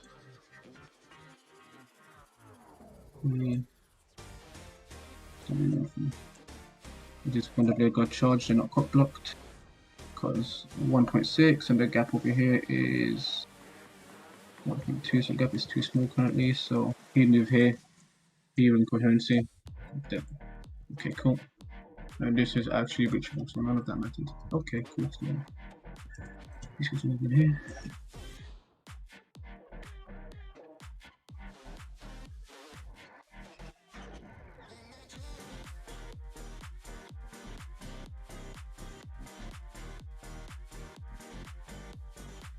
He'll be outside of the 24-inch range, and he'll be within range of these guys. He'll be within 24 of him though. We'll just that measure's corrected from the side. Yeah, in range. And all the multi-motors are in range of both dreads. It's gonna go here. Go here. She's really taking 6 of all of them. He's taking his sweet time with his turn. Apart from this an dread, important alpha strike in he's going to go to the way the game progresses. Position. So he'll move first, all the way properly inside. This is probably the best chance he's going to get to deal kind of unmitigated damage to his opponent's army, and if he can do enough, it could be crippling. But we've seen Jan's list is able to come back from some pretty serious damage, just given how powerful Space Wolf melee is. 12, 6, 8, 9. This guy is going to advance to go here. 6. 6 of him. 6.2, so he's going to move back a little bit. 6.1. 6 inches. 6 inches, 6 inches, 6 inches, just him that's out. So is anybody working on anything right now? I know a couple of people mentioned that they were painting currently during the game. Is anybody working on anything cool? That'll be the end of the movement phase. We're going to psychic phase. I'll cast a 5-up in one. Yeah, I'll cast a 5-up in one. I'm lagging. Third Death Dread from Nick Murdergy. Yeah. Well, that's not a good start for the psychic test. Where's that loaded, man? Fails. Fails, I'll spend the CP. Yeah, we need that invulnerable save. Different dice. Oh my god, please. Boom, there it is. And then we'll do the +1 to hit power. So it looks like replacing banners on both objectives 1 and 2. Stop the shooting So we phase. have a good base to our banners for Fushini. That also allows him to play relatively defensively, which is what he wants to do in priority targets. He's going to be scoring 5 points a turn between the priority targets. We'll fire everything from this multi unit. The priority target secondary and the banner's secondary, assuming that the Spacels don't push all the way across the table. We'll fire That's going to be 3. difficult to stop. Yeah, we'll actually no, we'll fire everything into the back one. So let's do the Signum first. He's hitting on freeze because you're -1, rolling 1s and 1 free reroll. 1 free roll from target protocols, I'll use it now. Both hit. So 2 hits and then these will be 4s rolling 1s. Rolling 1s. Otter of Games And building then freeze scratch to building a win, bunch rolling of 1s and 1 terrain. free reroll. That's cool. What kind of terrain are you building right now? Come on. Rolling 1s. So you have 5 invuns on the middle one. Come over to you. You had the -1 within, right? Yeah, I included the -1 to hit. Yeah, I'll hit those rolling ones. And this was the multi-melters, right? Yes, this is multi-melters. So 5 up. 1. 1. No. Cool. So damage is D6 with 1 free reroll. 6. What's going on here? I'll reroll one of these 2s for the multi. Actually, how much damage is it so far? So these would be 1, 1, 3, 5. Should be 10. So I'll say I will use target protocols on this. So it kills him. Yes. So 1. This will do 1 to 4. So it'd be 13 damage exactly. 1 Redemptor exactly down. Does he explode? Nope. Yikes. That's a big hit from that Melta team. And then we'll pop the cherub immediately in. We'll fire again into the closer Redemptor. Victor Von Champion, you can go ahead and post a link to your... So how many shots? Did they hit? 1 misses because I reduced target protocols. And this one doesn't hit as well. No, because I'm shooting the Signum. So he hits on 2s, you're -1. Ah, yes, of course, yeah. Yeah, and then freeze rolling 1s. And I didn't use a win reroll because I had a win of 1. 1 win. D6 damage. For 2 damage. Cool. We'll fire the next squad, everything. So that was this squad fired. We'll fire everything from the next squad into him. And I'll spend 1 CP for Mercy's weakness. Puts me down to 5. So 6s to wound explode. And I'll signum the multi-melter. So freeze rolling 1s on the multi-melter. 1 miss. And then I have 12 shots with the grav. 4s rolling 1s. Yeah, chat, that's the soundboard. You're in control of the Dawn of War soundboard, chat. Rolling 1s. This explodes. Bad things so you have red are the grav and the other one's the multi-motor. That's the multi-motor. Okay. Yeah, it's weird. Oh, so just 1 damage. Victor Von Champ posting I'll pop the very cool. Signum and I'll fire again immediately. I'll fire the multi-motor. There is a Daka sound check. Both hit. I'll CP reroll this wound roll. Both explode, so that'll be 4 wounds. Jesus. 4 wounds, and I already have 4 dice there for you. Yeah.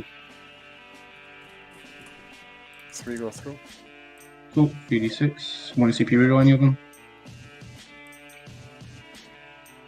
I'll put the time over to you, what you think. No. Dino spotted.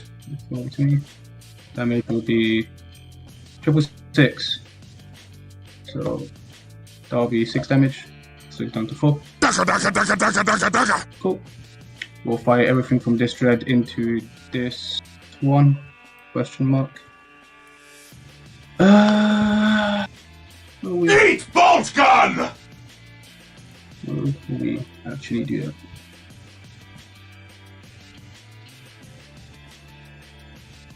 We will fire.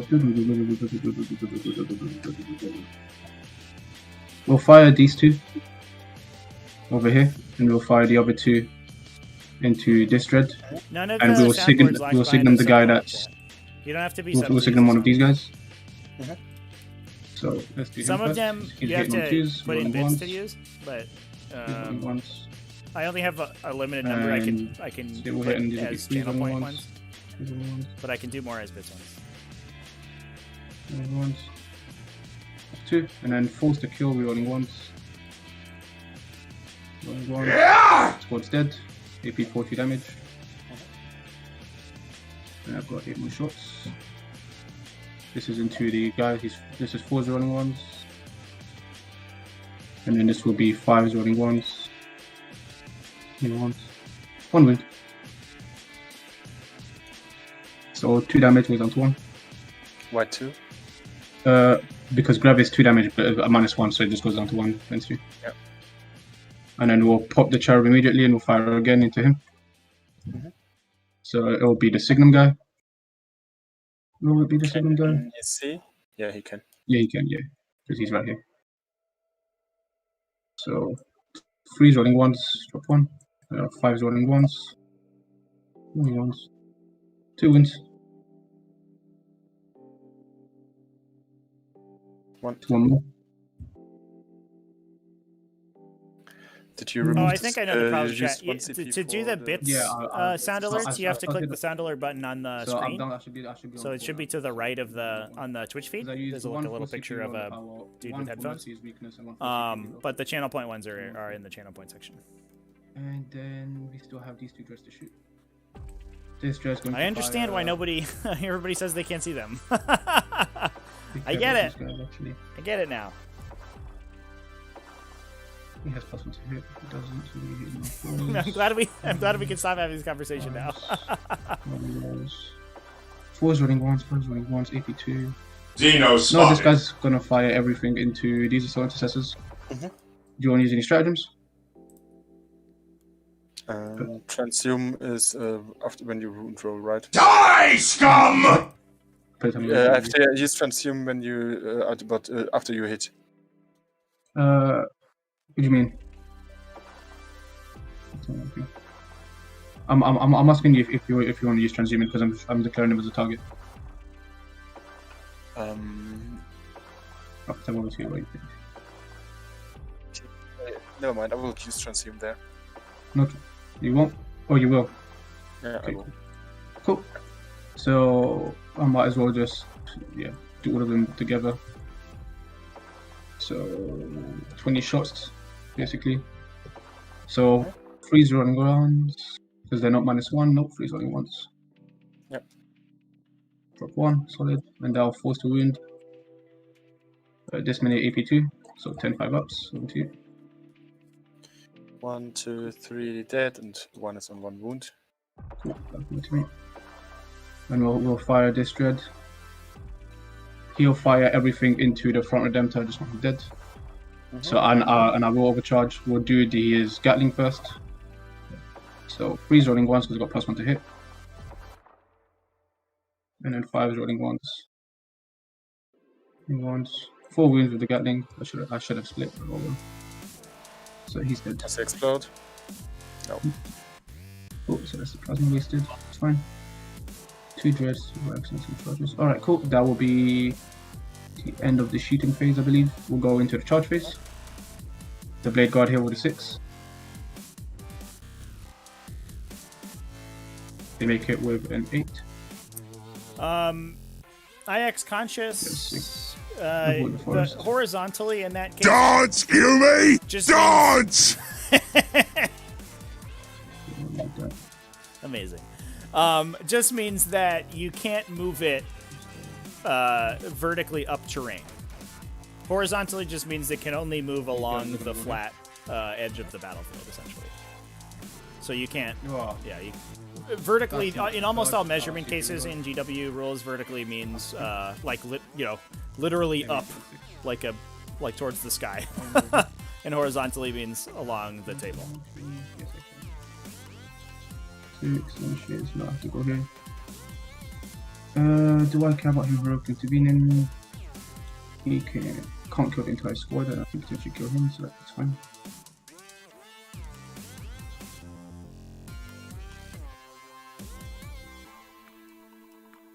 Six inches doesn't get these guys to the other side. I don't believe. Yeah, I don't believe it gets these guys to the other side. That's cool.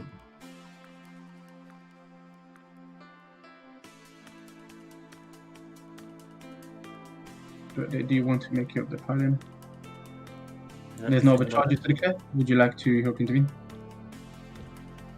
Come over to you, what you think?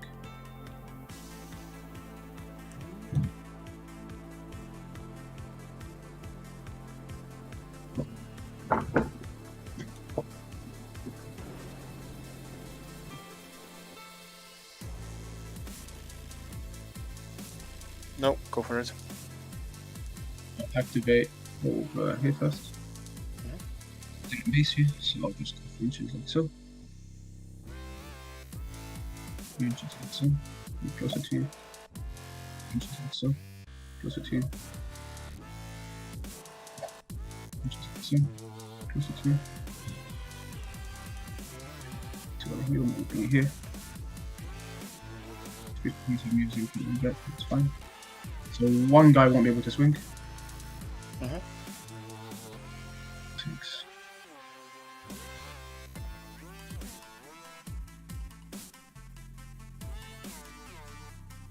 Yep, be there. So I'll be 17 attacks.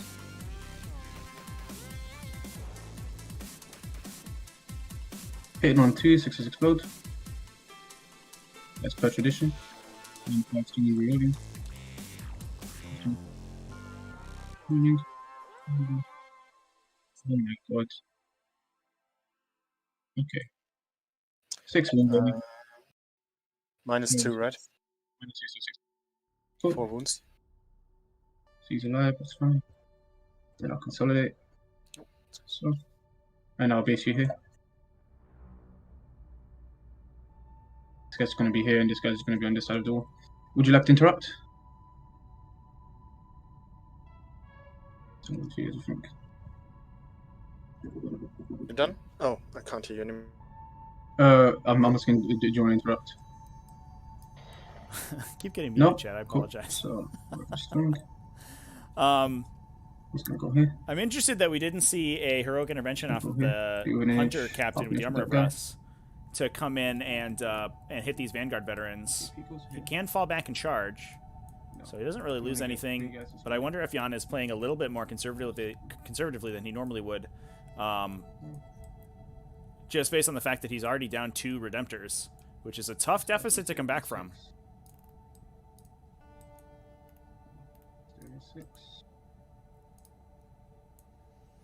I wonder if maybe there could have been some more conservative play from Jan in this situation.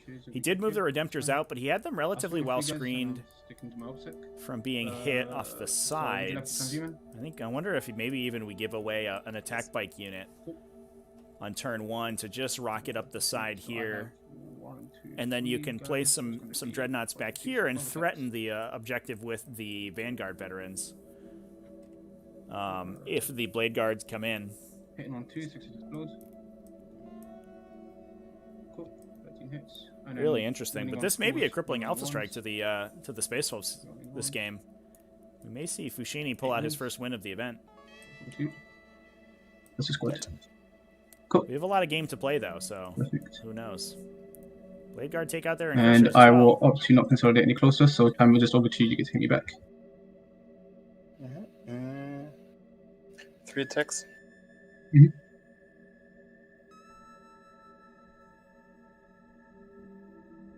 One wound. I'm fine. That's my turn. Okay. I get 3 from grind them down and 3 for priority. And over to you. I get 5 points. You have leadership on the assault successes. Oh, yes. Save. Fine.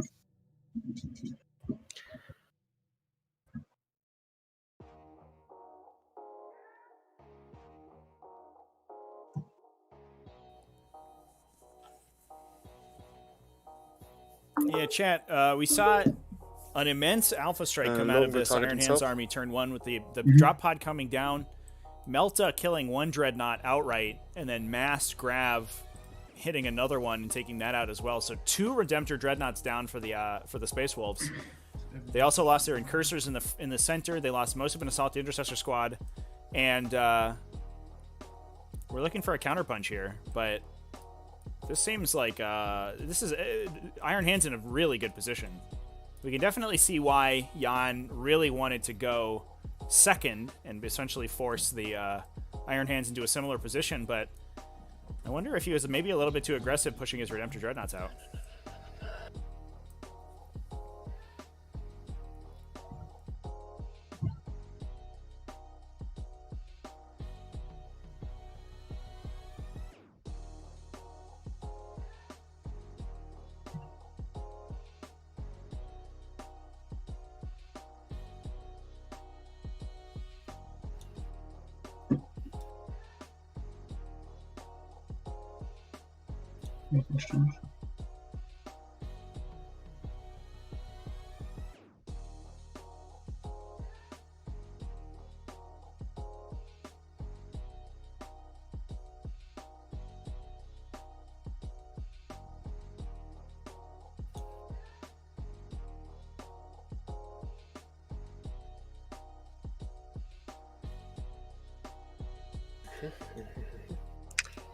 I spent 1 CP.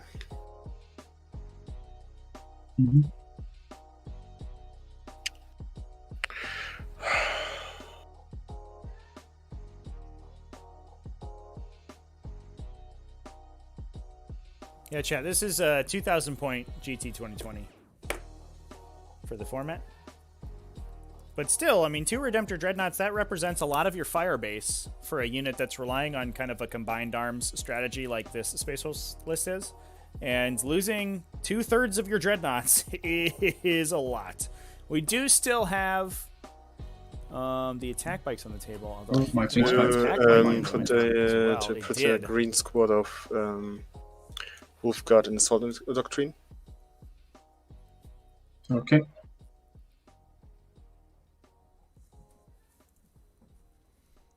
So also some multi-meltas off the table for the Space Wolves. We're really going to have to see some aggressive plays here to come back in the game. But the Iron Hands have placed themselves defensively into and I put 1 CP to put the Dreadnought into Lieutenant.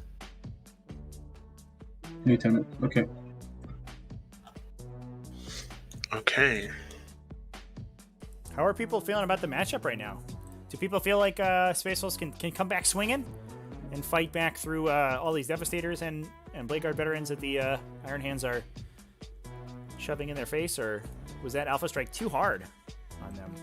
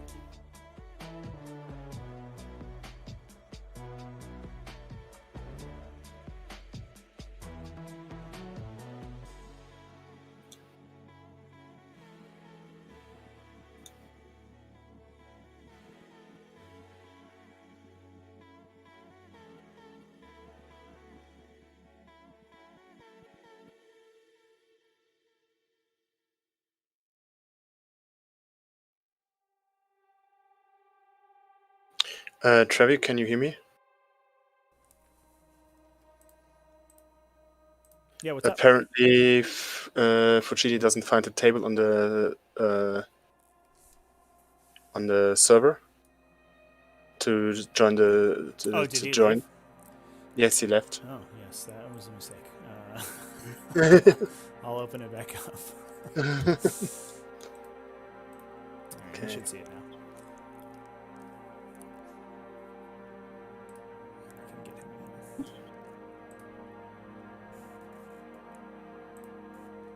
There we go. Your channel showed up again. That's good. Trevi hide it. Oh, okay. That's pretty cool. Sneaky, sneaky. No, I'm just gonna move everything up and down because everything's lost its color.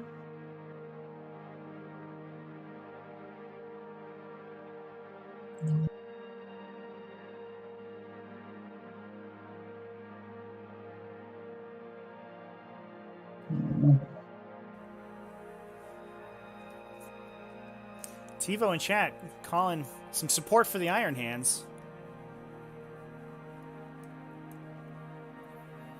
It is cool to see Iron Hands on the table, and I think they are very powerful. They get some hate. A lot of people don't quite rate them, but man, do I think that they have some play.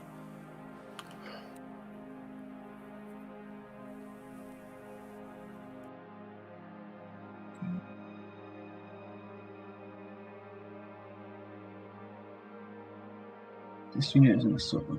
It's gonna be.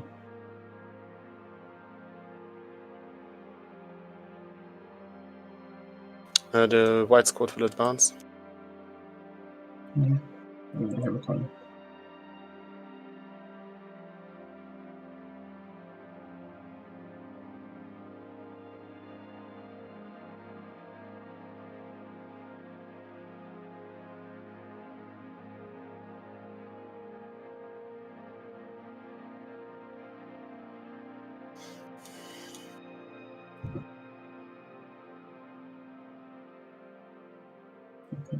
That's good.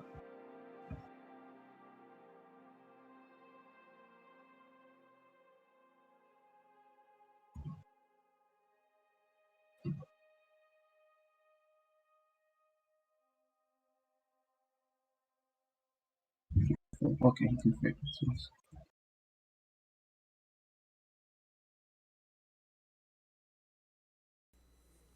Yeah, third secondary for Space Wolves is Warrior Pride. So that's 3 CP if they complete 2 charges in a turn, or they have 2 models, 2 units already in melee.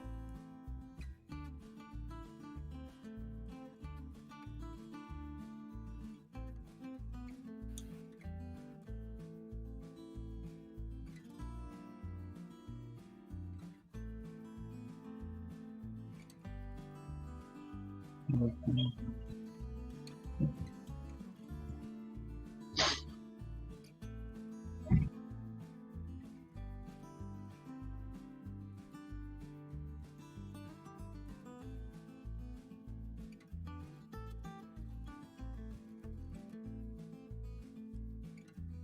have to control it, okay. Yeah, you have to control it to take down the bunny. Yeah.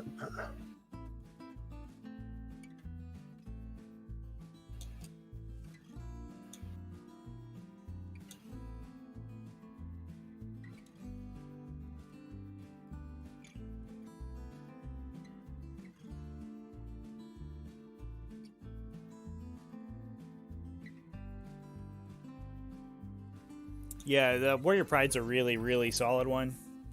Almost always 12 points is what I found too. It's hard to score it on turn 1, but every other turn of the game you should get it.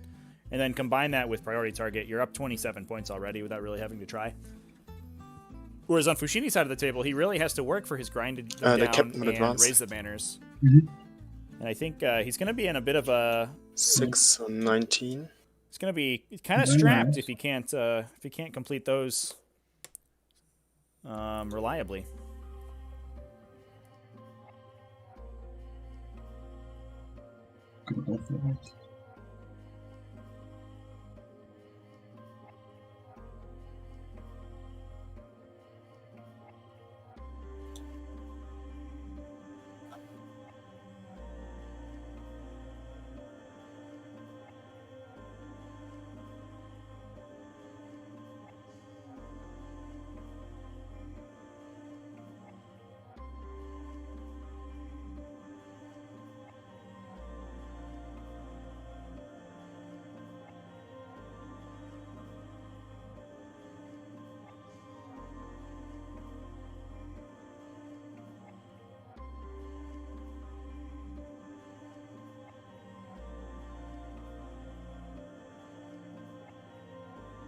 Mhm.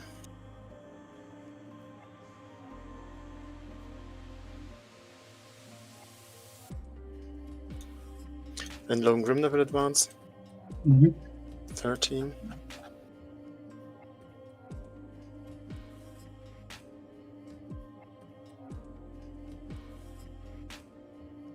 Yeah, it feels like the banners might just be like a slightly more reliable 3.5. Scrambler style pick in this situation. Okay, You can get 7. you probably get 10 points off of it, right? By putting 2 banners down and then just playing a Yeah, defensive that's good. game, and you don't really have to try very hard for it. 9 and But it could go south very quickly. Banners is a secondary that can be a little inconsistent, especially if Space Wolves can push across the table and survive the the shooting. for a round. Cyberwolf.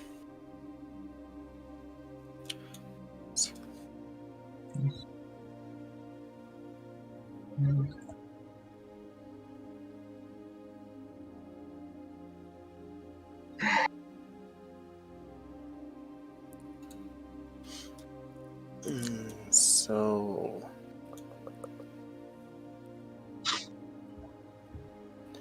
then we go for Oath of Moment, I think a potential Sacrifice. possibility, Mhm. but that has the same we moved everything.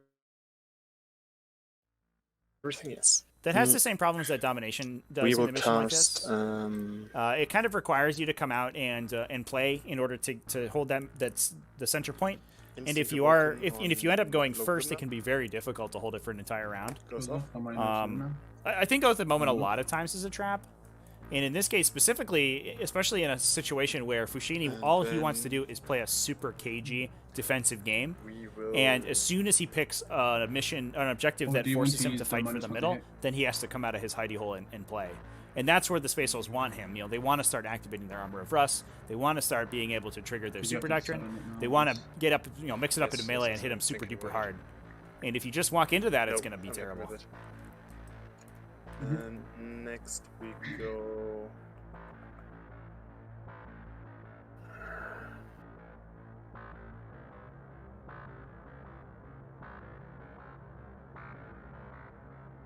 We will strike last with the blade card. Goes off. Mm-hmm. Yeah, I won't spend TCP, go for it. So fight last. Okay. That sucks.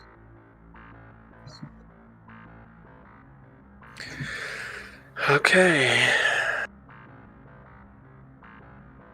Into the shooting, the land speeder storm will shoot into the blade guard.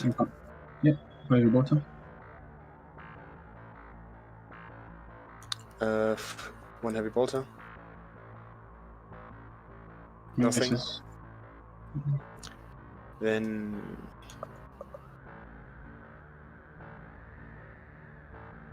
this eradicator will shoot at the blue squad with everything. So it sounds like they're There So might 2 be multi-melter. some, Or should I roll maintenance them going separately? on in my area. I don't chat. think I can pull you out of range, so it's fine. You can do them So together. I'm gonna go a little quiet on my microphone, just so that we don't have any ambient noise happening. So I apologize if I'm a little less talkative, everybody, but that's gonna be happening pretty soon.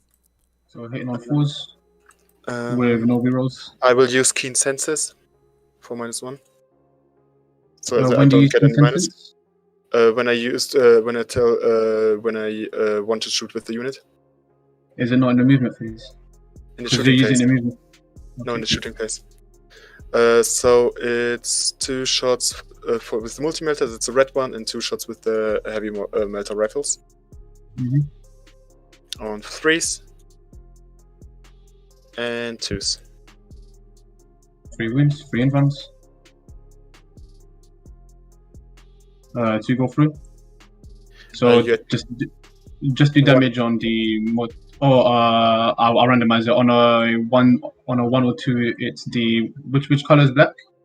2 multi-melter hits and 1 heavy melter. Okay. Right. On a 1 or 2, because the 50% chance on 1 or 2 is the heavy. It's this guy.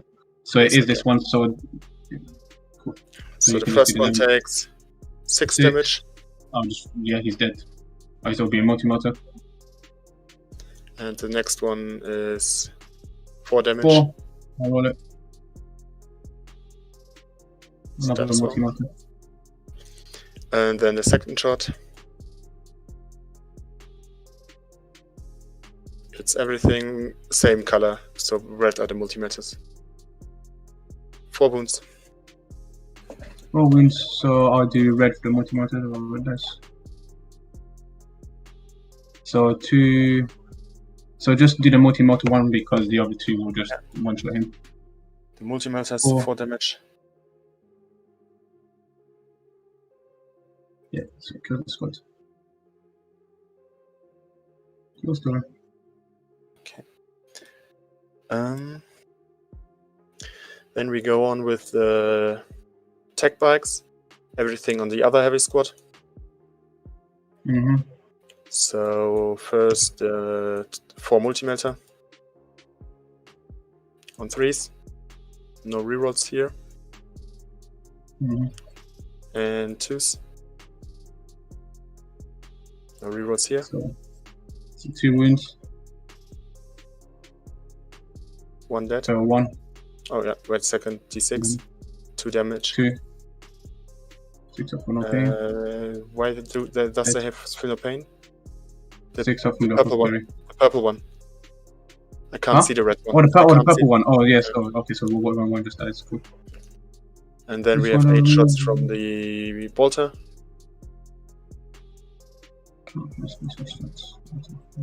On 3s. Mm-hmm.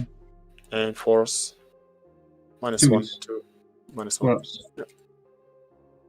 1. So I'll put it on another graph. Mm-hmm. Okay, next. We will. They have still an invulnerable save, so. Yes. We lost all ring.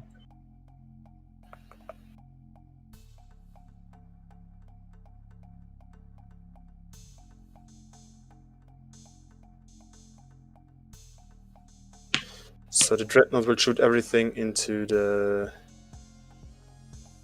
this squad. Cool.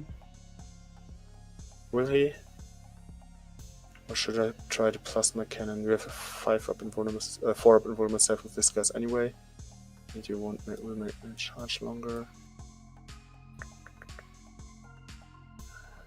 You can repair him easily. So worth everything into the Marines. Into the purple ones? This one, yes. Yeah, cool. What are you shooting first? First you have 1 wound, right? Somewhere, yes. So the Stormbolter first. Mm-hmm. For all hits. 1 wound. 1 wound. Okay, 1. Alright. Kills again. Then the plasma cannon. Mm-hmm. 6 shots. Oof. We're rolling once. Why is he rolling once? He's rolling wind rolls on. Can you give him the the Lone Gremlins also. Grimnar. Go for it, yeah. Easy. And wound rolls of 1 as well. And then 2s. So 5 ups. 5 ups. All grenade runs. Cool, That's it. squad wipe. So you've killed 2 units so far. Yeah. Then this guy shot, this guy shot, this guy shot.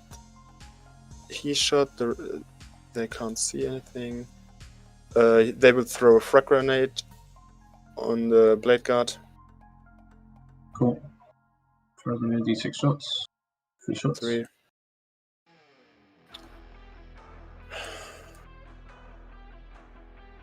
Can they reroll once?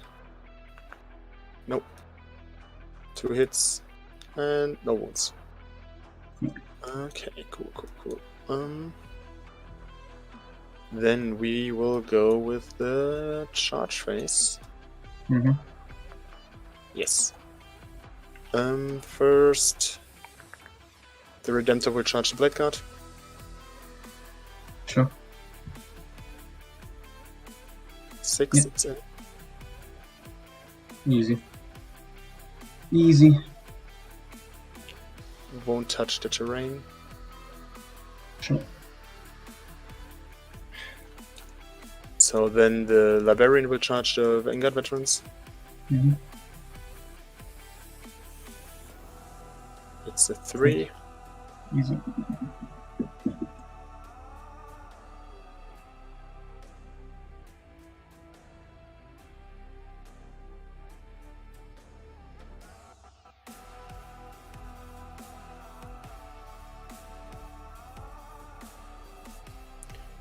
The Salt Intercessor will charge this squad. Mhm. Also.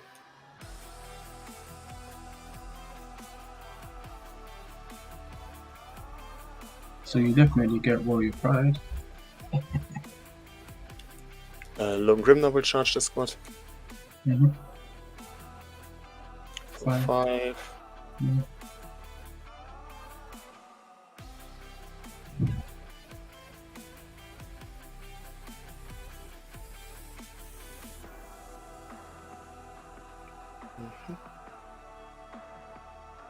And this squad will charge Blackguard. Mhm. Yep.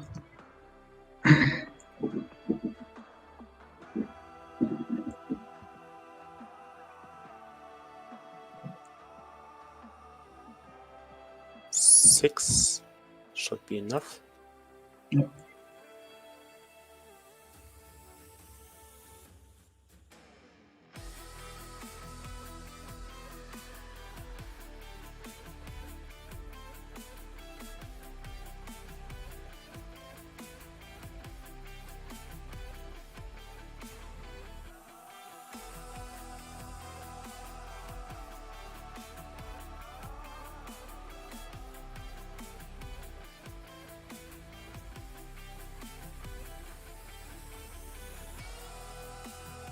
And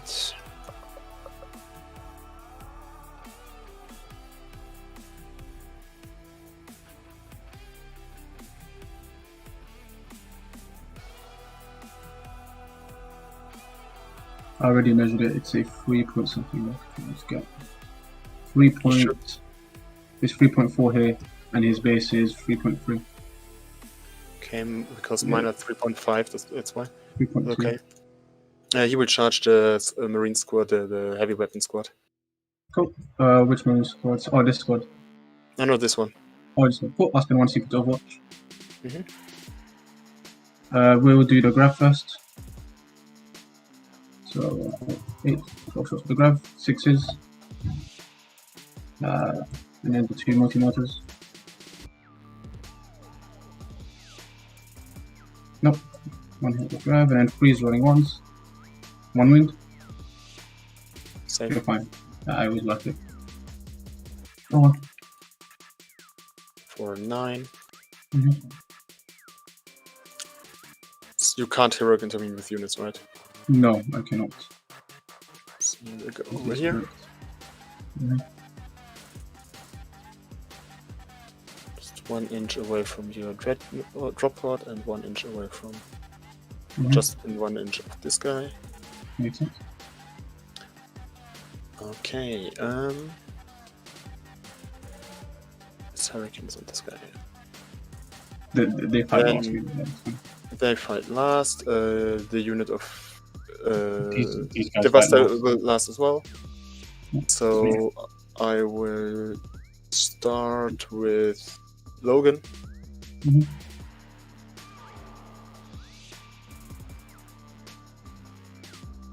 Your full wounds, right? Yeah. So 6 Yeah. attacks. Hitting on 2s. Rolling 1s. 6 exploding. Mhm. And on 2s. And runs. -4. Squad. Wiped.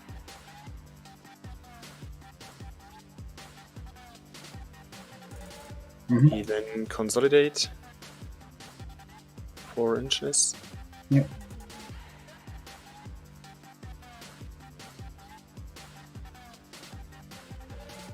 Okay, the I will spend 1 CP on the. Well, wait, give me a second before so you can go 6 over here, and then it's. No, I don't spend the CP there.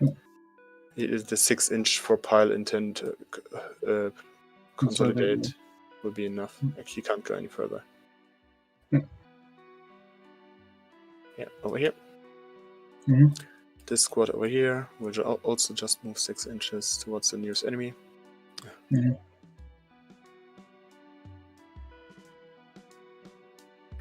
So then we go next with the Dreadnought. I'll spend 1 C. I'll spend 2 CP here. 1 for transhuming and 1 for 5 up for no pain. Okay. So 5 attacks, hitting you on 2s. And no 6 is exploding here. And wounding you on 4s. Rerolling the ones. 1 wound. 1 wound. 1 for up and 1. So, then he can't go further because he already based you. Next is the Vanguard squad.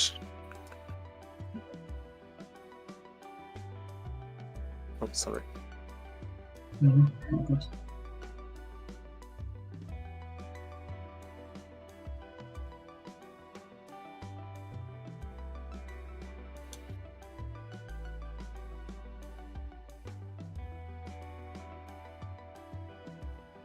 So we start with the Thunderhammers. So you have 1 guy that's up? Yep, 1 guy can't attack. But... just fix the spaces overlapping. Cool. So Thunderhammers. Using your stratagems? No, I can't anymore. Oh, okay, that's right. Oh, wait, no, your +1 to wound doesn't work with your transhuman. Yeah, I've got transhuman, yes. So I'm hitting on 3s, rerolling 1s. Oh, Jesus. And wounding on 4s. Nothing. Awesome. Then we have the. Wait a second. This is a guy with a shield, so 5 attacks from this guy. No, wait a sec. Tiers 2 for 5 attacks. And the other one has 4 attacks. So 9 attacks. On 2s. Rerolling 1s. Why did I put them in Assault Doctrine? No 6s. It's fine. But, AP2. So 4 ups and 5 ups for no pains. 4 ups. Then 5 ups. Okay, hey, cool story. I've wounded the guy. Hey, fucking sure. Okay. Well, it's fine. They learned from the Hive Tyrant in my previous game. That's why. That's the reason. Okay, sure. The captain into your heavy support squad. The Vasta squad. 6 attacks. Are you basing the drop pods? I'm not basing it, sorry, but I'm also consolidating. Yeah, and you want to be in combat with you. Makes sense. That's fair. Hitting on 2s and wounding on 2s. 3 advance. I've got for no pains. So first one. Guys, I'll kill off this guy. Put a time over to me quickly.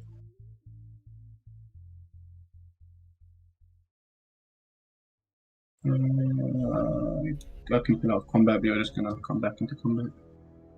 Because he's 1.8, he's 1.5, whichever one I kill. So it doesn't matter which guy I kill, so I'll just take it on another guy. He's 2 there. Cool. Then you can tag me again. Yeah. But just barely, please.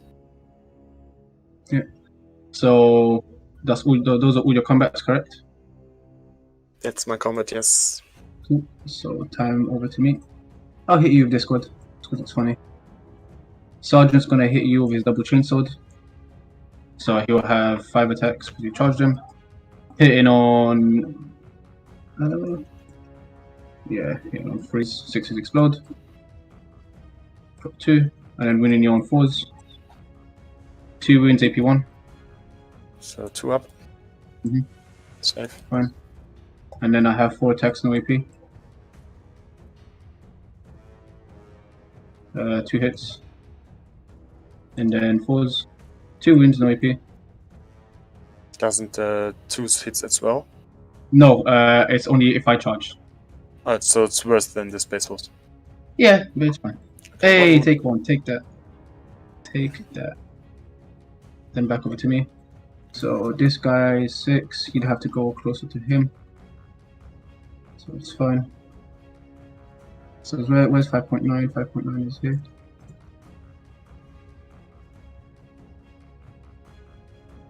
You'll control that, so that's fine. Move closer here, 1/2 an inch, 2 inches. Let's measure from the inside. That's in this bucket. 0.5. This guy's going to come here. So the movement for it, but why does he never go down? Basically, I can swing with 4 guys because he'll be 1/2 an inch, 1/2 an inch, 1/2 an inch. So 4 guys, 1 guy can't swing, which is the sergeant. So will be 16 attacks. Everything into the vanguard, into the wolf guard. 3 6s explode. 6s explode though, and then freeze. So 9 wounds. Very dead. Hilarious.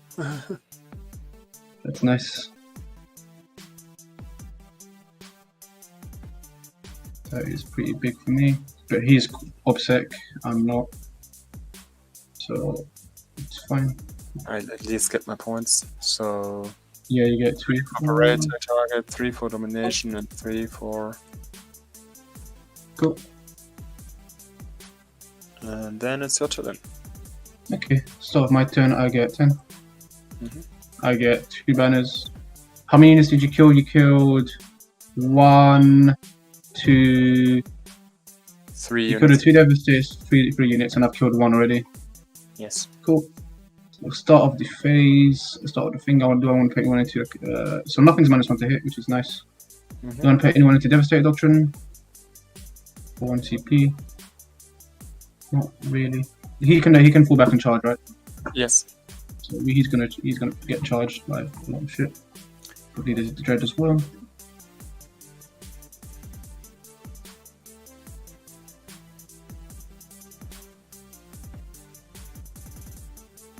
Going to Devastate Doctrines.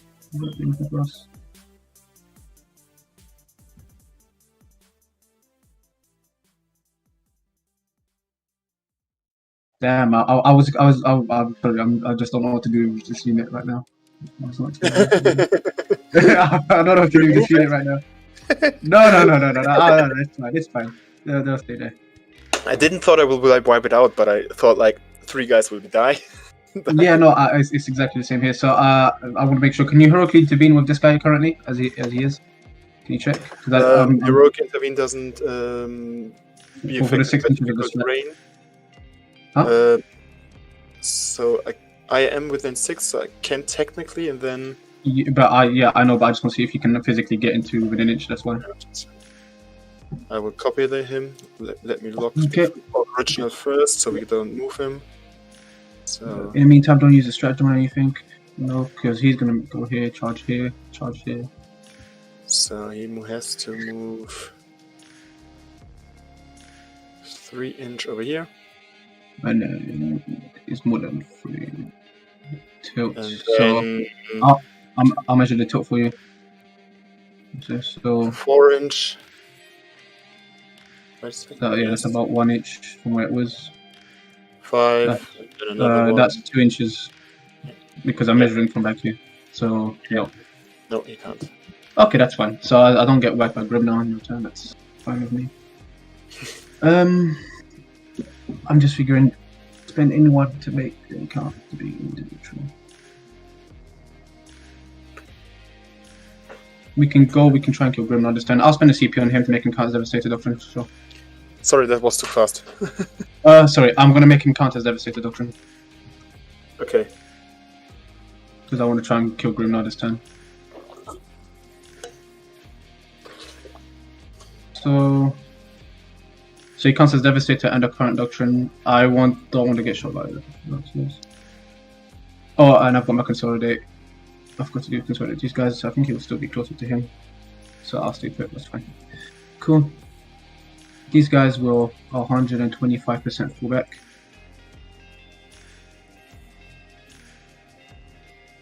Before that, Apothecary is going to move back a tiny bit. I just want to see where the Apothecary has to go. Let's go over an inch with them. So 2, so that's 4, 2, and so I want him to be over here then. And Apothecary is going to advance to go an additional 5 inches. That's actually pretty big. Gets out of the way for the Dread. It's going to go here. It's going to bring back a guy. This Dread, let's measure this carefully. So, about 4 inches here. There's a specific gap.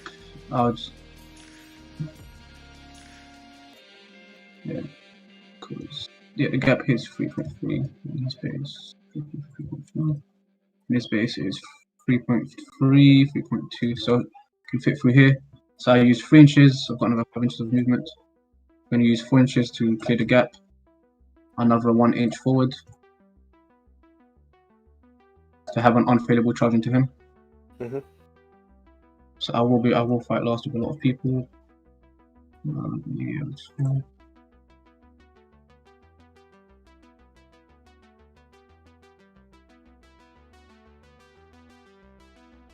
What's that charge into Grim now? I swear to God, if I fucking fail it, it's anything but Snake Eyes. Okay.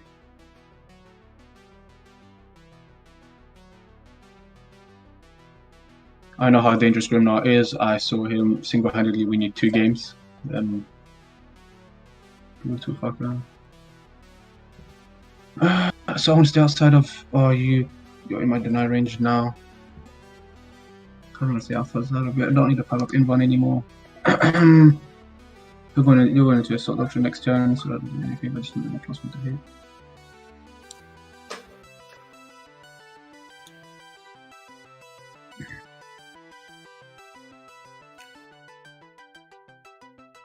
He's here. Actually, these guys are just gonna move the fuck back. Actually, no. They won't move all the way back, they'll just move here.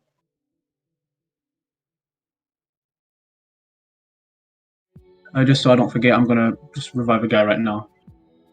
Yes. Space. This guy's gonna come here. He is AP2, so we kind of need to go from okay. All of them are going to be charge range. Here. Some guys here. Shoots plasma here. We're going into Grimnar. Grimnar's not getting a cover save from anything. Charge here.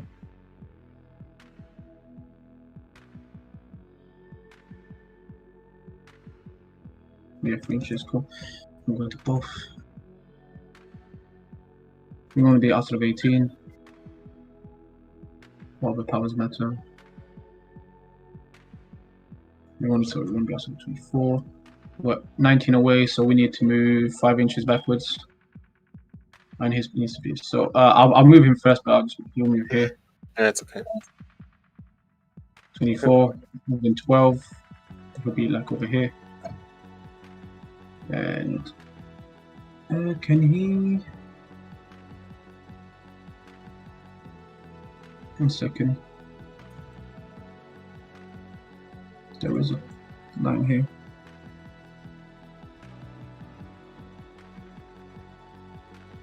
Underneath from base to base, I can see him there, so I'll just pop a smite. Yeah, I'm looking through here. So that's what I'll do that. Smite. He will go. I still have the dread to move, I guess, so the dread. I don't care if you transhuman them. It will be annoying, but it is what it is.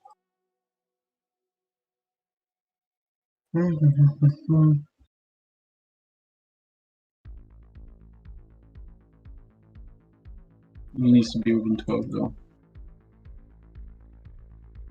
So he just wants to belly see Grim now. Ah, does he? I don't know what's doing. He might upset guy. He's gonna go here. So he won't roll Winters on one of his Grim now. I'll be upset on objective. If I'm planning to kill Grim now this turn, probably yes. So I'm going back 6. So he on 2s, got 2s, got 2s. He should die. If he doesn't die, there's a problem.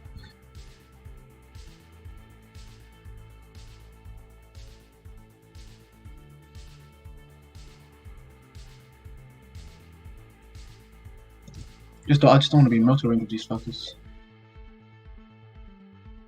They'll definitely shoot. So they move 5 from 12-inch motor range, 17 inches for motor range. So if you're going to shoot him anyways, you might as well come as close as possible, but not within motor range. So that's 6, and also not within charge range of these guys. Okay, if you go for 11 on charge, let's see. Starts with 17. 17 is motor range, correct? 5 plus 12, yeah. Yes. We've got another 2 inches forward.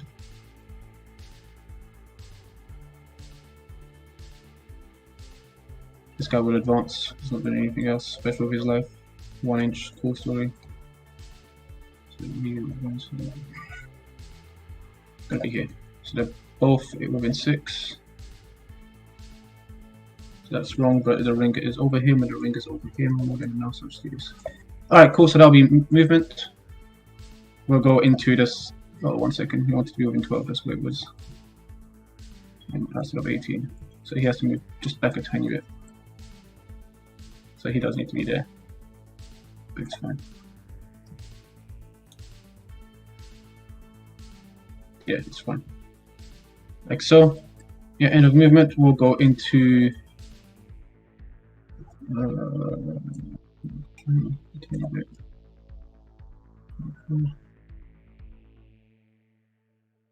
you don't mind, just going to like nudge the tiniest back.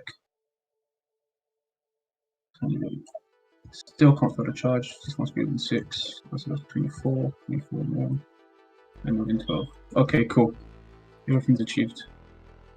Sorry about that. How much do I have? 50 minutes is fine. We'll go into Psychic Phase. We'll do the +1 to hit power. It goes off. That should have been the smite. So he's hitting on 2s. And then we'll do a smite. It goes off. Would you like to try and deny? Come to you. You are within 12, yes. But it goes off on with +1. It goes off on a 9. Yes, okay. Cool. So you take D3. For 1 more win. That's fine. Start of shooting phase. Target protocols is going to go on this guy. Okay. There we go. And he's going to fire his plasma here.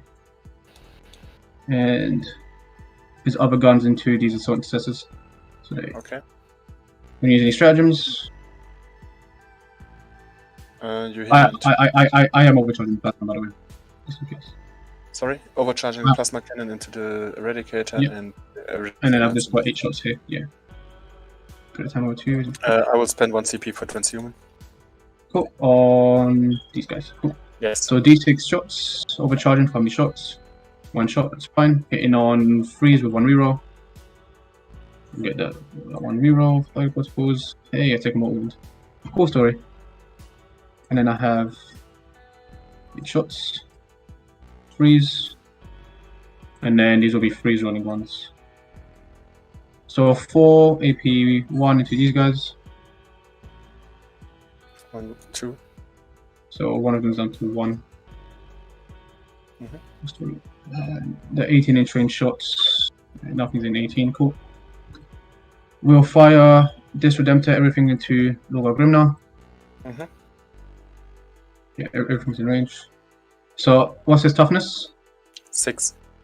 Ooh. So let's do the 12 shots first that win him on. What's it called? What do they win him on? They win him on 4s. But these will be 2 rolling 1s. For fuck's sakes. And then these will be 4s rolling 1s. 4 up, These CP2, yep. 3 damage. And then we will go into the 8 shots. Actually, I'll just do these with. No, because these are AP2. Plus 2d6. Next one. Black, this will be AP2 though, so plus 4. Red don't reroll 1s, however. So black does. 1 on 5s, rolling 1s. Cool. So black are AP2, and the others are AP1. So he takes 3 wounds. Back against me. We will throw a crack grenade into Grimnar. Hits. Does not wound. We will shoot 5 pistols in combat.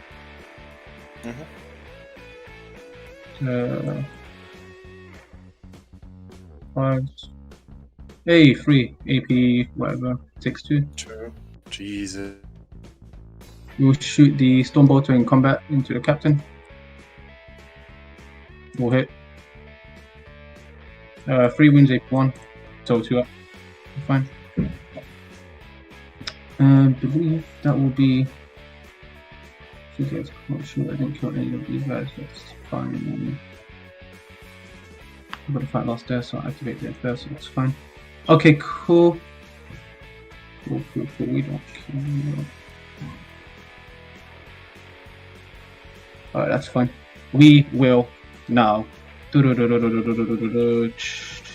end of shooting. We'll go into the charge phase. Unfailable charge here with the Redemptor. Goes 9. It's just gonna move in here. Charge with the Vanguard. Can you still hear me? Yeah, I can hear you. I have to use the microphone on my laptop because my one broke down. Ah, okay, that's fine. So all in so. These guys are gonna charge in as well. Yep.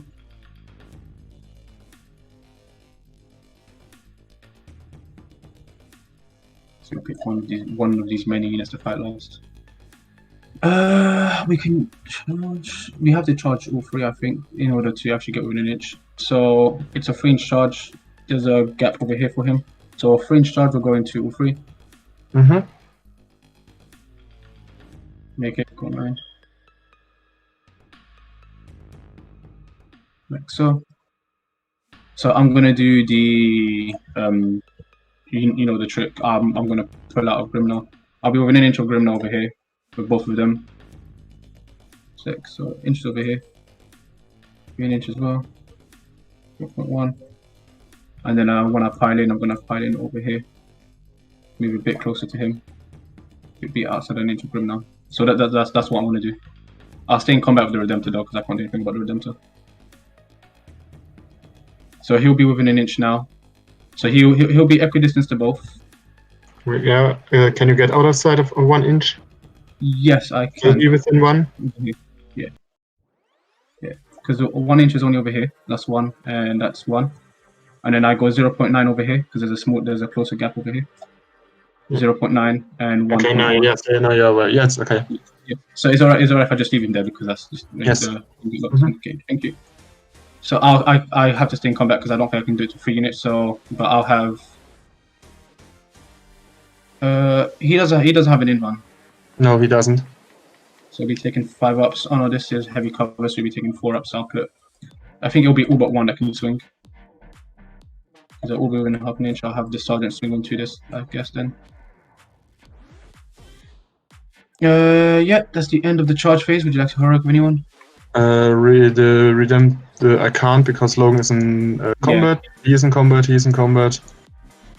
I could use this on the speeder, but he can't fly, so he can't do it as well. Nope. Cool. So start the fight Yeah, phase. that's Fight right, now. last. Cool. So you can definitely interrupt. So I'll fight over here first. Might as well. Mhm. So one guy, which is the sergeant, into the Redemptor. All the others into the chap. That guy. So it'll be 17 attacks into him. You mean the normal guy? Yeah, Because the the normal guy. sergeant would be. Oh, sergeant will be there. All right, then the normal guy. I want to swap them around. That's fine. So it's going to be 18 into him, and it'll be 4 into the other guy. That's fine. So 2's. Why 18? Because sergeant has +1. So That's 2, 6. 2, 2. So 4, 4, 4, 17. 17 should be. Yeah. I will bet it out. Up to you. Just reload it. It's okay. What do you think? 2's. Slightly better. And then force to win rerolling. Rerolling. This many. 11. 4 up. He's dead with a CP reroll. Cool. And then only 4. Yep. And then 5's rerolling. Rerolling. 3 wounds. Hey. 3 up. Jesus. Hey, 2, they 1. take 1. That's attacks. Would you like to interrupt?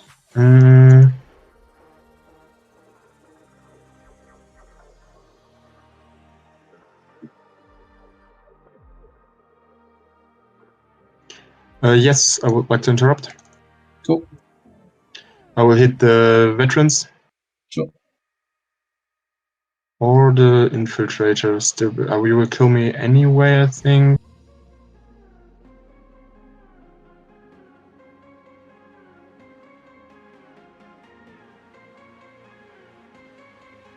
No, on the veterans. Cool. So 5 attacks. Yep, 4 wounds. Oh! So I do have 6 optional pain, so time over to me. So first one. Kills 1. Let's do this. Sure, he's kills 2. Kills 3. Last one. Last one. Kills 4. Oof, that was really good. That was worth it.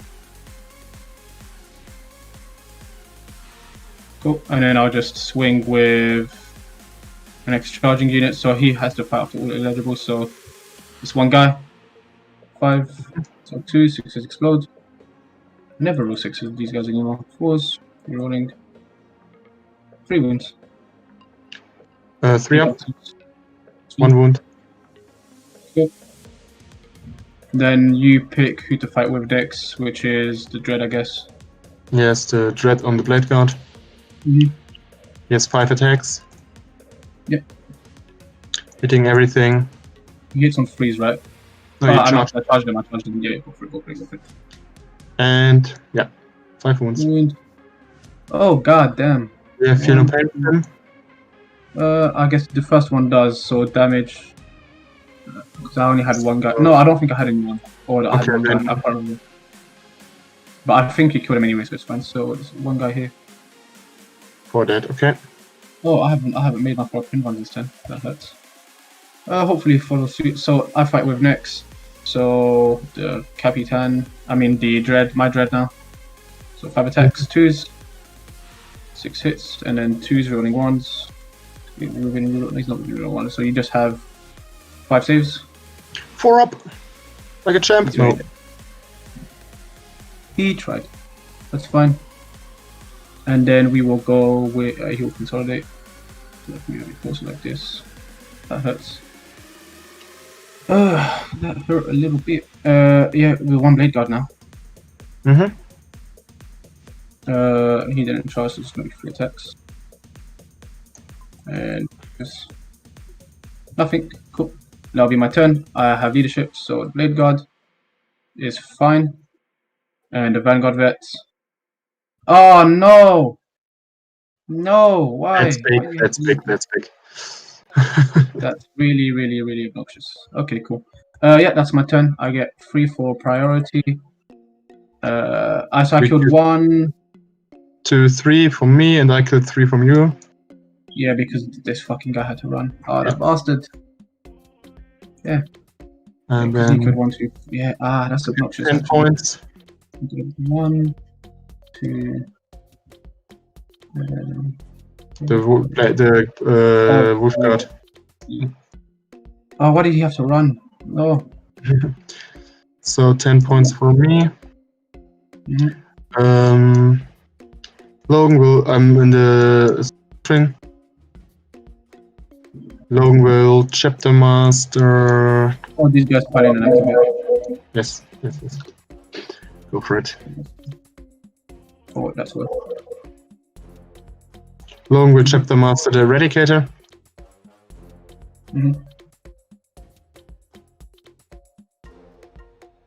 And I will go into the Assault Doctrine. You as well? Okay. Yeah, it's my doctrine. Assault Doctrine is my So he doesn't have to. He can charge you, right? Yeah, he should be able to charge you. But give me a second.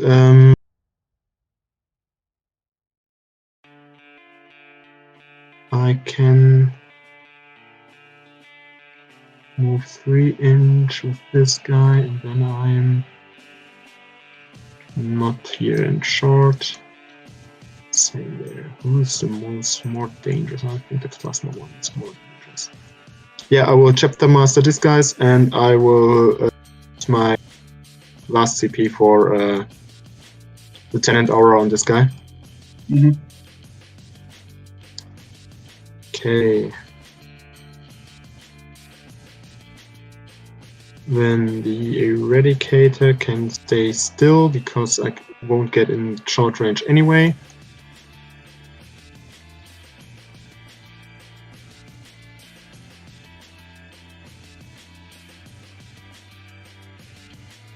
No, why would that entire squad have to die? No.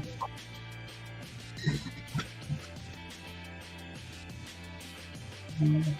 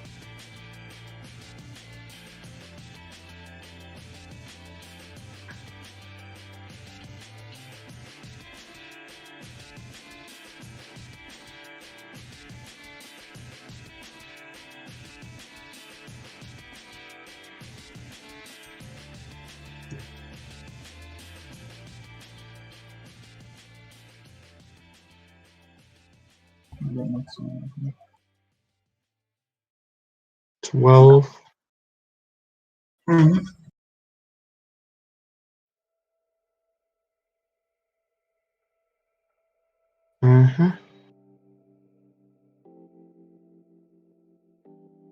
That's my movement, I think. I don't have that much left.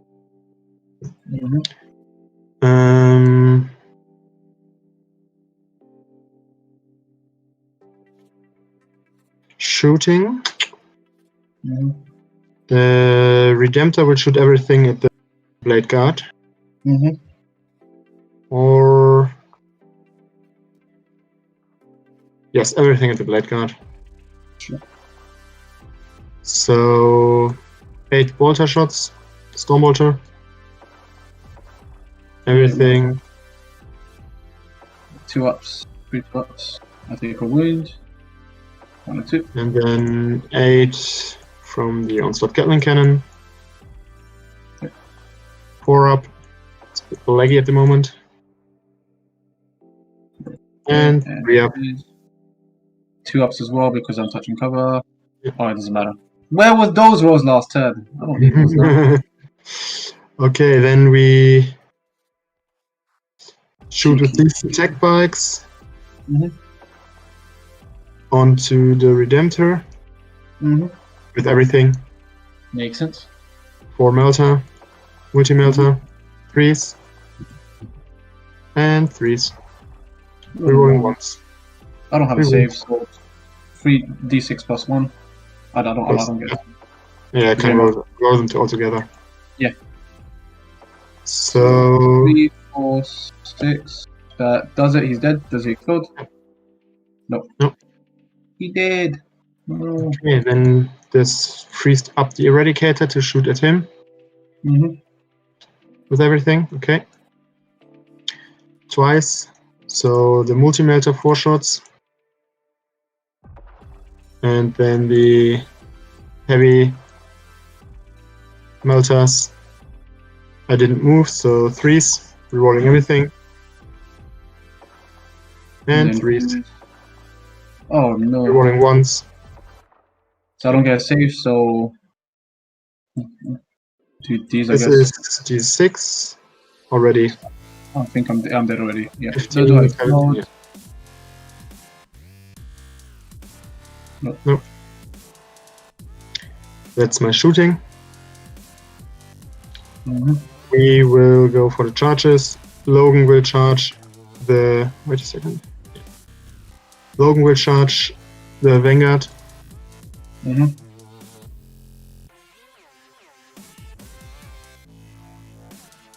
Double one is enough. Yeah. We'll go over here. Mhm. And then the Vanguards will charge your Vanguards. Mhm.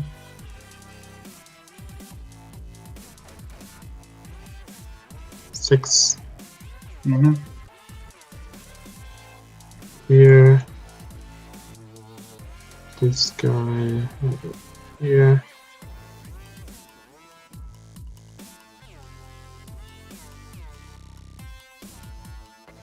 Okay, I have to charge with the attack bikes, and I have to charge the clothes, so I have to charge a blade guard. Sure. -2. So 4. On 4, 4's enough, I think. Yep, 4's enough.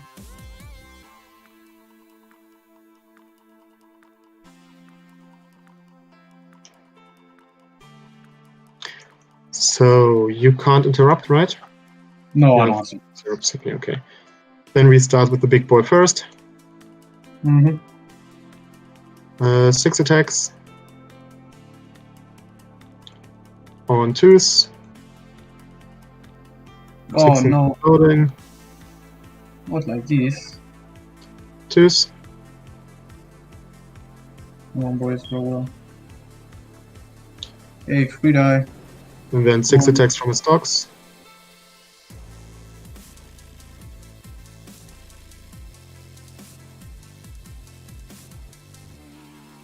Six things floating. 3 up. -3. -3. Oh. Damage. 1. Okay, so you kill one more. And 1 is on 1 wound. Yeah.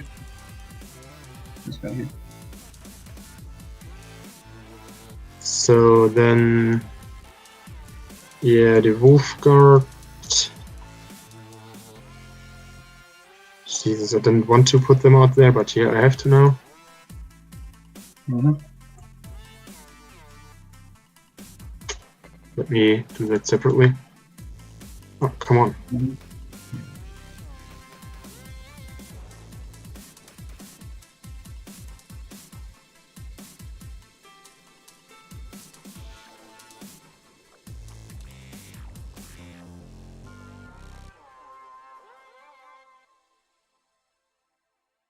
Two can attack. 3 can attack. Mhm. So 7 attacks from the hammer. Thunder hammers. Mhm. 4 on 3s. We're rolling ones. 6 and exploding.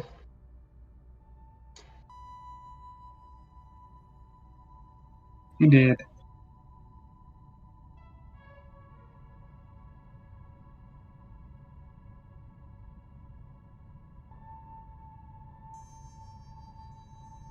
Okay, then the attack bikes. They have 2 attack base plus shock assault plus headstrong, so 8 attacks.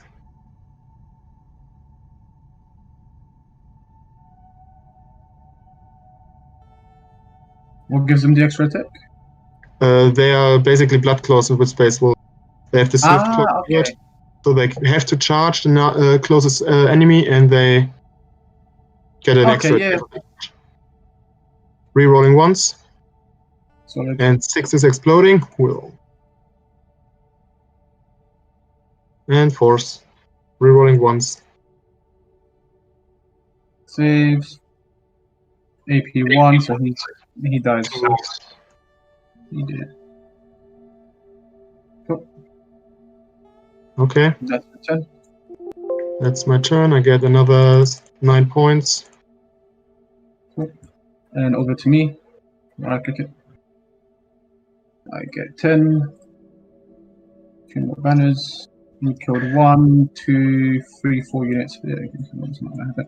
So I'm going to spend a 1 CP on this unit to make them count as Devastator. Mm-hmm. Yeah, I have to know.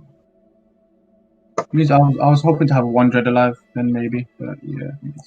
I expected 1 Dread alive as well. I only needed 1. Oh well. It is what it is. Just so I don't forget, I'm definitely going to bring 1 guy back.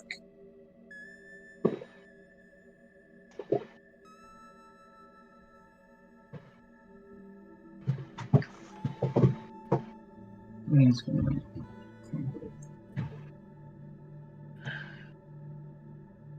so I'll move back a tiny bit so that with his 12, so I can get a few reroll shenanigans and stuff.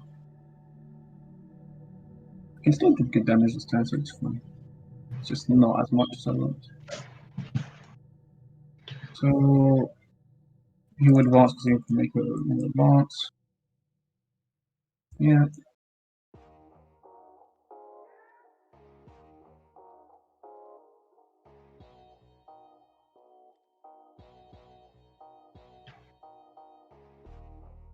Moving free of this drop pod, funnily enough.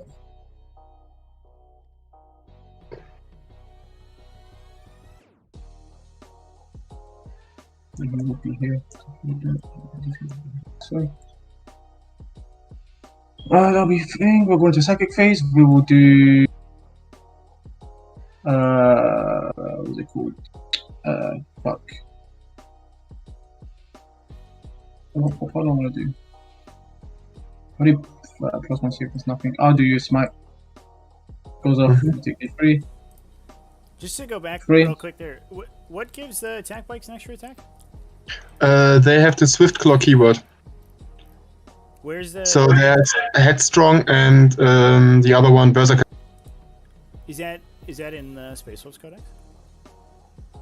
Space Wolves Codex page. Give me a second.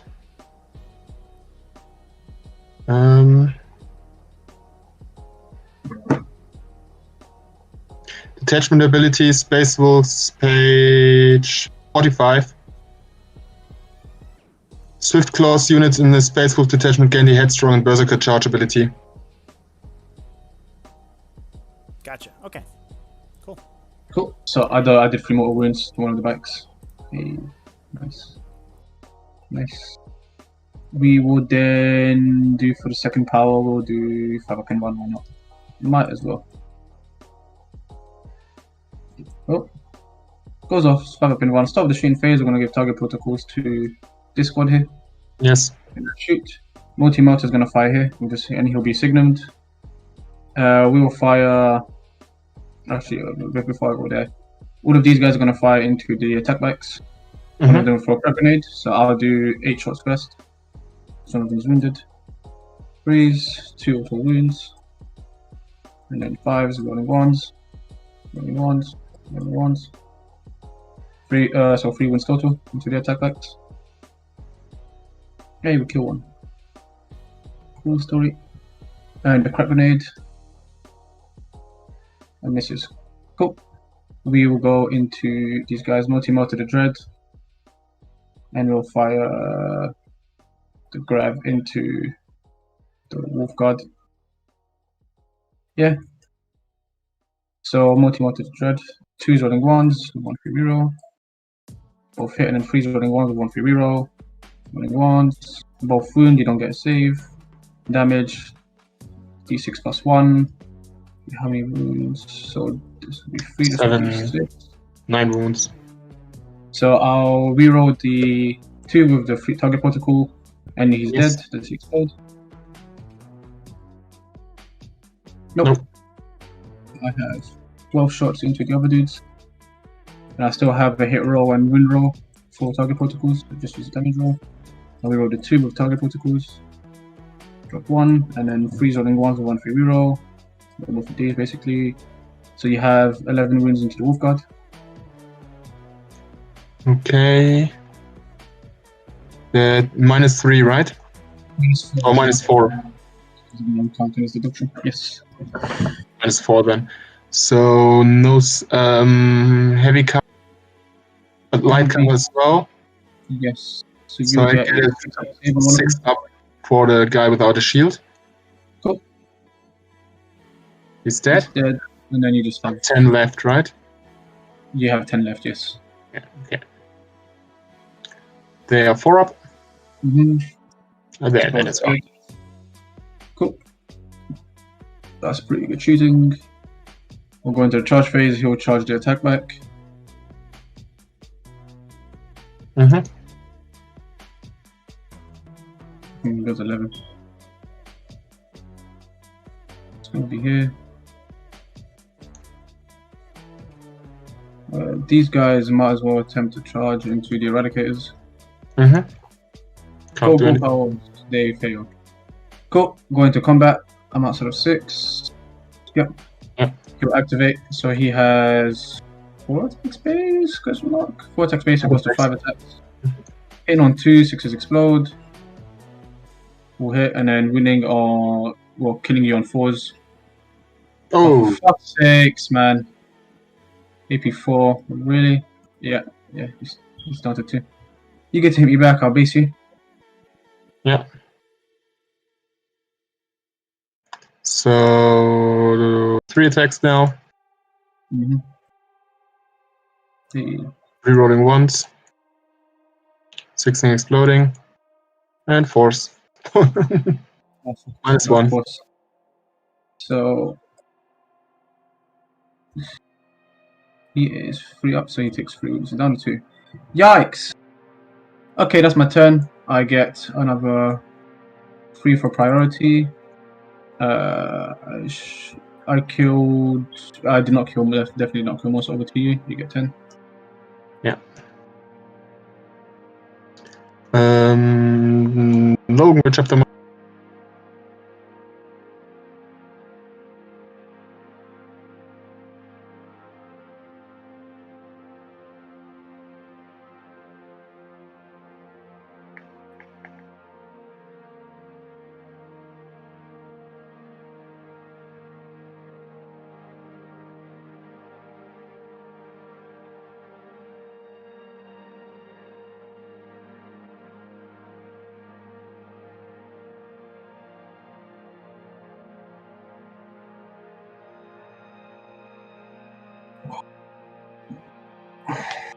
I will spend 1 CP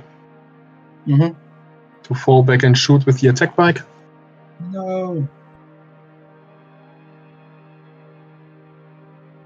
What did I do?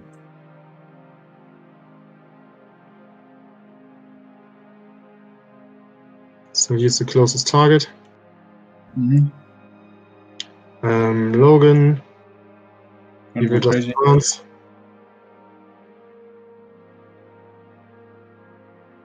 Yeah. So 12. Hi.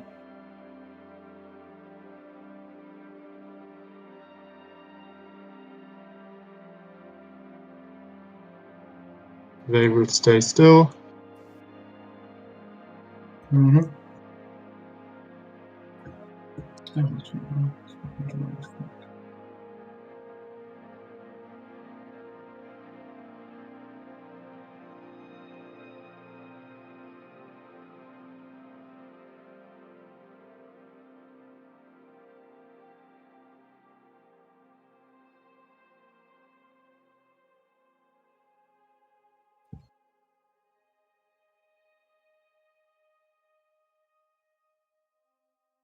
You couldn't even kill a measly attack bike. You disappoint me.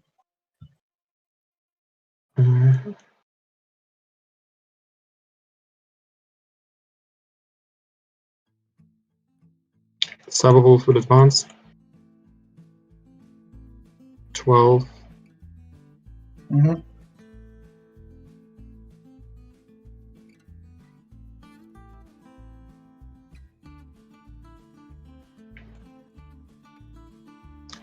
Then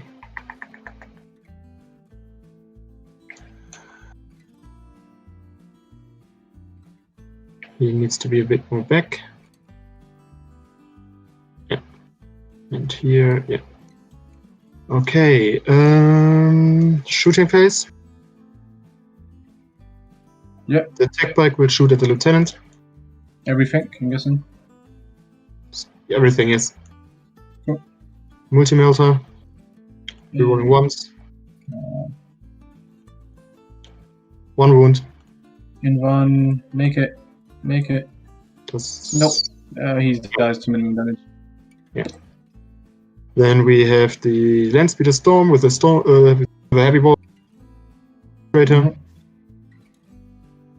and the blast weapon as well. Heavy bolter hits. 2 wounds, -1. 1 dice. I have 6 up for more pain. Yes. Hey, 1 just died. And he takes shots from the 5.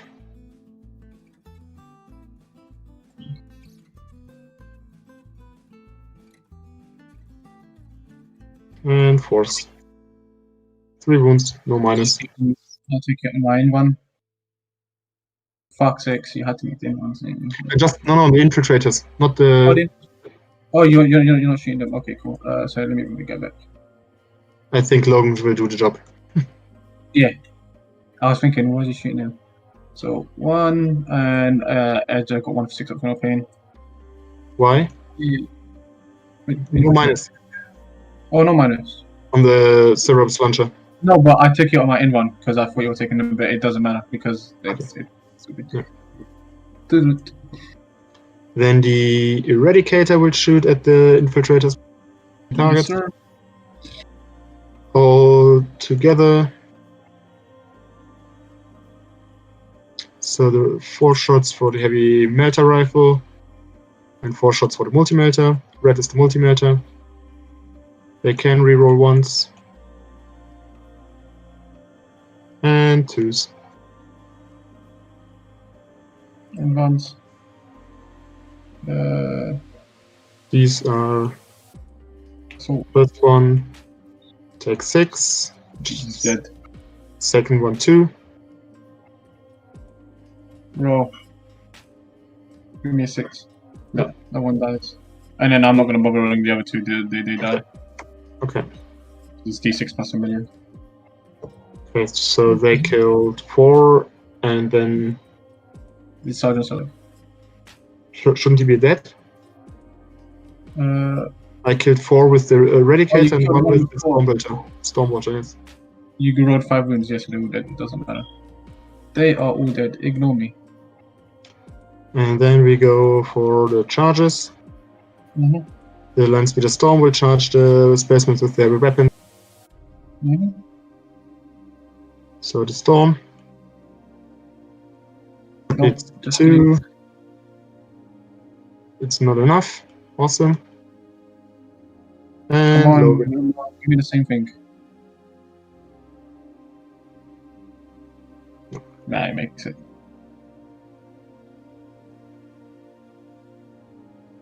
Okay, then he comes in wild with 6 attacks, or you have 1 wound. Yeah.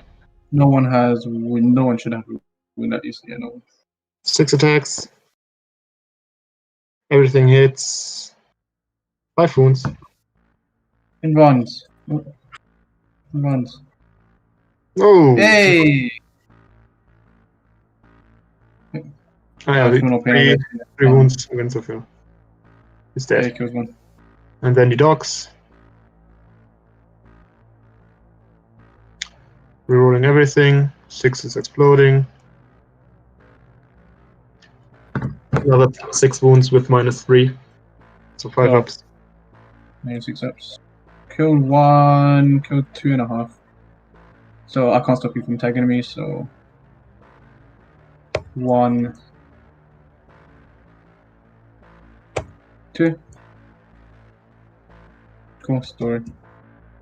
And I will base you here. Cool. So you can get on the objective there. That is fine. So I'll pile in. Yes. 3.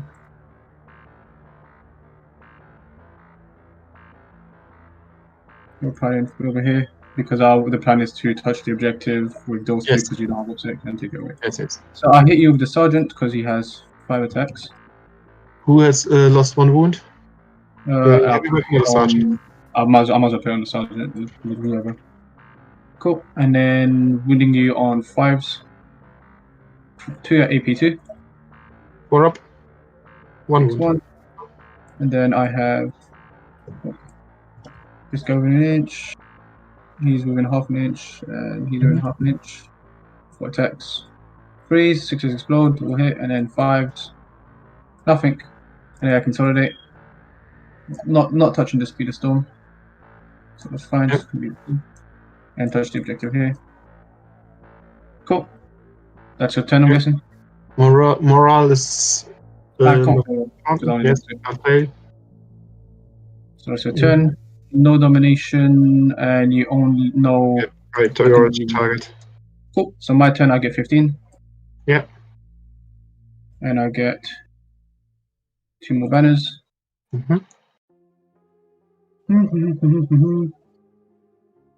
I killed 2 units so far, right? You killed the infiltrator and him. Yes, I'm probably not going to get gunned down again. It is. I can be back on the microphone now. I think. Not really. My background noise has died down, so we are back. And holy crap, chat!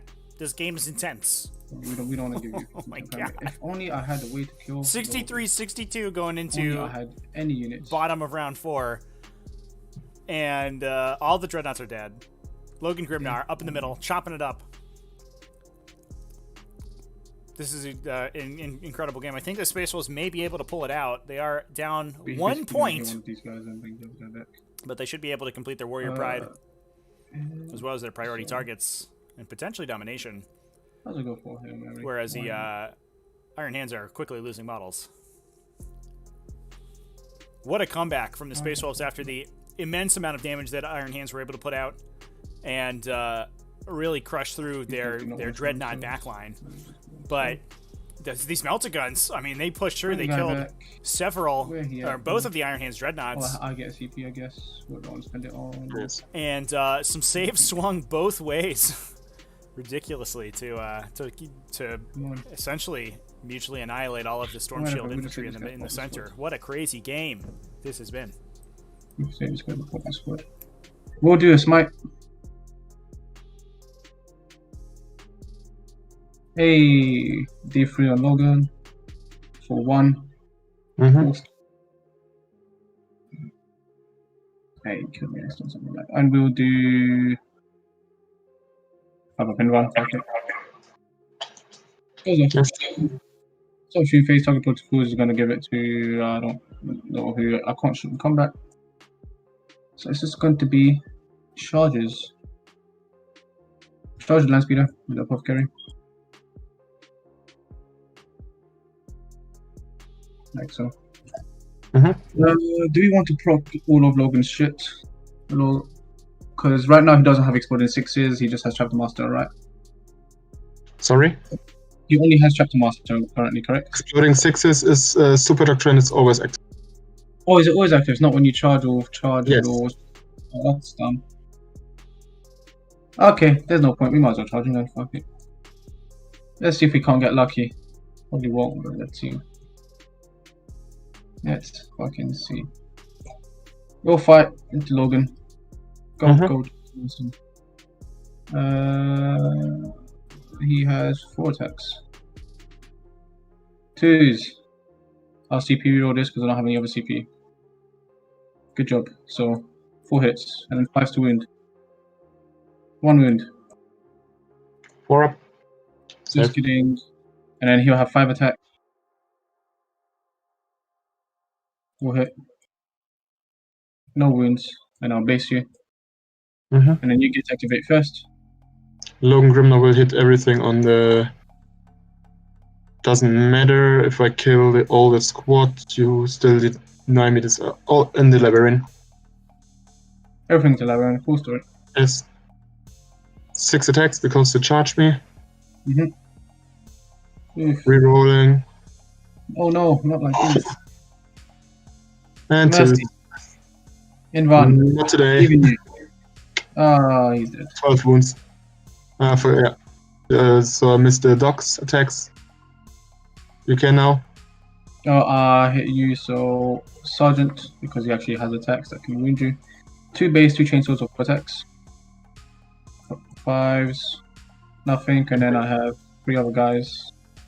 3 or 4? 3.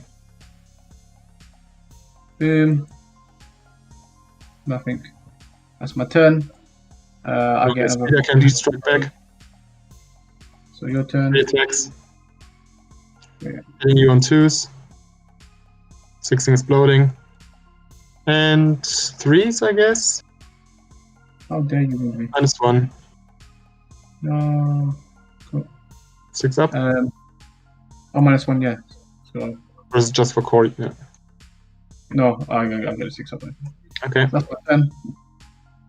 So I get 3 for more priority. And yeah, over to you. You get another 10. Yes. He will chapter master himself again. No, please, have mercy. Land Speeder Storm will fall back. No.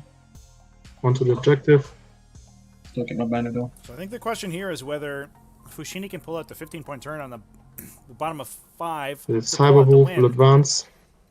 He has another 5. 1, 2, 3, 4 on banners. Here. Assuming he doesn't get ground them down, he could end the game at 73 points. Plus 15, 88. This guy. So we would have to make up a 16-point deficit for the Space here. Wolves in order to bring that. Oh no, he can only get 10 on primary. Just kidding. 83 is where he has to be. So the Space Wolves need 11 points here. They can get their Warrior Pride up to 9. That's 75. They can bring get their domination, which they probably should. No. Up to He will 78. just go here. 14. They will get their priority targets up to 81. Onto So here. looks like Fushini may be able to Maybe I pull can it shoot out. this Just thing barely, off the objective. assuming his infantry survive. Please.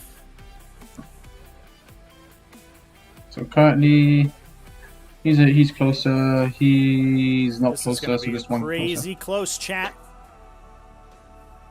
You can full back with Grimnar. I mean, yeah, it's fine. He doesn't have to stay in combat, right? No, he doesn't. No, not like this. No. No, please. Okay. Then we go for the shooting. Mhm. Attack bike onto drop rod with everything. 2 multi-melter. 2 hits. Yeah, this attack by killing a drop 1 on wound. only 1 wound goes through. I don't Oh think no, the do we same. roll a 6? Dude, one shots the drop pod. You needed a 6 as well, for Breaks fuck's the sake. banner. Oh, no. God damn it. And they will shoot at the apothecary. Yeah. That drops 2 points off Fushini's top score. He's only going to He's get dead. 8 for banners now. And then we have to charge with the tech bike. So he's going to get up Don't to have to. another I have 5 to, on sadly. secondary, 71, 81. I'm so bloodlusty. And the Cyberwolf will charge as well. Hello, dog. Nope. Minus 4 is not enough.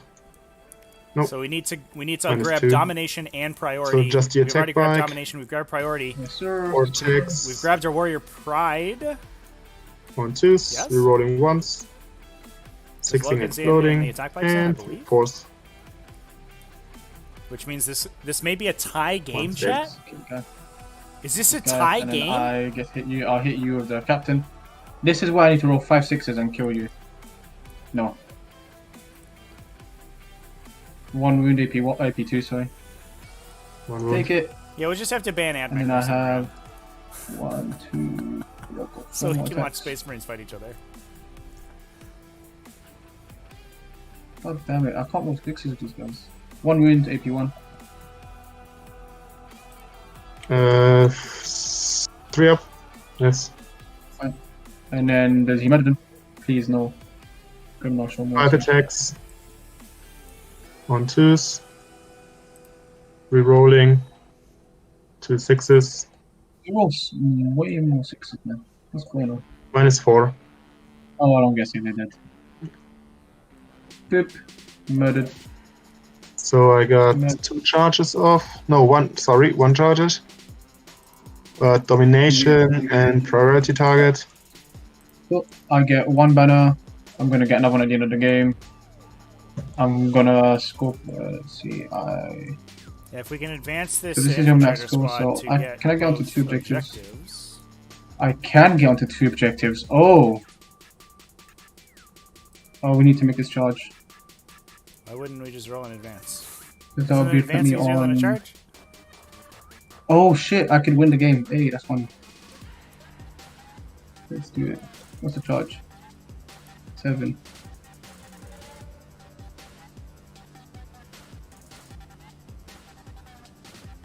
We don't have. We might as well shoot this thing out of hatred, out of spite. Is there one second? Was there no way to? You put already the raise the banner for the last game, for the last Yeah, round? I already did. Yeah. Essentially, if I make the charge here, I just get 10, and I get 3 for priority because I'll string out. Yeah. I wanted to see. So I was here. Is there any way I could have been closer? I could have been here. That's better. Does that make my charge any different? Makes it 6. Okay. So we will shoot into him. 1, 2. I think I can see. 4 shots. Hey, 1 wound. Kill him. Fuck, no. Can't kill him, so it doesn't matter. Roll the charge. 8. That's big. So I just want to be 1. Let's string out. Doesn't matter if I fire Overwatch. Yeah, so I guess I don't think we No, scored it Warrior doesn't Pride do that anything. past turn because Logan killed all of the models on the objective, so he didn't have anything in combat. He only completed the charge with the attack bike. Oh no. Not like this. Yeah, that's 1 inch. So 10 points for Fushini puts him at a 78-point tie. Fushini grabs another additional 1 point for his banner. Oh no, he's already gotten his banners. Oh, he grabs additional 3 for priority targets, wins by 3 points. God damn it.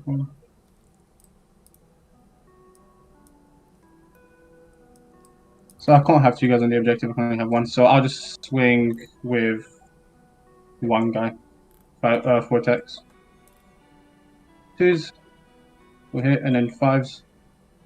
1 at EP1. Take it, and then you hit me back, and I'll spend the ACP 4, 5 up for no pain over here. Okay, 3 attacks. Yeah. I think you just pull the sergeant, right, chat? Oh, I guess you could pull the Everything. Yeah, I don't think they can. And everything. So I'll put no pain here. 4 ups. 4 by 5. Oh, Oh my god. oh Yes! he survives on No one! pain, yes! Oh, That's game. Okay, cool. End of the turn, I get 10, and then I get 3 for I priority. don't believe it. GG. Chat. me. Can you Nice one. imagine that? That was Damn. incredible. That was close, man. Holy I should shit. have rerolled the charge roll with the Cyberwolf. Yeah. Fuck me. Holy shit. Hey, I had victory. Yeah, that was wild. Holy crap. Nobody was expecting it, I guarantee it. No, Iron we've watched Hand enough won. Admech this week. This week, we were ready for some good old-fashioned power armor action, and you guys delivered. So thanks for this game. This was awesome, guys. Oh, see, it was a fun game. Man, Logan single-handedly killed your Iron Logan, Hands. the thing is because I watched the games, I know that Logan doesn't do anything for the first 3 turns, but late game he carries you after everything's dead. He just because nothing's alive that can kill him, which is why I wanted to do as much damage as possible. Yeah, he's just such a boatload of wounds, right? You know. It's With a I know 4+ for vulnerable save, yeah, in front of it, yeah. and he can. It's just a bullet to deal with him. It honestly is. Yeah. Ah, Damage! I should have rerolled this fucking charge. I forgot that I got this left. oh god. To be fair, I think even if you make the charge, I still win by 1, right? It's no, it's Yeah, it's 3 for Warrior Pride, right? So it'd be a tie. it was a be a tie, a draw. It would be a tie. Ah, haha. There you go. Solid. Wild. But what a match! That was What a match. touching. It was a good game. It was a good game. It was funny. Yeah, I know. It sounded like you guys were both aiming for second player. Was that just so you could you can get the other person to come out first and then hit the Yeah. It was just about the 15-point primary. It was more about like I don't want to drop first turn because there was a place I could drop. It was just really inconvenient, and I was just like, because if I go first, there was a place over here where I could shoot both the dreads, and this dread can come out and shoot. But like it just wasn't great. I beat our position. I mean, at the end of the day, they ended up both dying the next turn, so it wouldn't have mattered. But I just wanted to have my buffs to do as much damage as possible.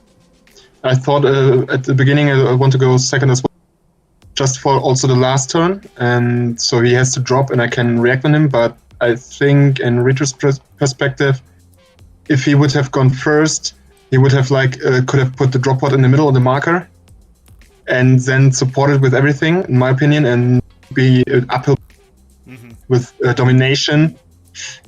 Could have bite me in the back. Yeah. So I'm happy to go. That's why I was so aggressive in the first, so I can get out of my corner. Yeah. And fight you in the middle, and not like in my deployment zone. Yeah, and then boom down, and then 2 dreads go down through 5 up in one, -1 to hit, and these guys. It was nice. It was good. And how good's that bottom of turn scoring? Am I right? It's fucking amazing. I mean, because I've just mentally clocked out playing Iron Hands. It's just repetitive. I've been playing Jinx to the Coats. It's just so much more fun. It's so much more fun, and they just going second is great. With them, it's so nice. Yeah, it's nice. Oh, well, cool guys. Damn, I was not expecting to win that one. Fuck it. Yeah, congratulations on the win, Fushini. You're on the board. You did it. I'm on the board. Hey, I didn't go all 3. It's fine. Yeah. You repped the Iron Hands pretty well, I think. So, congratulations on the win. Thank you. A well-earned win it was. I kind of feel like I cheated Diana out of the win. I don't feel like I won. I'm down to 1 unit. Hilarious. No, but I like the list. I like the fire base is really durable. 5 up in 1 -1 to hit and all that shit. Tough to shooting. You can't really charge it because of the captain. Yeah, it's nice. I like it. And this fucker, the Bane. Oh god. I thought he was T5. That's why I was like, okay, I'm gonna come out with this dread. And then you told me it's T6. I was like, yeah, shit, I don't kill him anymore. I was like, oh shit, the Vanguard Vets should have beat him because I'm not gonna do that much damage. I was like, fuck it. Yeah, but I think failing all of the invans, was it turn 2 or turn 3 without I failed all the invans? It was turn 2, right?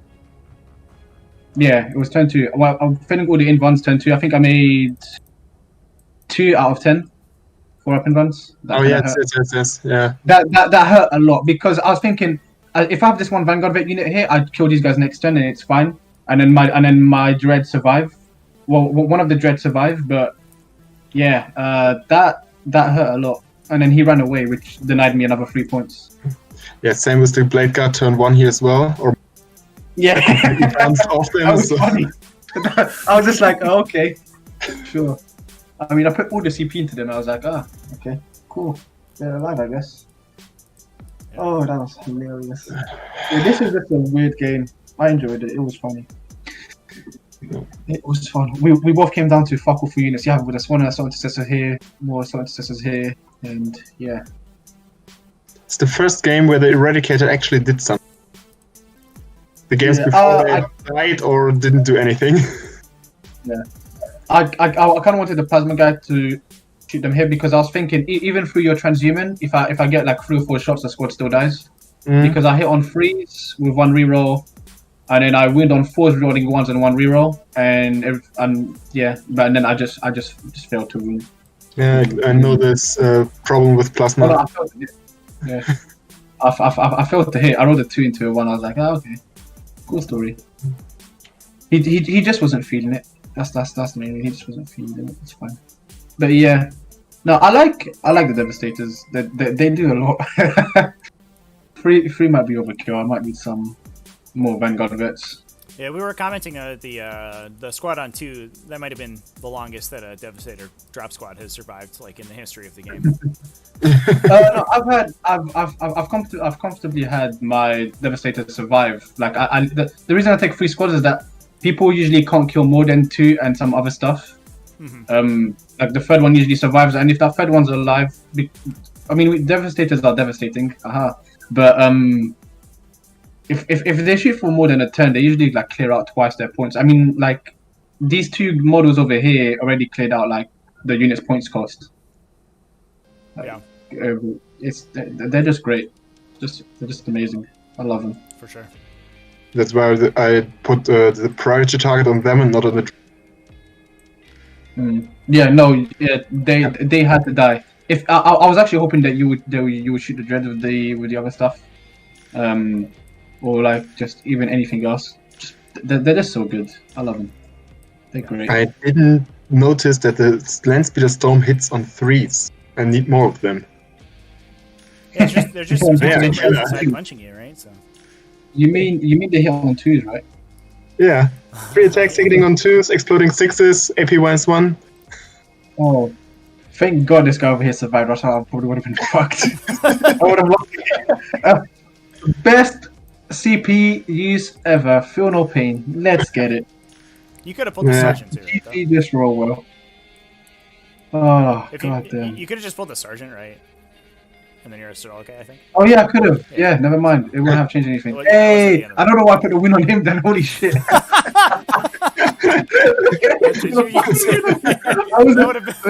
Sherby, I've had a long day, man. I'm tired. I've had a long day. Here, I was thinking, like the game? Here it is. You win. Congratulations. Yeah. Hey, you know, it's fine. Gambling worked out. Yeah. Whatever. Yeah, I could have just killed the sergeant. Yeah, fuck it. It didn't matter. it was guaranteed. Great. Cool. Well, good game, guys. Good game, man. Go, but this was awesome. Yeah, this is a fun game. I enjoyed this. Congratulations on an awesome match. Yeah. You know what they say? The Space Wolves in black win this game, and they're the coolest boys. Space Wolves in black armor. I just showed you how to do this thing with the exploding 6s. Yeah. It's great. It's great. I'm happy with this loss. So I hopefully don't lose the next one. Yeah, no, good luck in your future games, man. Good luck. Yeah. You too. Cool, guys. We'll take it easy. We'll take care. I'm gonna go sleep now. Oh. Me too. Good night. Right, thanks for hosting. Good night. Sweet dreams, everyone. Thank you. Arrivederci, people. Bye. All right, chat. That's going to be it for us today. That's the end of our coverage of the T5S2 Season 2 Invitational. And whoa, what a way to close out the coverage for today. We will be live tomorrow at noon. I'm going to be joined by Scary for another game of Jonathan's. Benjamin Hunt coming back. Tyrannid Ben playing Jonathan. In Pod 2, we're going to see if Tyrannid Ben can scrape back some wins after getting crushed by the Admech, but hopefully these players can commiserate about getting annihilated by Chris. Also, later on in the day, we have Dan Kennedy versus Toothwire, and that evening we're going to have a spicy one, Kiantan versus Valdor, which I think is going to be a really interesting one.